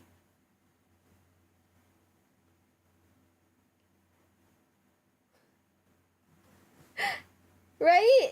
If you're a guardsman, you're cooked? I guess so, yeah. Sci-fi writers are bad at power scaling. You know, that makes sense. Yeah. You know what I mean, right? Was the one jumping from walls to ambush you? Yeah, so basically, we soloed it. You know, easy clap. We soloed one.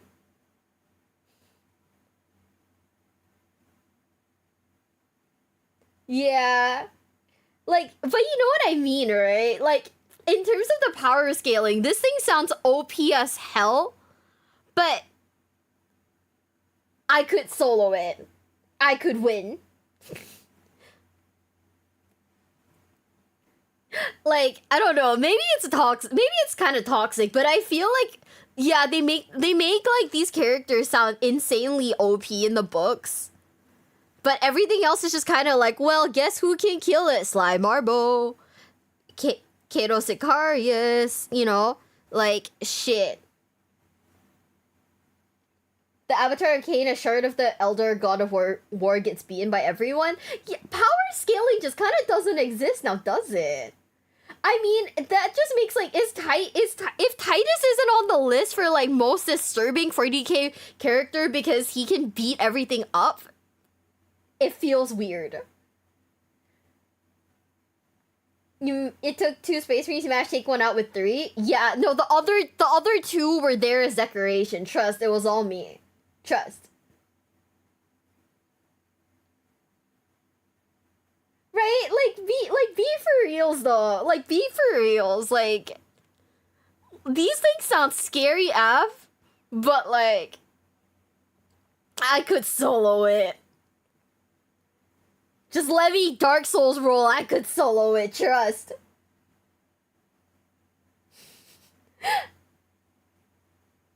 Titus is less likely to murder you out of nowhere. I mean, you're right. He's kind of cool for that. But yeah. It was off the map. This thing totally murders hundreds if not thousands of randos. That's true. I think, like, if I were like a rando hive city like Andy, this thing could, like, murk me instantly. But if I were, like, you know, an Astartes, if I were a Blueberry, holy shit, I could solo this fucker. I could solo this man, trust.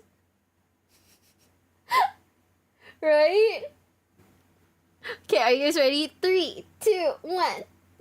Wait, Water Addict, thank you so much for the follow. Thank you. Welcome to the basement. Welcome. I could solo him. Unlike a natural organism who loses certain gifts in favor of others as evolution pushes it down a particular path, the lictor's advantages were retained. New gifts stacked atop the others. Its genetic structure was incredibly complex. Within every cell was billions of years worth of adaptation, culled from every lictor, coiled up one over the other. Anything useful to its role, and no matter how inconsequentially seeming, it retained forever. Every machine and psychic ability the Imperium had geared towards its detection, the lictor could evade. The hive mind had consumed far more advanced races than mankind. Infiltrating Baal was child's play. There was no need for it to employ a fraction of its considerable talents. It sounds so OP, but, like, we also kind of murked one in, like, Space Marines too, so, like, what the heck? Like, nah, I'd win. You know? Random 2 or 3 or 4 will murk you. That's true. I could solo one, but he'd have to solo me too. Emperor France, thank you so much for a follow. Thank you. Welcome to the basement. We finally got to the Nightbringer bit. Are you guys ready? Now I can solo him. I can solo him, guys. It was a tutorial boss. I barely remember the tutorial, to be very honest with you, but yeah. Titus is stupidly OP. That's what I love about, like, the Warhammer 40k universe, right? Where things sound OP. Where things sound insanely OP, but then there's always, like, some random, like, Astartes Andy that's just even stronger than anything else in this universe. Like, Titus is, like, basically the One Punch Man, right? Okay, do you guys know Chinese manhwa? Stuff like Apotheosis and stuff like that. That's basically the Warhammer 40k universe to me, where, like, yeah, there's a new enemy that's, like, really fucking strong. But the MC just kind of smashes through them, goes to the next world, and then, oh, there's another enemy that's, like, really fucking strong. and then our MC just smashes them again, you know? That's like, that's honestly what the Titus lore is to me. Right? The one who stabbed me at the tutorial? Oh! So I didn't win then. Sounds boring? You would think it's boring, but it starts off really good. It gets very formulaic later, but it is really fun. That was the Carnifex? Oh, it wasn't? Yeah.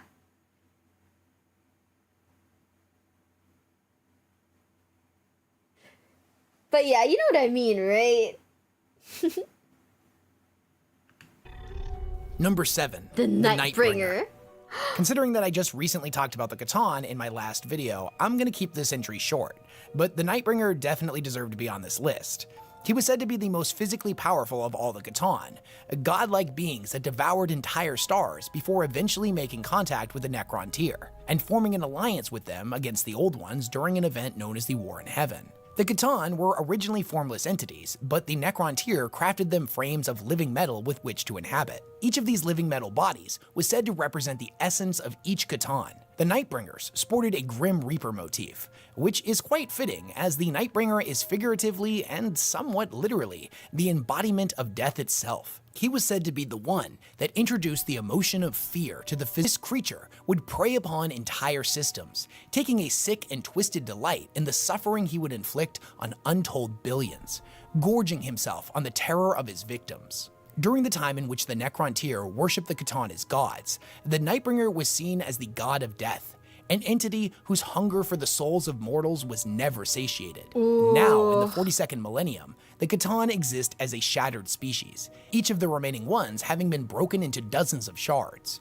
Each of these shards contains a splinter of the original Catan's power, and are said to be some of the most dangerous weapons the Necrons have access to. Okay. The Nightbringers are said to be the most difficult to control.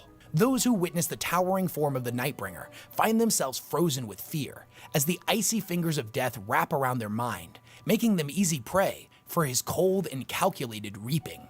Can I just say, chat, the fact that they included like abs to it is kind of crazy to me. The fact that the Nightbringers have abs is really funny. I don't know. I know they're supposed to be scary, but like there also wasn't like enough lore for me to be scared over. So hey, that's pretty good. Number 6, Goj Vandire. Oh, this guy. Okay, hold up. Guys, be right back. I gotta pee real quick. I'll pee and then we'll go be mad about this guy. Man, fuck this dude. No one likes him. All my homies hate him. The Catan are hot? No, I didn't say they're hot. I'm just saying I think it's funny they gave him fucking abs, you know? I just think it's funny they gave him abs. But wait, I gotta pee. You don't want abs if you're horror? Why do I want abs with my horror? That feels weird to me. This motherfucker. Muscle is muscle. Aren't the Necrons basically like robots? Like mechs? Like, I don't know. The Wikifeet enjoyer? That's insane. Okay, be right back. I gotta pee though really fast. Okay, I'll be so fast here. It's gonna be like, oh my god, you left? And, you know, I don't have a good argument for that. You're kinda right.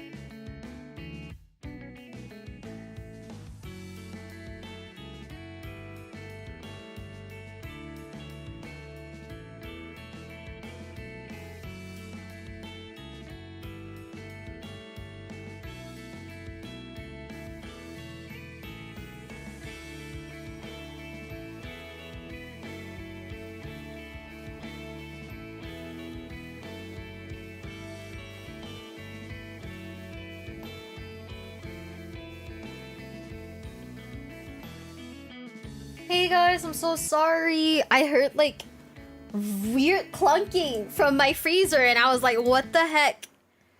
I think my freezer broke again. It worked a little earlier and then it died again.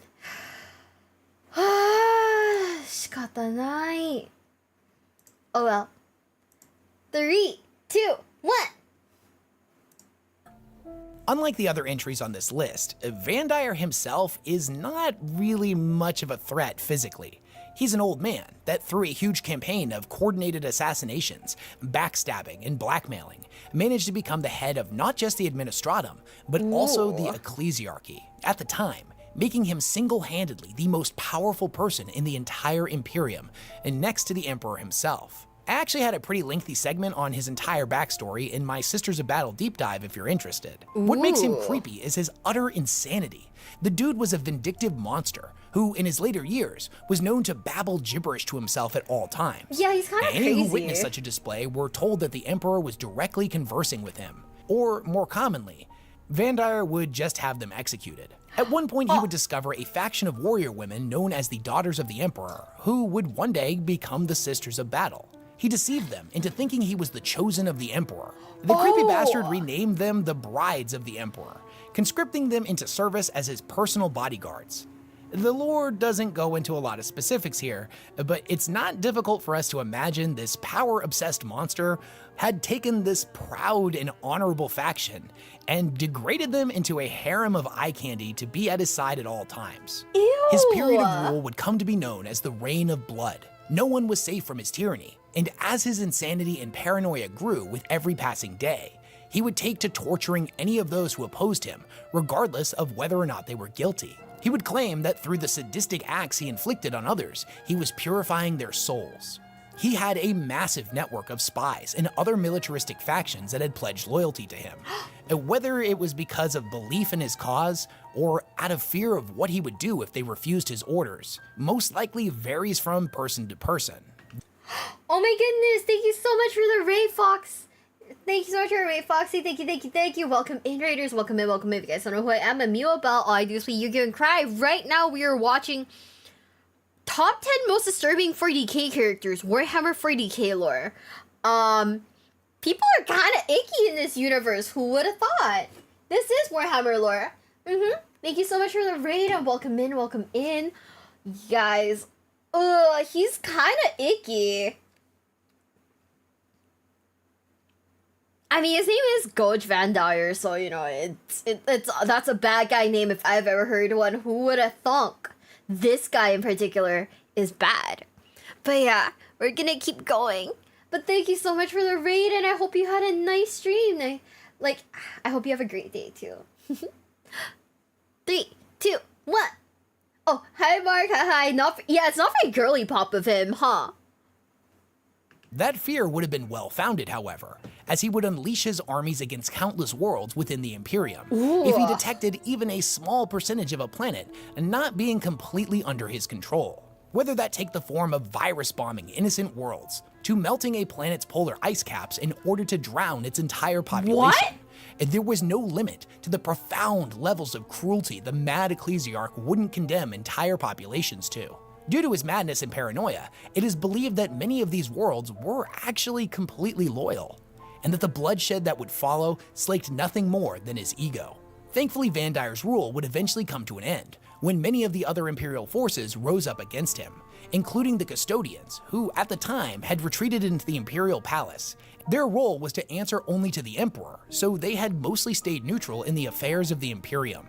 It was through a conversation with one of these custodians that Alicia Dominica, a woman that would become the first saint of the Adeptus Sororitas sometime later, and the founder of the Ebon Chalice Convent, would be convinced to journey to the Golden Throne, where it is believed that the Emperor spoke directly to her and told her the truth of Vandire's madness. She returned to the palace immediately and executed him on the spot for crimes against the Imperium. Despite his relatively short rule, there are still echoes of Vandire's reign of blood that continue to haunt the Imperium even today, thousands of years later, and he remains one of 40k's creepiest characters.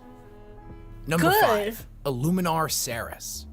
The Necron dynasties can't agree on much, but one thing they seem to all be in alignment on is that Illuminar Saris is a completely despicable monster. It was he that was responsible for the Necrons' ascendancy into their living metal forms through biotransference. The genesis of their transformation may have started in the C'tan's knowledge, but it was Saris who built the machinery to make it happen. He has little remorse for this event and sees it simply as another stepping stone to his ultimate journey of unlocking the secrets to life and eventually ascending to godhood. Despite his nature as something of a pariah amongst other Necrons, they still all recognize his sheer, unequivocal genius, and thus no Pharaon would be foolish enough to deny his support. As a being of living metal, Ceres is no longer hindered by sleep or the need to stop and deal with the countless frailties and needs of those who still inhabit bodies of flesh. Thus, there is nothing to distract him from his purpose. He is a creature with thousands of years of experience, delving into the secrets of life.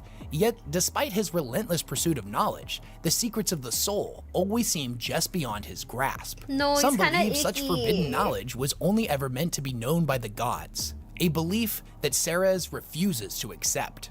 To the end of unlocking the secrets of the universe, Ceres has descended into a calculated madness of dissection, torture, and all manner of other horrors in which he inflicts on his captive test subjects. Whereas creatures like the Drukhari delight and feed off the pain they inflict on others, Ceres is seemingly immune to it, finding the act of torture nothing less than fascinating and ultimately enlightening.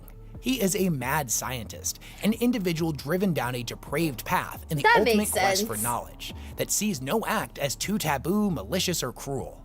He is the incarnation of science taken to its extremes, unbound by the shackles of morality. Because of his complete understanding of organic life forms and the exact methods with which to deal the most damage and maximize their levels of pain and suffering, he is completely unrivaled when it comes to upgrading and augmenting every weapon, construct, and facet of Necron machinery.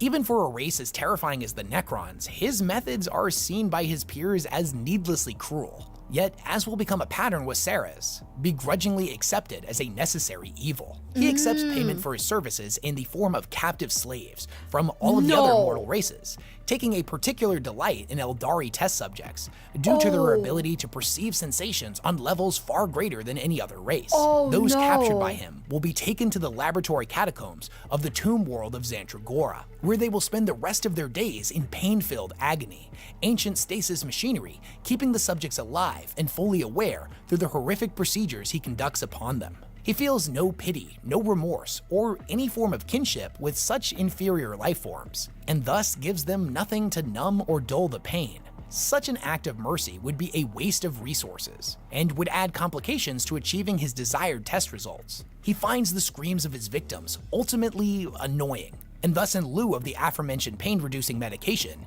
he finds it more efficient to simply shut off his audio receptors, as his array of monomolecular tools tear apart his victims, molecule by agonizing molecule. No. Number 4, typhus. Wait.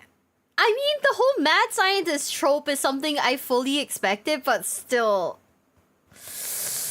I don't know. Like, I kind of feel bad for the Eldar. You know, like, he likes the Eldar because he can experiment on them a little harder because they feel more sensations. That's kind of crazy. Typhus. Oh, we know who this is. We know who this is. He uses his Raycons to block out the screams. That is a crazy fucking statement. I kind of feel bad for, like, the Eldar. I mean, you know, in, like, a twisted way, like, holy shit. Being like, being experimented on because of, like, the heightened emotions kind of fucked up. I don't know. Oh no, Typhus. Yeah, it's Typhus, guys. Ugh. Originally known as Typhon, Typhus, first captain of the Death Guard and herald of Nurgle, is potentially the most feared of all the Death Guard commanders and is most favored by Nurgle, seconded only to his Primarch father Mortarion. He would over time rise within the ranks of the Death Guard and eventually become the first captain. Although he had latent psychic abilities, he would keep these hidden from the Legion, as the Death Guard and Mortarion had no fondness for witches. During the Horus Heresy, he would find himself being pushed further down the path towards chaos, and eventually into the arms of Grandfather Nurgle. He would end up betraying his Legion during their flight to the invasion of Terra. He did this by unleashing one of Nurgle's gifts, the Destroyer Plague, a horrific disease that caused the Death Guard to rot and mutate, inflicting profound levels of agony. Yet due to their superhuman levels of resistance to poison and disease, they could not die. It was only through Mortarion eventually giving himself and the Legion over to the service of the Plague Lord that the Legion would be spared. They may have survived, but whether or not they had been saved is up for debate, as this was the event that turned the Death Guard into the Plague Marines. Typhus then absorbed the entirety of the malignant power of the Destroyer Plague into his body. The act of taking the disease within himself swelled his body to ridiculous proportions and fused his armor shut. He is now the host of the Destroyer Hive, an insect hive that grows inside of his body and is home to thousands of demonic insects that are each afflicted with the Destroyer Plague. Despite his act of betrayal, and most of the Death Guard view Typhus's actions as something that, albeit unforgivable, is in the past. There's no point in dwelling on that which cannot change. Over the last 10,000 years, Typhus would deliver Nurgle's blessings to countless worlds.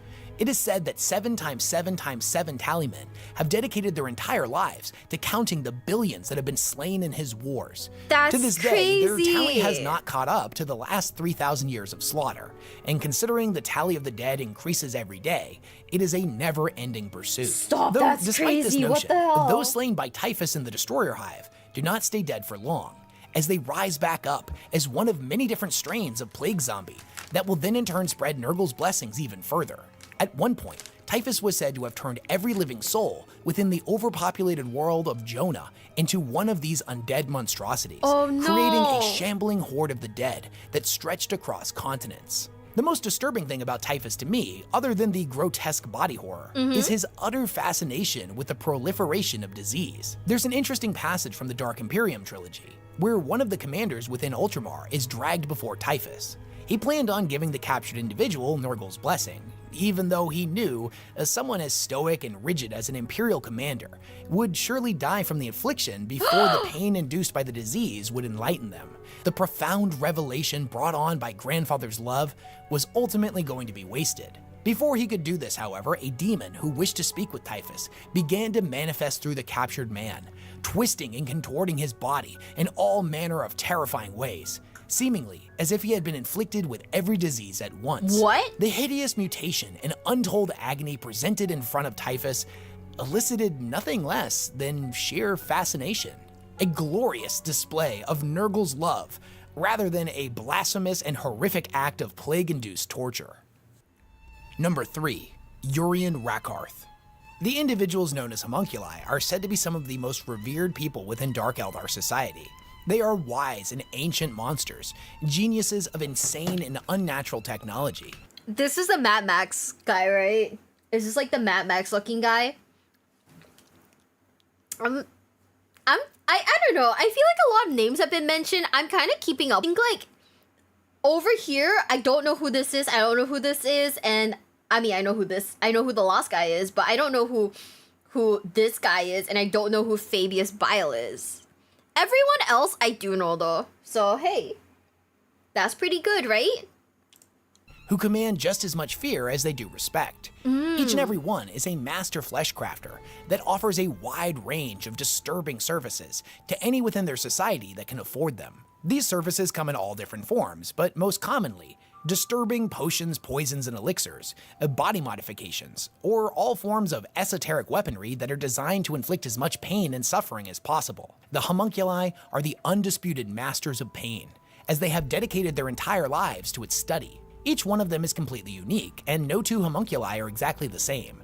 Deep within the bowels of their grotesque laboratories, they conduct all manner of terrifying experiments on the still living test subjects they have captured. These places are grim abattoirs filled with racks of gore-splattered torment slabs. Many of them are furnished with the stitched-together bodies of living slaves, complete with walls and floors made of living flesh. Oh, no. To enter into a contract with such a monster is no small feat, and the price can be incredibly high. That being said, as the homunculi have unlocked the secrets of life and death, and are able to regenerate any member of their species, no matter how catastrophic the damage, those who can afford it quickly become addicted to their services. That's Urian crazy. Rakarth was said to be the wisest, oldest, and most powerful of the homunculi. He is a wrinkled and unhealthy-looking ghoul that is said to have a completely depraved soul, one that has twisted and ripened over countless millennia, filled with abhorrent practices. It is believed that he has lived since the fall of the Eldari and has been killed countless times. Each time he crosses the veil into the immaterium, he gets another glimpse into the untold secrets of the universe, returning with a plethora of new profane knowledge with which to hone his craft. It's gotten to the point where he has died so many times that he actively looks forward to it, savoring each death like a fine wine. He However, what? mysteriously, over the last several cycles of death and rebirth, his form has regrown, with a piece of his old body still intact, twisting in such a way that the outside now represents the true horror within his soul. He is covered in grotesque limbs, some having been weaponized through his experiments, while other vestigial ones beckon all those in his presence into his embrace. The rumors insist these newfound mutations are due to a flaw in his practice, but the truth is they are by his own design. Okay. The Mad Prophet looks at his own body in the same way he looks at all of his victims, as a canvas to conduct his sickening art upon. No. He is the undisputed master of flesh crafting, gene splicing, and the brewing of ever more disturbing poisons. The fact that flesh splicing is an actual thing is crazy to me, but then again, why am I surprised? This is the Warhammer universe. I don't know, guys. I feel like at this point I need to like not be surprised anymore. Holy shit. But also, flesh splicing is crazy. Recently, Rakarth and the Prophets of Flesh have begun a grand mission to capture living Space Marines from every Primaris chapter. No. He's fascinated by the degradation of the Emperor's original gene crafting work over the millennia. For what dark purpose he seeks this information still remains unanswered. Number 2. Fabius Bile. Oh no. Over the years, Fabius Bile has gone by many names: the Primogenitor, the Clone Father or Clone Lord, Bro looks the evil as Manflayer, fuck. and perhaps most famously, the Spider. A derogatory name the other Emperor's children called him due to the whirling system of mechanical limbs upon his back known as the Chirurgeon. Bile is a blight upon the galaxy, and one of the most deranged, nightmarish figures to have ever haunted the physical universe. He is a twisted yet ingenious molder of flesh, and sculptor of ever more nightmarish bio-golems. And he literally wears a cloak of human skin if you needed any further indication of just how disturbed he is. He what? Arius VT, thank you so much for the follow. Thank you. That's why they call him Fabulous Billy. Fabius Bile. Fabulous. Okay, you know what? Holy shit. I don't like this. Yikes. Originally one of the Emperor's children's apothecaries during the Great Crusade, it was Bile's ingenious and disturbing personal search for perfection through surgical augmentation that gave rise to the many deranged upgrades that would come to infect the Legion. What He did the this through a fuck? complex web of terrifying surgeries and cocktails of synthesized chemicals that allowed each legionary to experience sensations to ever more extreme heights. Yet despite his ever-increasing escalation of more ingenious creations, Bile never actually subjected himself to any of these procedures. Instead, every surgery, every new invention, every act of torture and dissection were simply stepping stones towards the mastery of life and death. A journey that would one day lead him to the dark city of Komorra, where he earned the prestigious honor of being the only human to ever study under the homunculi covens. Of course this man's shacking up with the fucking homunculi. Holy shit. This man made a perfect non-corrupted clone of Fulgrim he traded to trade. Girl, oh my god. How are you? I am good. I'm just kind of horrified, low-key.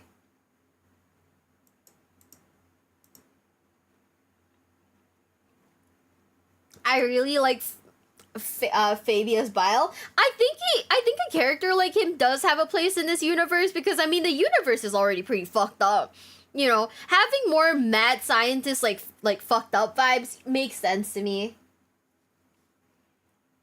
It makes sense to me. It checks out. I do get it. You know what? Having a scary thing like this is understandable. Have a nice day. Let's keep watching. Other than the skin cloak, I feel like the fact that the Dark Eldar took one look at this guy and were like, yep, I like the cut of his jib. No!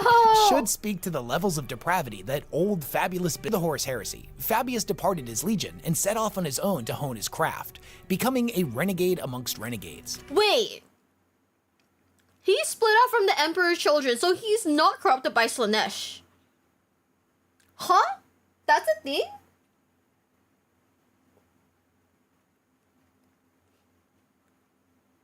Anonymous Rex, thank you so much for a follow. Thank you, welcome to the basement. Welcome. We're reacting to top 10 most disturbing 40k characters. I guess they like this one, huh?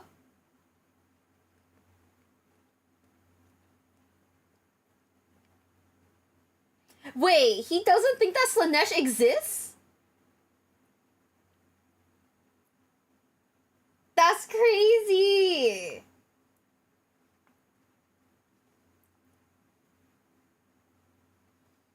I mean, he's still a traitor, yeah, but like, he's corrupted, just not pledged to Slanesh. Oh, okay. He doesn't exist, but okay.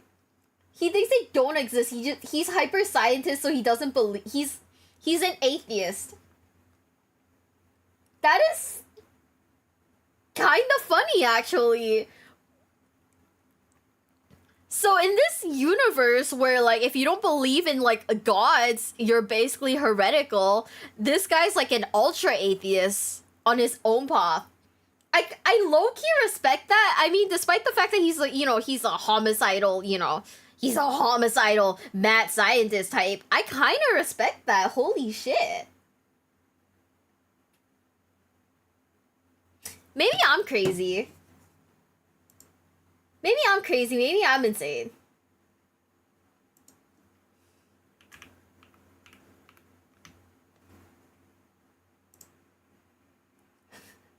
What the fuck? Okay. I guess this makes sense. I guess it checks out.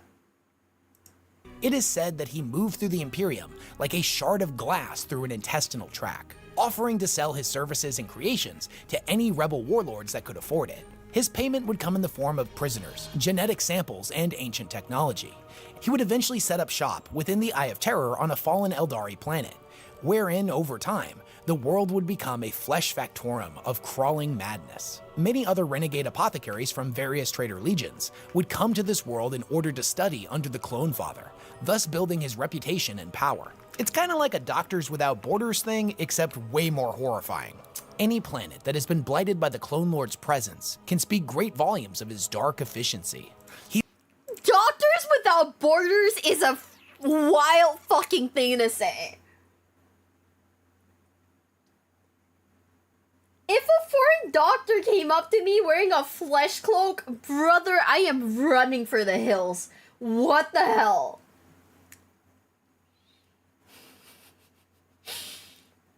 What the actual fuck did I just hear? Holy shit. Scarnar, thank you so much for the follow. Thank you. Welcome to the basement. Welcome. Accurate though? I guess it is accurate, but holy shit. Nani?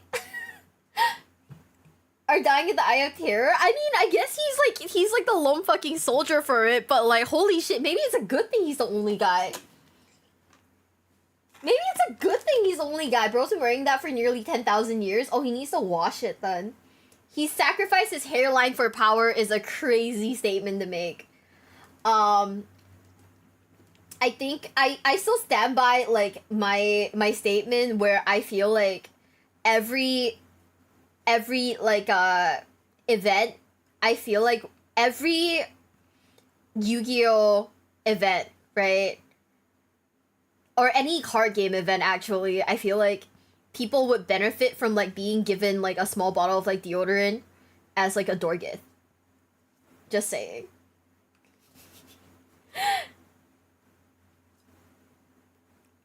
General JQ, thank you so much for the follow. Thank you. Welcome to the basement. Welcome. You can get a doctor's license from him though. I don't know if I want that. But content, aw, thank you, Skaranar. Watching your VODs at work a lot. Love your dedication. I enjoy this universe. I enjoy it a lot. There are still things that I get like confused about, but like so far I'm having a blast like learning it. Thank you so much for the subs. Thank you. Every evil space marine is bald. Okay, now hear me out. Because every evil space marine is bald, right? What if at Warhammer conventions they gave out a small thing of just for men? That way no one falls to heresy. You know? That way no one falls to heresy because no one's bald. Boss Wolf, thank you so much for the follow. Thank you, thank you, thank you. Welcome to the basement. Welcome, welcome, welcome. Tax Associate, thank you so much, Scar. Thank you, thank you, thank you. A Keep sponsorship. A Keep sponsorship. You're so right. Everyone gets like a small thing of deodorant and a small thing of Keeps. Some that had long hair too. Oh well, I mean, shit. I don't know, man. You know, just a small thing of Old Spice would do. Then fuck it. I'm just saying, Keeps, you could sponsor me. According to my YouTube stats, 99% of the people who watch me are men. Therefore, I could 100% you know, push Keeps to like your target audience. I'm just saying. Warhammer X Keeps collab with Ghosaur. It's so funny. It is actually really funny though. Anyways, 3, 2, 1. He leaves a trail of twisted and grotesque abominations wherever he visits. All those that enter into a pact with him in order to procure his wares do so at great risk, as Bile has been known to demand entire hive cities worth of slaves as price for his services. And even then, it's not unheard of for him to unleash the bioweapons and grotesque monstrosities the bargaining party had requested upon their population simply to observe their efficiency. Despite his untrustworthy nature, the other traitor legions greatly respect the efficiency of his creations, whether or not they respect the spider himself.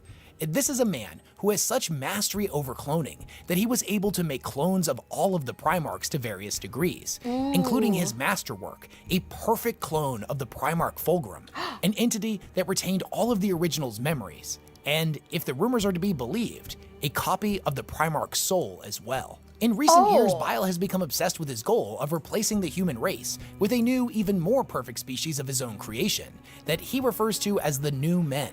He views the human race as flawed, a species that is ultimately destined for the halls of extinction. Thus, he has spread his creations throughout human society, and one day, they will rise up to overthrow them and replace humanity as the masters of the galaxy.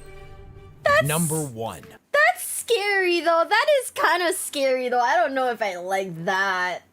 Like, I don't know if I like it at all. What the heck?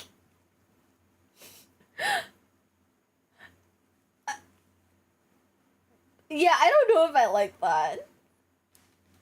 Of course, men watch you look at the fit. I mean, I'm not surprised. I'm just saying. Yeah, he's basically creating people, but also Conrad Kurz being like number 1 makes sense, but also he's I don't know, bro's kind of fucked up. We watch his lore. Of course he is. I'm glad Fabulous Bill exists, but keep him the hell away from me. Keep him the hell away from me. Are you kidding? I don't have enough skin for that, man. Fuck.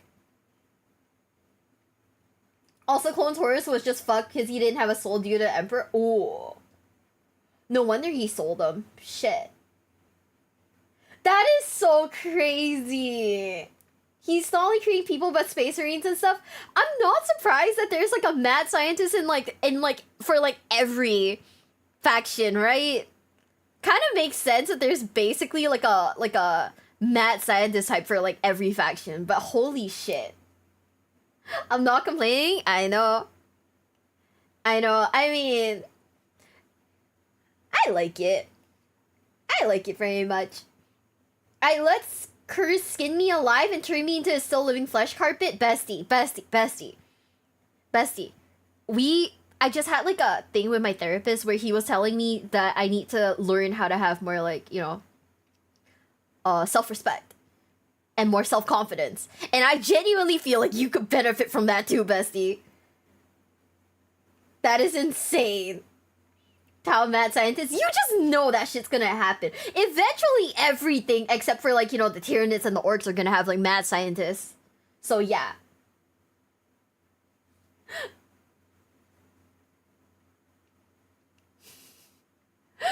So you just know it's gonna happen eventually. But he's hot? Yeah, but look at his smile.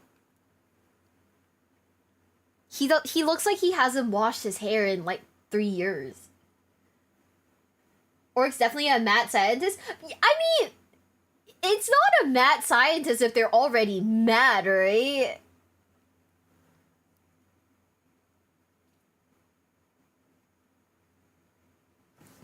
like, if they're already crazy, does that make them like regular scientists or just like extra crazy scientists?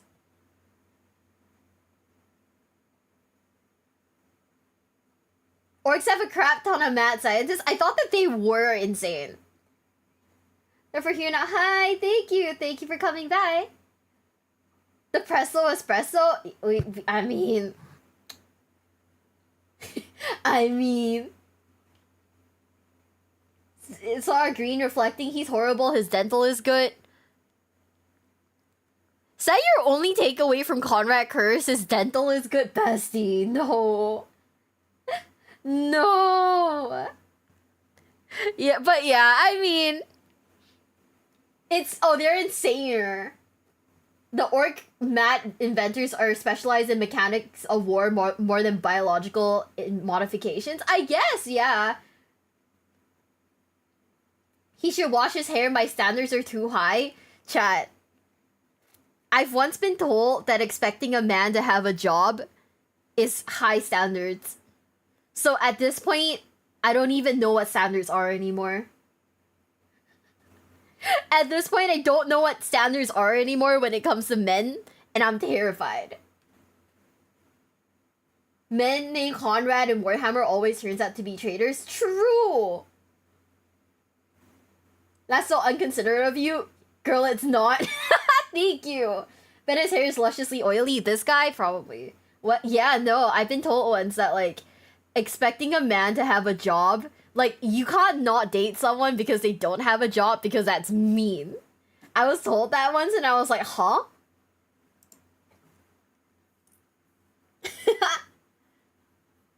And for standards, I know our standards are in the toilet. Cause like, huh?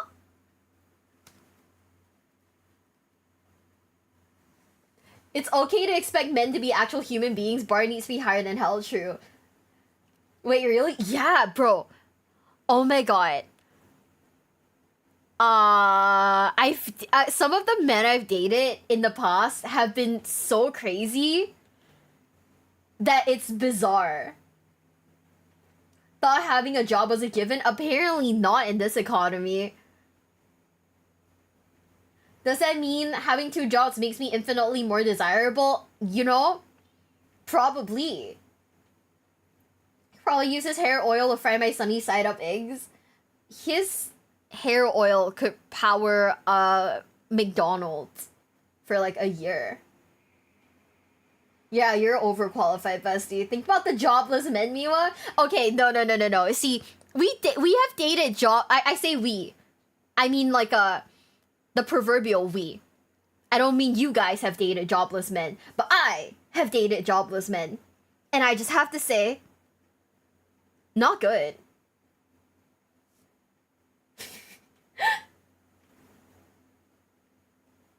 Not good at all.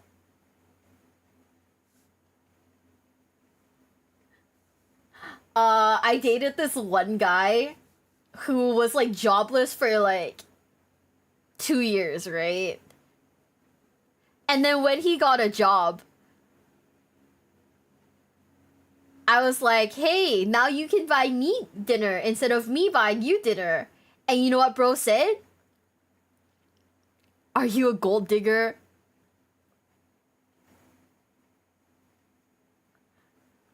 I was like, sir,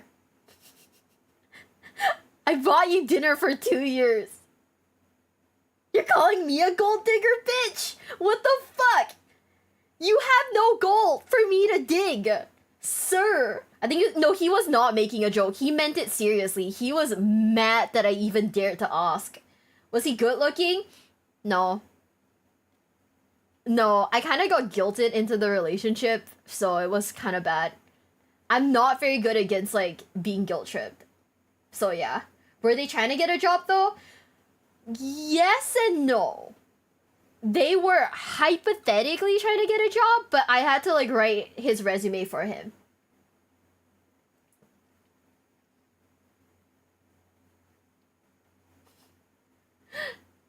How do you get guilt tripped into a relationship? This was the guy with no job, by the way. So like initially when he was like hitting on me, the people around me were just kind of like, well, it's kind of fucked up for you to like, you know, not date him just because he doesn't have a job. And I was like, well, you know, I guess. It wasn't like a one conversation, it was like multiple conversations. They kind of wore me down. So I was like, okay, yeah, I guess I'll give him a chance. Gave him a chance, dated him for a while. He was kind of a dick, but then like the people around me were like, no, you just gotta give him a chance, he's a nice person. So, you know, I kind of got guilted into it. It's not great. Bro, a gold. Yeah, so like I firmly believe that if you want to call me a gold digger, you need to have gold for me to dig, right? Therefore, Alright, anyone do that to himself? He's insane. Have we seen Trazen yet? Yes, we have. We watched a video. Jesus says, yeah, I don't talk to those friends anymore. So yeah.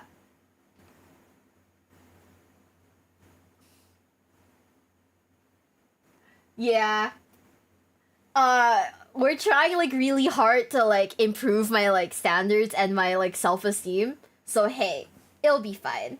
Yu-Gi-Oh! Pack Digger? No. So this was like this guy, right? He was the kind of guy where if let's say like, so this was the kind of guy where if let's say we were dating, right? And if we got into like an argument, what were we playing? Whatever game we were playing at the time. League of Legends, Apex, whatever. He'd only forgive me if I bought him a skin. So if a girl took pity on me, that's the thing. Cause like, he went around telling people that he was really upset that like I said no because he was poor. And I was like, it's not because you're poor, it's because you're honestly kind of a bad person. Yeah, he wouldn't forgive me unless I bought him like a skin. Yeah. And I did. Because I was like, well, he's like a good guy sometimes. So now I'm in therapy working on upgrading my standards. I know it was bad. It was really bad. I know. I'm embarrassed about it too. So like we'll slowly get better. How much does sometimes mean? I mean, you know, it's probably not a good answer, huh? What the fuck? Where's your standards? I was like 17 back then. So my standards were kinda in the toilet. Where do you even find all these weird ass people? See, that's the thing. That's the beauty of having friends. You date friends over friends. Boniface, thank you so much for the follow. Thank you. Welcome to the basement. Welcome. So it's where are my standards now? Oh, okay. So number one, he has to have a job. My current standards right now. He has to have a job. Number one. Okay. He can't be racist towards me. Number two.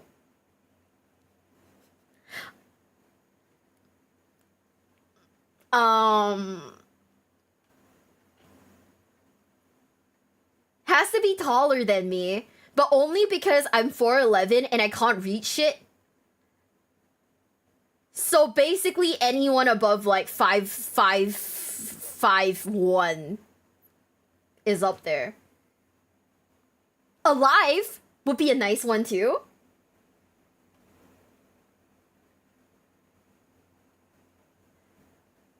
But then, you know, I think that makes sense. Alive?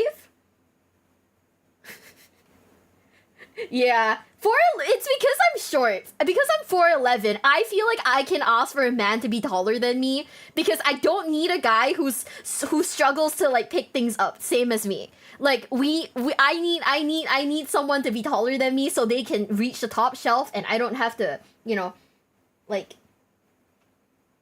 fight a step stool all the damn time. Being alive is just nice, not a requirement. I mean, I feel like being alive is a pretty good thing. You know? Yeah, 5 foot and above, as long as you guys can reach the top shelf, you're banging. Ready to put these men through the horrors? How tall is too tall though? Oh, I think I do have a cap. I think like, because I'm 4'11", 5'11" is 180 centimeters, which is like 30 centimeters taller than me. So I think anything above 6 feet is probably too tall for me, because then I'd have to look up at you when we're talking, right? And that would just like be a huge strain on my neck. And that would hurt.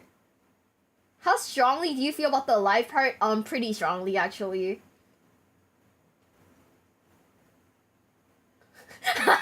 Not the I'm out. That's crazy.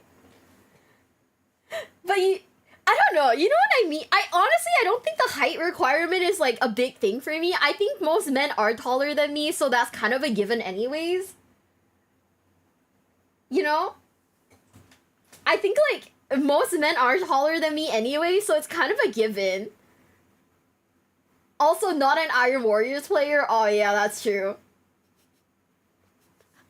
But yeah, like, the whole not racist... Oh, so the whole not racist towards me thing is, I had an ex who would, say that I look like Abra from Pokemon. And at first I was like, I didn't get it, and then I realized, oh, it's because I'm Asian. So I was like, oh. Oh no. Yup.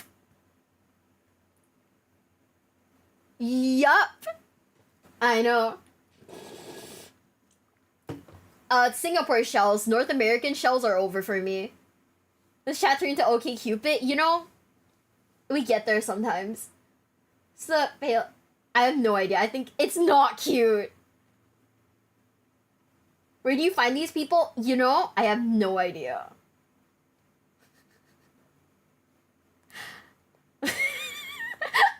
Yeah, so like preferably not racist towards me would be kind of nice. I don't know if that is a tease specifically, because it feels like a very targeted tease.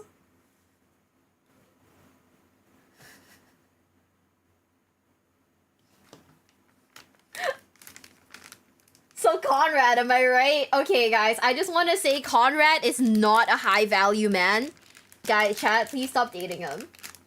Please do not be like, would Conrad curse? He is not dateable. Oh yeah, Panda, it's the same guy. It's the same dude. Conrad's so baby girl? I don't know if his flesh carpet agrees. I don't know. What if we did like a low value man, high value man tier list?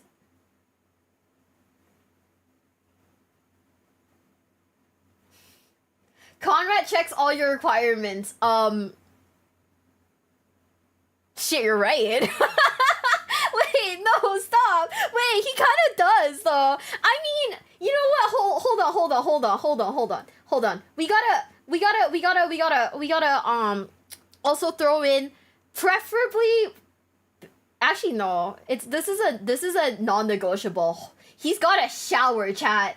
He's got a shower. He's dead? Oh, he's dead? Oh, okay, sorry, chat. He's not a high value man anymore. He's not a high value man. Therefore, he's because he's dead. And you know, we like the fact that we like dating men that are alive. He showers in blood. Another Crow W. True! Crow being alive makes things so much better. Date Vulcan? I think Vulcan's too tall. I shower every day. I'm more in than ever. Hell yeah, bestie. You can't just not date someone because they have a flesh room or two. I think it's more the flesh carpet that, you know, puts me off a little. This is so dumb. Okay, are you guys ready? In 3, 2, 1. Conrad Kurz. If you know anything about the Night Lords, you know that they are probably the most horrific of all Space Marine legions. Yeah. They are blood-crazed psychopaths that prey upon the weak, utilizing fear as their most potent weapon and striking at the enemy's most vulnerable positions. The Night Lords do not choose to engage their enemies in honorable combat on the front lines, instead striking behind their defenses to massacre civilians and destroy their points of industry. When these dudes would go to take a world, they would admittedly do it with less bloodshed or warfare than any other legion during the Great Crusade. But the way in which they did this was by torturing a small handful of individuals and then stringing up their corpses for the entire world to see. They would then project images of the grisly display across the entire system, sending the message loud and clear that if you didn't want this to happen to you and those you love, you would bend a knee to the Night Lords immediately. None embody their twisted philosophies more than their Primarch Conrad Kurz, a man who was constantly tormented by visions of the future. These visions imbued him with a profound sense of paranoia and a nihilistic outlook on the nature of humanity. He saw human beings as nothing more than livestock. Isn't he just like Batman, but he kills? The Batman who kills, basically, huh? They only torture some of the people, not all of them. Whoa, that makes it better? That makes it better? Question mark? Beasts of burden that needed to be corralled into obedience through fear and pain. This is the philosophy he utilized to conquer his homeworld of Nostromo. When he was young, he adopted the title of Night Haunter and systematically butchered the criminals that plagued his gang-infested world. His reign of terror eventually forced the planet into compliance. Yikes. And fear of the Night Haunter caused Nostromo's criminals to either go into hiding or repent their ways, lest the Night Haunter come for them. His philosophy of ruling through fear would eventually be proven to be a flawed one, as 10 years later, after his departure to lead the Night Lords during the Great Crusade, Nostromo would descend into its old habits, becoming a criminal's paradise once more. Before this, the youth that would be shipped from Nostromo to be inducted into the Night Lords' legions were from the noble families. Without the Night Haunter there to directly coax them into obedience, the new aspirants would instead be taken from Nostromo's prisons. Thugs, murderers, rapists, and gutter scum of all forms would funnel into the Legion, over time pushing the Night Lords to abandon any values they had left. Sickened by the infection of his Legion, and harboring no sentimental value for the world in which he was raised, Conrad returned with his fleets and bombarded Nostromo, shattering the planet and condemning all of its citizens to death. Kurz was a sick and depraved person who delighted in the suffering of others, mutilating and skinning his victims, sometimes as punishment for a perceived slight, but more often than not, just for fun. The throne room of his flagship resembled something more akin to a slaughterhouse. The floor, walls, and ceiling were all drenched in gore. His throne was surrounded by hundreds of chains and hooks hanging from the ceiling, upon which the bodies of his victims were placed, gently swaying back and forth, and if the accounts of the Primarch are to be believed, often whispering obscene prophecies to him. Later upon the world of Seguelsa, he would construct a similar throne room known as the Screaming Gallery that took this concept to a far more disturbing level. Why did they yassify him? I think Kurz deserved it, but also why do they yassify the fuck out of him though? Holy shit. This is a passage from the Night Lord's Omnibus, where Talos, who at the time was a Night Lord's apothecary, witnessed the horrors on display. The first scene comes from the antechamber outside of the Screaming Gallery. The walls, like so much of the Legion's fortress, were formed from black stone, sculpted into forms of torment. Twist-backed humans arched and writhed motionlessly, captured at the moment of supreme agony, their wide eyes and screaming mouths shaped by sadistic devotion. Shaped, not carved. Talos hesitated by the doors, his fingertips tracing over the open eyes of an infant girl, reaching for the protective, worthless embrace of an older man. Perhaps her father. Who had she been before the Legion raided her world? What had she done with her short life before she was dosed with paralytics and coated with rockcrete? What dreams were human within the hardening walls of a Primarch's inner sanctum? This is what Talos saw when he entered the Screaming Gallery itself. Talos walked down the central pathway, boots thumping on the black stone, while the floor either side of the walkway rippled and tensed with the pliancy of human expression. Eyes, noses, teeth, and tongues poking from open mouths. The ground itself was a carpet of faces, flesh crafted together, kept alive by grotesque Baroque blood filters and organ simulator engines beneath the floor. As an apothecary, Talos knew the machinery well. He was one of the few charged to maintain the foul ambience of the screaming gallery. Robed servitors, monotasked for the duty, sprayed gentle bursts of water vapor into the blinking eyes blanketing the floor, keeping them moist. Conrad was so absolutely insane that his Primarch novel, a series that, bear in mind, is designed to give the reader a deeper insight into a Primarch as a character. I kind of want these books. What the heck? These are a thing?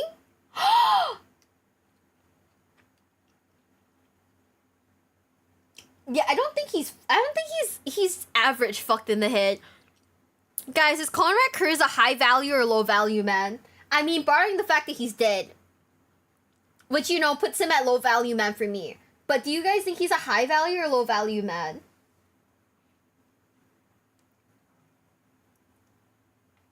Low? Depends? What do you mean it depends?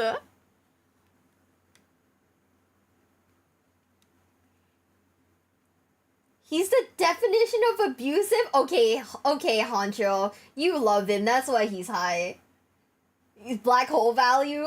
He's obviously a patron of the arts. I don't think that he's artistic. Clearance section. Oh. High value Batman. He's the Primarch something Emperor. He's just insane. We can't nepo him into being a high value man. Right? Which one is she looking at? Conrad Kurz. Is he a high value or low value man? He'll never cheat on you. Wait, you're right. Going by his moral code, he will never cheat on you.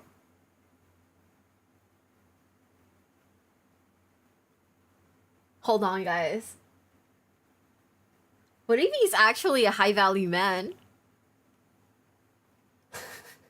Wait. Hold on a second there. But then he's also hella paranoid, right? So wouldn't he be the kind of guy who would also be like, oh, are you cheating on me? Alex, I cry.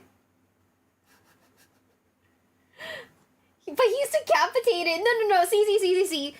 The thing about it is that if we minus the fact that he's dead.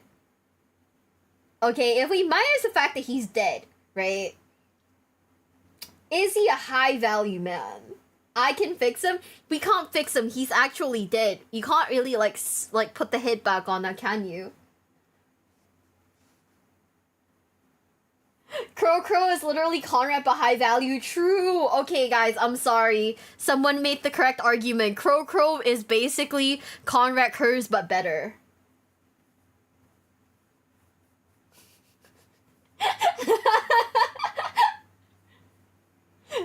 No. Bile could make a clone. Stop. Not Fabulous Bill making a clone of him. That's so funny. What if he kills you preemptively before you can cheat on him? Wouldn't that be insane? He's just that fucked up. He is just that fucked up. Okay, guys. Well, Conrad Kurz, a low value man. Okay, let's go. 3, 2, 1. I.e., their goals, motivations, history, and just about everything else that makes them tick. Conrad's Primarch book is a straight-up horror story, wherein a salvage crew picks up a stasis pod they find floating out in the void of space that contained the Night Haunter. They're not sure what to do with it, as it's clearly a space marine inside, but it's way too large. Conrad then proceeds to somehow break out of stasis and hunts down each member of the crew, one by one, slaughtering them in the most grotesque ways imaginable, and then stringing up their remains for the other members to find, taking a sickening delight on the torment he inflicts on all those within the ship.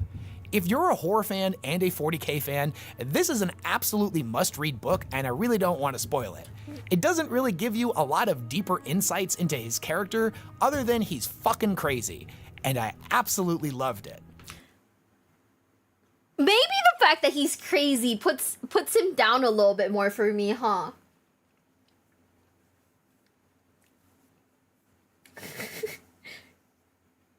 Right? Maybe the fact that he's like crazy should be like on lower, like a lot lower on the scale. A little bit, no, like a lot. I'm sorry, I lied. It's a lot. You know, I don't know. I don't know if we could. I don't know if, you know, he's just quirky. He's not quirky. He is not quirky. I feel like if we ever did like a high value man, low value man tier, there would have to be a tier for all the way at the bottom where it's just he's fucking crazy, you know? Like the absolutely low value, he is insane. He is not even low value, he's just crazy. So you just put him all the way at the bottom, huh? Quirked up with the murder sauce. That is crazy. Crazy is where she draws the line, but unemployment isn't. Okay, we draw the line at unemployment now, okay? Now when we date men, they have to have jobs. I'm sorry. That is how my standards work now, guys. We gotta date men with jobs. Now I understand. Honestly, I probably should have started like streaming, you know. I probably should have like streamed when I was like out there, like, you know, in the world. That way I could like sanity check against chat, you know? As opposed to like my shit friends. I could have like a bunch of like actual like people tell me, hey, that's not good. Right? His job is Batman. Is Batman legally a job? Can you file taxes if your job is Batman? See, Robot Girly Man is honestly husbando tier. Like, I would wife that man up in a second. He's like, if I could have a husbando tier, it would be Rogel Dorn and Robute Girly Man.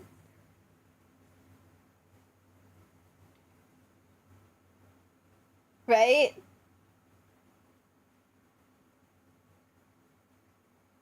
Stop with the Dorn simping. I can't. I love him. He's my favorite. He is literally my favorite. Okay, problem is that let me just put it this way. Problem is that Sanguinius is dead. Isn't Dorn dead? He is not dead. But why? Why would he do that? Like, why is he dead? I don't know.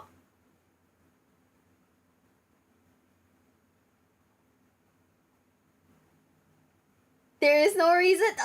Like, why is he dead? People die when they are killed? I mean, Dorn left just saying. Okay, you know what? I'm sorry. Husbando tier, Robot Girly Man, because he's alive and he came back. He came home. He came home. Therefore, he is high value. About Lion, I wiped that man up. I feel like Lion L. Johnson is a high value man. But I don't know if I wipe him up. Yeah, we need to add do not leave to the bar. Yeah, okay guys. If a man leaves, he is not the one. Okay? If he leaves to get milk, he is not the one. Not the pee pee poo poo. We were just talking about Raid Shadow Legends 2 Duologs. Just talking about how does anyone actually play Raid Shadow Legends? Fun fact, someone does play Raid Shadow Legends, my boss.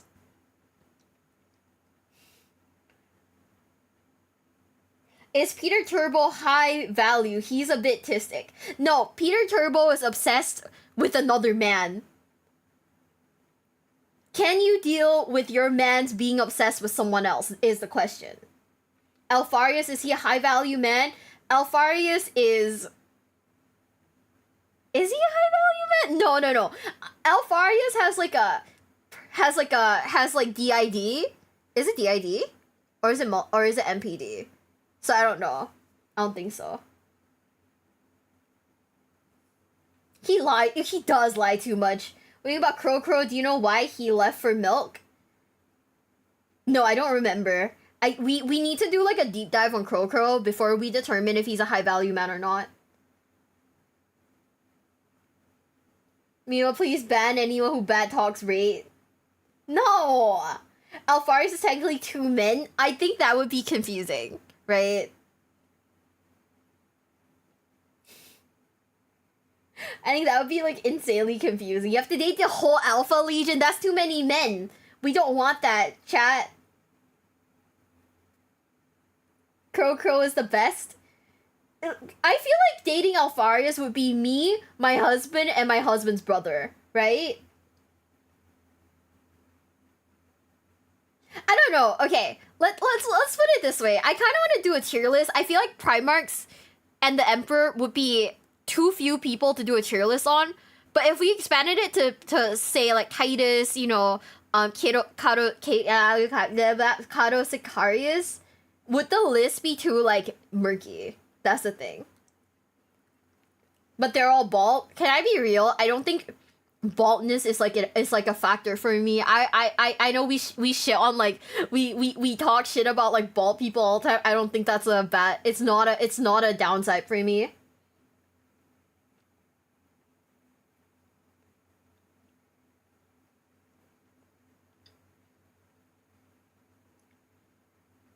Mm-hmm. You get a harem? I don't want a harem. I do not want a harem. Boom, solution to your double date is Alpharius and Omegon. I don't want two men. I think one man is sufficient. Yeah, if we put like chapter monsters and everything, it'd be like we'd be like there all day. So like, hey, I wonder, maybe I'll get like one of my mods to like do up a tier list of Warhammer like prominent Primarchs and characters. I mean, yeah. Just the name characters. All the bald or how fucked up would it be if we just had a tier that was just bald? You know? Would that be funny? Or would that be like kind of fucked up? If you're bald, you don't have to buy shampoo, therefore more money for games and snacks, but you have to spend money on razors to maintain the baldness. Right? Dorn's dead though. The only thing that was covered was this. He is not fucking dead. Don't say that. He's not dead. This is so sad. Hottest Balt 40k characters tier list. They all just go into like a tier list that says bald. Is bald not bald a standard? I don't know. I mean, hair situation, it doesn't bother me. So I guess it's fine. I don't know. Maybe I'd be like, oh, if my man has like nicer hair than me, maybe I'd be like, maybe I'd be like, man, what the fuck? But I don't know. Not bald isn't really an issue for me either. So hey, who knows? Maybe I'm crazy. Maybe I am crazy. There's like one Pancreas no work video that I wanted to watch. I'm curious. If you give Horus a wig, can you fix him? Horus is fucked. We cannot fix him. So Pancreas no work has a video called "How much has the Imperium lost since the Horus heresy?" And I'm curious, how much has the Imperium lost? Making them seem they all look alike. In short, you date Alpharius or do you date the whole Legion? Yeah, but that's like too many men. Like, how bald counts as bald? I think the general, I don't know, isn't bald like, you know, just bald? Dorn is not dead is in one of the latest books. The Emperor's Children had a vision of Dorn leading a Black Templar crusade. Oh, okay. He's alive. He's alive. Take that, chat. He's fucking alive. Let's go. Mm-hmm.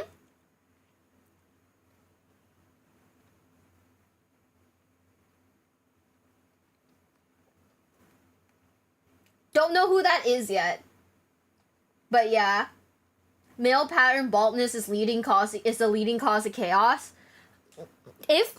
Okay, let me ask you guys this. If Zinch told you guys that if you turn to chaos, he could fix your hairline, would you do it?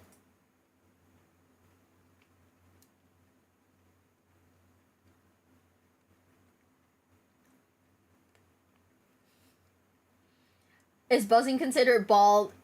As a buzz guy, there are a lot of people call me, but I don't think buzz cuts are bald. Are considered bald. Yes, no. Don't need it? Okay. No, hair isn't great. Joke's on you, I'm already with Slanesh. That's crazy. I would do it even without the hairline. No, I need more than that? Oh, okay. I crash out if I lost my hair. Isn't it more like Nurgle? I don't know. Would Nurgle, like... lie to you. I feel like it'd be Zinch that would lie to you. What if he's like, jokes on you guys? I can't fix it, lol.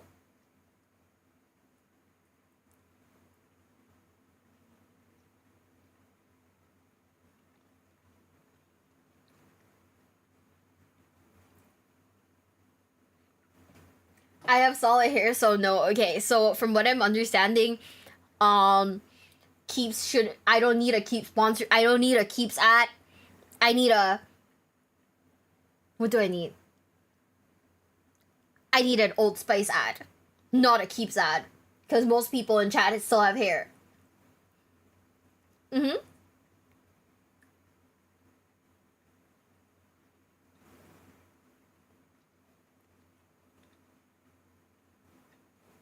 Okay, are you guys ready? 3, 2, 1. One of the major themes of Warhammer 40k is the idea that everyone in the setting is in some way decayed from what they used to be, that they're lesser, a shadow of what they once were. The Eldar used to rule the galaxy, now they're reduced to craft worlds scattered across it, a giant cancerous slum filled with the absolute worst people ever, and a bunch of clowns. The orcs used to all be the size of school buses and able to smash Necrons like they're made of plywood, now they're Cockney football morons. The Necrons themselves, for that matter, used to have souls, now they have none and most of them don't even have a personality. No. If that doesn't count as lesser, then I don't know what does. The Tau and Tyranids didn't really lose anything, so they break the mold a bit, but the Tau by the standards of the setting aren't old enough to have lost anything, and the Tyranids are the Tyranids. They don't really have anything to lose. And this, of course, holds true for the Imperium. They used to be a galaxy-conquering empire, now they're falling apart at the seams. That makes Before sense, that, though. humanity used to be in the dark age of technology, where they were in a similar situation to the Eldar, just not quite as powerful. Work might as well have been a hobby, they had complete mastery over their technology, and then everything went wrong. But that being said, let's go forward a bit. The Horus Heresy specifically. What did the Imperium actually lose from that time to the modern timeline of 40k? Because from what I was looking at, they didn't really lose that much compared to everyone else. I Now, guess that's not to say not. they lost nothing. Things certainly got worse in the following time. But I just thought it'd be a fun little video to make while I'm working on bigger stuff. Let's see what the Imperium actually lost from the Horus Heresy and on. Some of it was big, some of it was little, and some of the stuff they lost wasn't actually that big of a deal. And just to clarify, this video isn't specifically about what the Horus Heresy made humanity lose. It's about what the Imperium specifically has lost going forward from that point on. It'll also be pretty general in scope, just as a heads up. First off, let's start with the big one. Okay. Big E. They used to have the Emperor of Mankind leading the charge, then he was a bit more secretive, but he was still doing stuff and hanging around. Now he's stuck being a galactic light bulb. Obviously, the Imperium can't really count on him doing things anymore besides being a light bulb. I feel pretty confident in it being a valid statement to say that the Emperor has been lost. Being the galaxy's most divine car battery doesn't count as sticking around. But allow me to present to you what can be easily construed as the highest form of heresy. And I'm not No, I can't believe they called our man some fucking car battery. That is crazy. Chat, why have they violated our bestie like this? No. That is crazy work. Holy shit. Please, like, be kind to him. He's just a guy. I mean, he fucked up a lot, but he's, you know, just a guy. The big E car battery. Heresy. Death. But not inaccurate? Okay, stop. It's a little heresy. Big E equals electric battery. Oh, 7's in the chat, guys.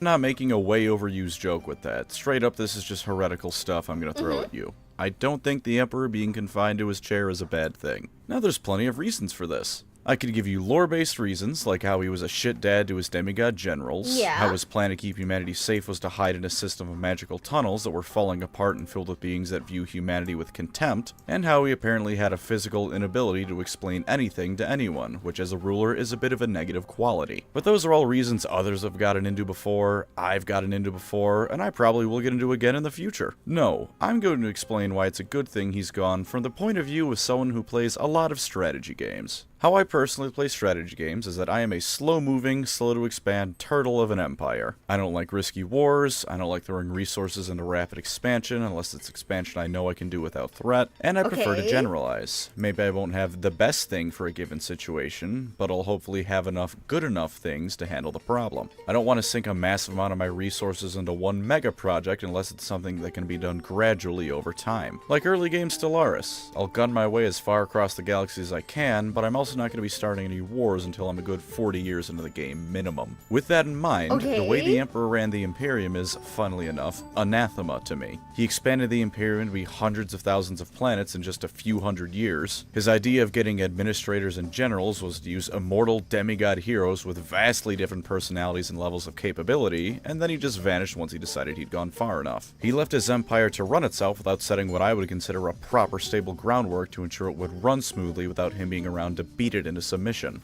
Oh, and what did he leave to go do? Why, a single resource-intensive mega project to which the backup plan of was, let's hope we don't need a backup plan. Which was then ruined because he trusted his son, who was obsessed with magic, to not do any magic. The way the Emperor ran the Imperium is a way I physically cannot bring myself to do running my own empires and strategy games, be they grand strategy or smaller-scale RTS games. And before you say you're just an idiot who's doing it wrong, let me ask you something, buddy.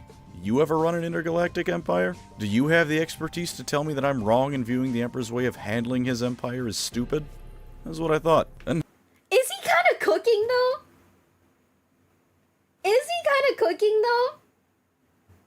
What do you guys think? I'm sat here and I'm like nodding my head like, wait, he's kind of making sense. Like, he's making a lot of sense. Like, yeah, Big E kind of fucked up. But the Emperor didn't have a lot of time. He was in a time crunch. Yeah. Yeah, that's true. Did the best of info he didn't have?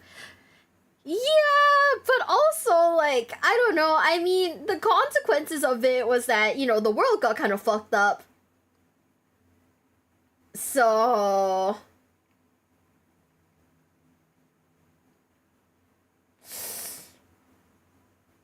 you know, the consequence, I mean, he had good intentions, but the consequences were really bad, you know? It's not like, oh yeah, I decided to, you know, like, do something good for my dad and I ended up like breaking his like favorite like vase or something. No, this is, I did something nice for my dad and then I ended up like, you know, fucking up the universe. So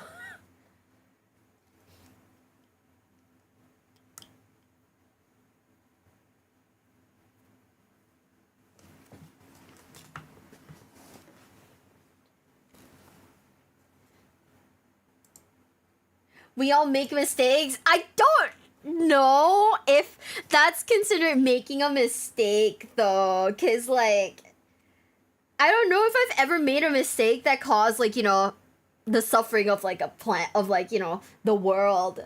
But yeah, it was a lose-lose situation. It was very much a lose-lose situation. So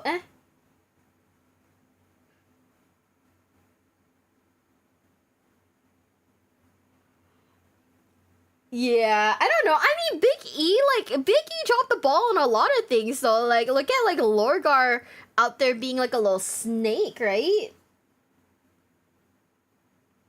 Pancreas actually hates 40k. Does he actually? I don't know. He's highly recommended. I don't know. If you're learning a lot, I am. It's pretty fun so far. Are you guys ready? In 3, 2, 1. hell, there's even a few benefits to him being lost to the Imperium. The Astronomicon is probably more easily powered by him being tied to the damn thing, so that's a plus. Humanity also gained a unifying religion to keep it going, and in fact the Imperial cult has been stated to be pretty much the only reason the Imperium is even remotely unified. Gilliman called it a necessary evil for that very reason. Shout out to him not being immune to that particular brand of stupid juice, by the way. Real shame the only Primarch who didn't subscribe to the edgy atheist school of thought instead subscribes to the edgy Satanist school of thought instead. Moving on, the Imperium's also lost the Primarchs. They're the next next step down from the Emperor, figured it makes sense to talk about them next. Now, the Primarchs are a bit trickier than Big E, and no way helped by the fact that 2 of them have come back, and I like a couple of them. But let's just go with the immediate aftermath of the heresy to start with. After about 1,000-ish years from the Horus Heresy ending, all the Primarchs were gone. Between those who died and the 9 traitors, the Horus Heresy got all but 6 of them removed from the Imperium, and then those 6 proceeded to either run away or get killed. Or semi-killed in one of those cases. Now, this is an interesting one because on the one hand, several of the Primarchs lost were the sort of people that would have absolutely helped the Imperium if they stuck around, and their absence most certainly hurt it. Guilliman especially springs to mind, being one of the few, if not the only Primarch who was trying to do any sort of forward planning, and just generally being the expert and administrator that he is. Rogel Dorn could have ensured Cadia wouldn't have fallen until we were at Warhammer 80k if he was still around, and Sanguinius probably could have been a decent Emperor 2.0. Even some of the traitor Primarchs would have been helpful had they not turned into the traitor Primarchs. Vulgrim was a pretty cool dude before that whole cocksword thing. He probably could have helped, but also consider that plenty of the Primarchs weren't great for the Imperium before they left. Lorgar might have been diplomatic as a Primarch, but regardless of whether or not you approve of his approach to bringing worlds into compliance, he was going directly against the wishes of the Imperium's leader. That sort of things can only cause problems at some point down the line, even if said problems didn't turn into a demonic revolution. Purely from the standpoint of keeping the Imperium unified and everyone on the same page, I think it's a good thing he's gone. Leman Russ at best is helpful when you need someone disposed of, but the Space Wolves, to be blunt, are not the kind of people you want around in a peacetime situation. And if the Space Wolves are bad for peacetime, the World Eaters are a bad sandwich with extra bad sauce on top. What the fuck is this analogy? They didn't do peace. At a certain point, they probably didn't understand what peace meant, beyond being what you chop your enemies into. Angron becoming a traitor was probably better for the Imperium than not. He was a brutal monster at the best of times, and if the Imperium tried to get rid of him, killing off one of your demigod generals is a bad look. Even if it was done in secret, that's the kind of thing that leads to conspiracy theories on the Emperor killing off his children. But him turning traitor? Well, now you don't have to justify getting rid of the thousands of murder machines you're stuck with. And while him becoming a demon Primarch isn't great for the Imperium, he's also largely been in the warp ever since the heresy ended. Whenever he showed up back in real space was a problem for sure, but he did it so rarely that for the longest time he almost wasn't worth worrying about. That sort of thing is similar to a lot of the demon Primarchs. So while I do think the loss of the Primarchs is honestly worse than the loss of the Emperor, I think in a lot of ways it's not as bad as it could have been, and people think it is. You cannot tell me with a straight face that the Imperium would be better off if Conrad Kurz stuck around. He made flesh puppets of his dad, for God's sake. I wouldn't want him as a crossing guard, let alone of being in charge of the 20th of a galaxy-spanning military. Up next are technological losses, and this is going to be a lot more general. Of course, the Imperium has lost a lot of stuff from the Horus Heresy onward. Military equipment, civilian infrastructure stuff. If you can name it, the Imperium lost some form of it.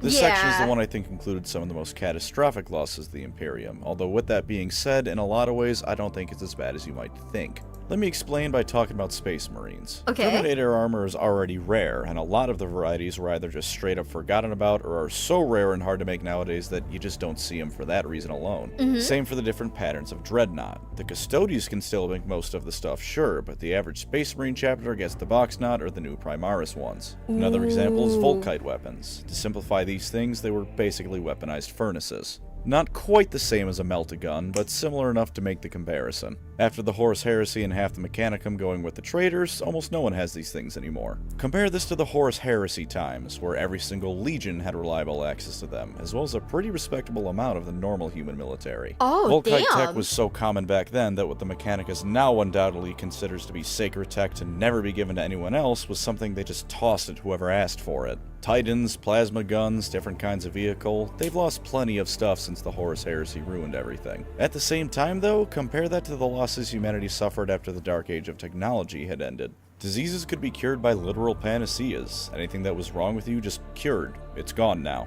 Well, much like those diseases used to be, now the panacea is just gone now. The last one humanity had is now in a Dark Eldar treasury somewhere because they thought it'd be funny to steal it. Terminator armor, the highest level of armor an Astartes can wear, was construction equipment. All the Imperium really did was add the black carapace to it so Astartes could wear it effectively and bolt a couple of sensors onto it just to make it a little bit more combat effective. And that's not even getting into things like the Arc Mechanicus black hole gun that could cause you to time travel back into yourself and explode, or the machines that could straight up erase matter from the universe. Compared to that, the losses from the heresy onward weren't that bad. Let's put it this way. Imagine if the United States lost the ability to make F-35s. I don't mean they lost it like the one they just fucking lost in the middle of nowhere, although I can almost guarantee you that thing is gonna make sooner or later. The government probably had to fight off War Thunder fans like it was Call of Duty Zombies to get the damn thing back. What I mean is to completely erase the ability of the United States to produce the F-35 fighter jet going forward. That would be bad, and that's what I view the losses of the Horus Heresy onward to be like for the Imperium. But there's still plenty of other fighters to use, just like the Imperium still has plenty of other weapons available to them. Now, using that analogy, imagine if the United States lost the ability to make jet aircraft. Not because of resource shortages, but because the knowledge of how to make anything with a jet on it is just gone. That's how I view the Dark Age of technology losses compared to what was lost between the Heresy and modern 40k. Also, please, for the love of God, don't yell at me because the F-22 is actually better than the F-35, or vice versa, and I'm an idiot either way. I know everything I know about those planes because of either Laserpig or habitual line crosser. I'm not a military aircraft expert, I just like people talking about the funny flying death machines. But to get back on track, the losses of technology after the Horus Heresy? Bad.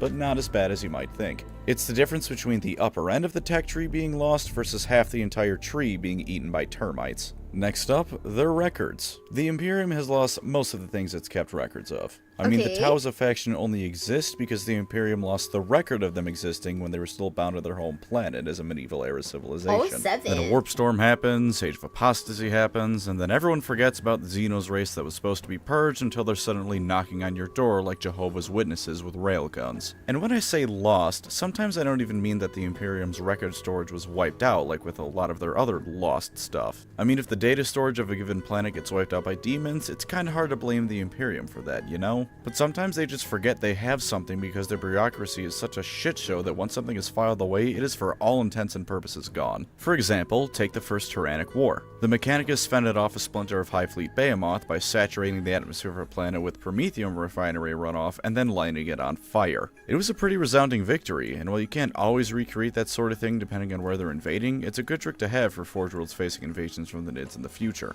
Problem is, when the incident was recorded, the Mechanicus just straight up forgot about it after it was stored. It's like when you forget where you put your car keys, except your car keys in this instance are a near guaranteed way to repel a horrific monster invasion. In all honesty, I think this is the worst of all things the Imperium has lost. You know the number of there being 1,000 Space Marine chapters in the Imperium? That's the estimate of the Administratum. In all honesty, there's dozens, if not hundreds more out there, some of which may even be damn near Legion strength. The lore doesn't make much use out of it because a whole Space Marine Legion suddenly appearing to save Cadia would be the ass-pull to end all ass-pulls, but to be fair, it's an entirely legitimate thing to happen in the setting. Plus it gives you room to homebrew your own army, which is always nice. But back to the point, the Imperium's records are so shit that they could lose entire groups of people the average person considers to be an angel. And something like a planet isn't exempt from this either. The Imperium having a million worlds is equal part truth and conjecture. In reality, it probably has a decent chunk more than that, but no one knows they exist because the records of it have either been destroyed, misplaced, or just forgotten about in the first place. These lost records mean the Imperium can't make use of what would otherwise be fantastic additions to itself. If you don't know a planet is there, you can't get taxes from it. I think this is worse than the technological aspect for a variety of reasons. Let's start with the obvious. If you forget a planet exists because your Administratum is the epitome of the word Byzantine, then you probably aren't going to supply it well. Or at all, really. One day there's a new Chaos Space Marine warband using it as the capital of their little empire, and this could have been easily stopped had someone 5,000 years ago not accidentally filed the planet under the wrong folder in your planet-sized library. Alternatively, important war zones get sent massive amounts of candy and other goods while some random paradise planet in the middle of bumfuck nowhere is suddenly drowning in enough lasguns to choke a hive fleet with. But dig deeper than that. Think about things like the Mechanicus and their obsession with finding ancient ruins, because that's where all the good tech lies. Imagine how many potential dig sites or caches of ancient tech have been lost to time because someone filed it away to be looked into later and then the information just could never be accessed again going forward. I know it sounds like a joke and it kind of has been used as such, but I'm not kidding when I say that a pretty good deal of the problems the Imperium faces could probably be solved if it had better record keeping and hadn't lost what it once had. Imagine if something like a map of prominent Dark Age of technology shipyards existed. Even if they're all in complete ruins, the information found in the wreckage alone could probably revitalize the Imperium. Surely before the Horus Heresy, something like that would have been one of the Emperor's top priorities, but because the Horus Heresy did a lot more than get a bunch of Space Marines killed, it no longer exists. And remember, the Imperium did used to have things like that. That's how the Lion beat Lehman Russ to finding a civilization of non-compliant humans they were fighting. He just looked at old colonial records and went to the homeworld. I mean, for the love of all that is good in this universe, which is next to nothing, I admit, the calendar is a subject of intense debate. Can you imagine if you walked up to a group of people and asked them the date only to get 3 different responses? One of them says the current year as you know it, one says 1985, and another hits you with an absolute mental flashbang and goes, ah yes, it is currently the year 279 BC. And any one of them could be right. Legitimately, if the Imperium hadn't lost so much in the form of the records it keeps from after the Horus Heresy, if so much wasn't tangled in the end-all be-all of disorganized Google Drive folders, it would have probably defeated half the enemies it faces by now. So what's... Honestly, the records keeping is probably like the most important bit though, right? Because like you could hypothetically, if you had the records, you could rebuild the technology. You could like rebuild the Primarchs, you know? But like reading, yeah. They aren't allowed to innovate, they're stuck like this. Oh, that's true. This is such a shit situation. I feel like they're in such a shit situation. They're not allowed to innovate. They're not allowed to do anything. And then they lose all their records. Yeah, Excel and Discord could save this universe. How long have you been listening to Warhammer as a whole? I mean, I feel like we've been like learning Warhammer for like, what, a month now? Maybe 2? A month or 2? Excel is there now. His name is Robute Gilliman. That is why he is husbando, okay? I don't care if he's the most vanilla motherfucker in that planet, in that universe, okay? Robute Girly Man will 100% save us, therefore he is husbando.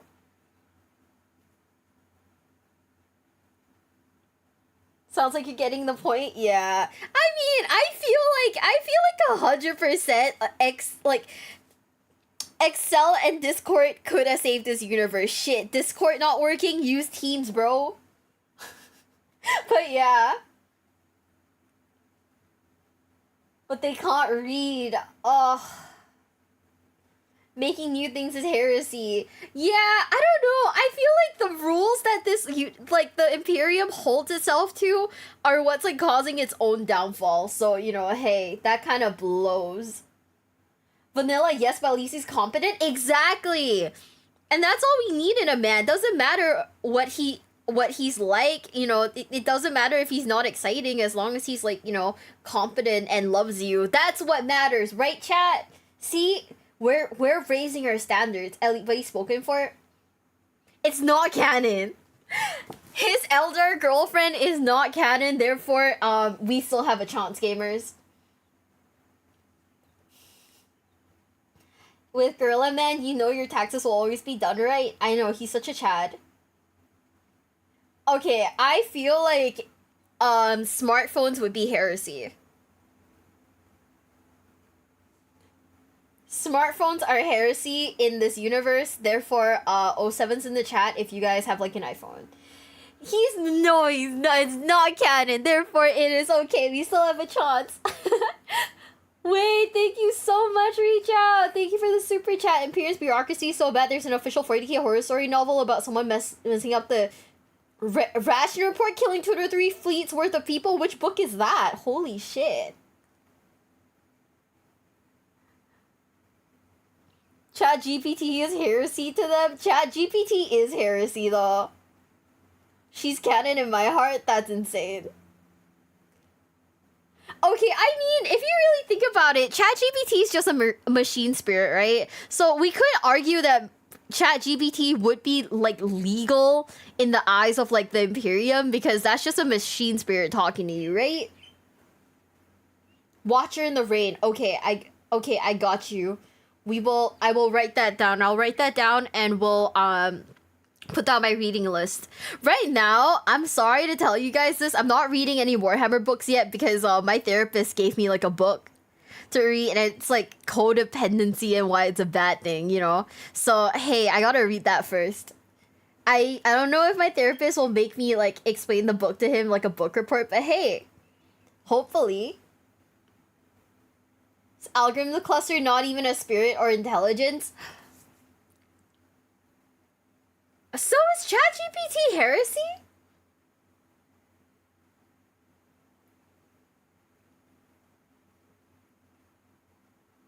Oh, he has a video reading Watching the Rain. Okay, I guess I'll watch that off stream then. Okay. ChatGPT is hella heresy. Okay, got you guys. We're going to hell now if we're talking to ChatGPT, guys. Oh no. It's so over for us. Corridor VTuber, thank you so much for the follow. Thank you. Welcome to the basement. Welcome. Inquisitor killing billions. It's just business. That's insane. 02. That is crazy. Did you see that, like, oh man, there was some, like, drama. This, like, candle company decided to release a candle called It's Just Business, and people were like, what the fuck? Why are you profiting off of, like, you know, some fucked up drama that happened? I kind of agree. Like, why are you profiting off of it? That's kind of insane. Like, you shouldn't do that. But yeah, AI is heresy. One of the few times I agree with the Imperia. I think that it is definitely not good. I don't know. It's just not sustainable. It's really not. But hey. The fact that so many places are turning towards it is kind of scary in itself, huh? 3, 2, 1. What's there to take away here?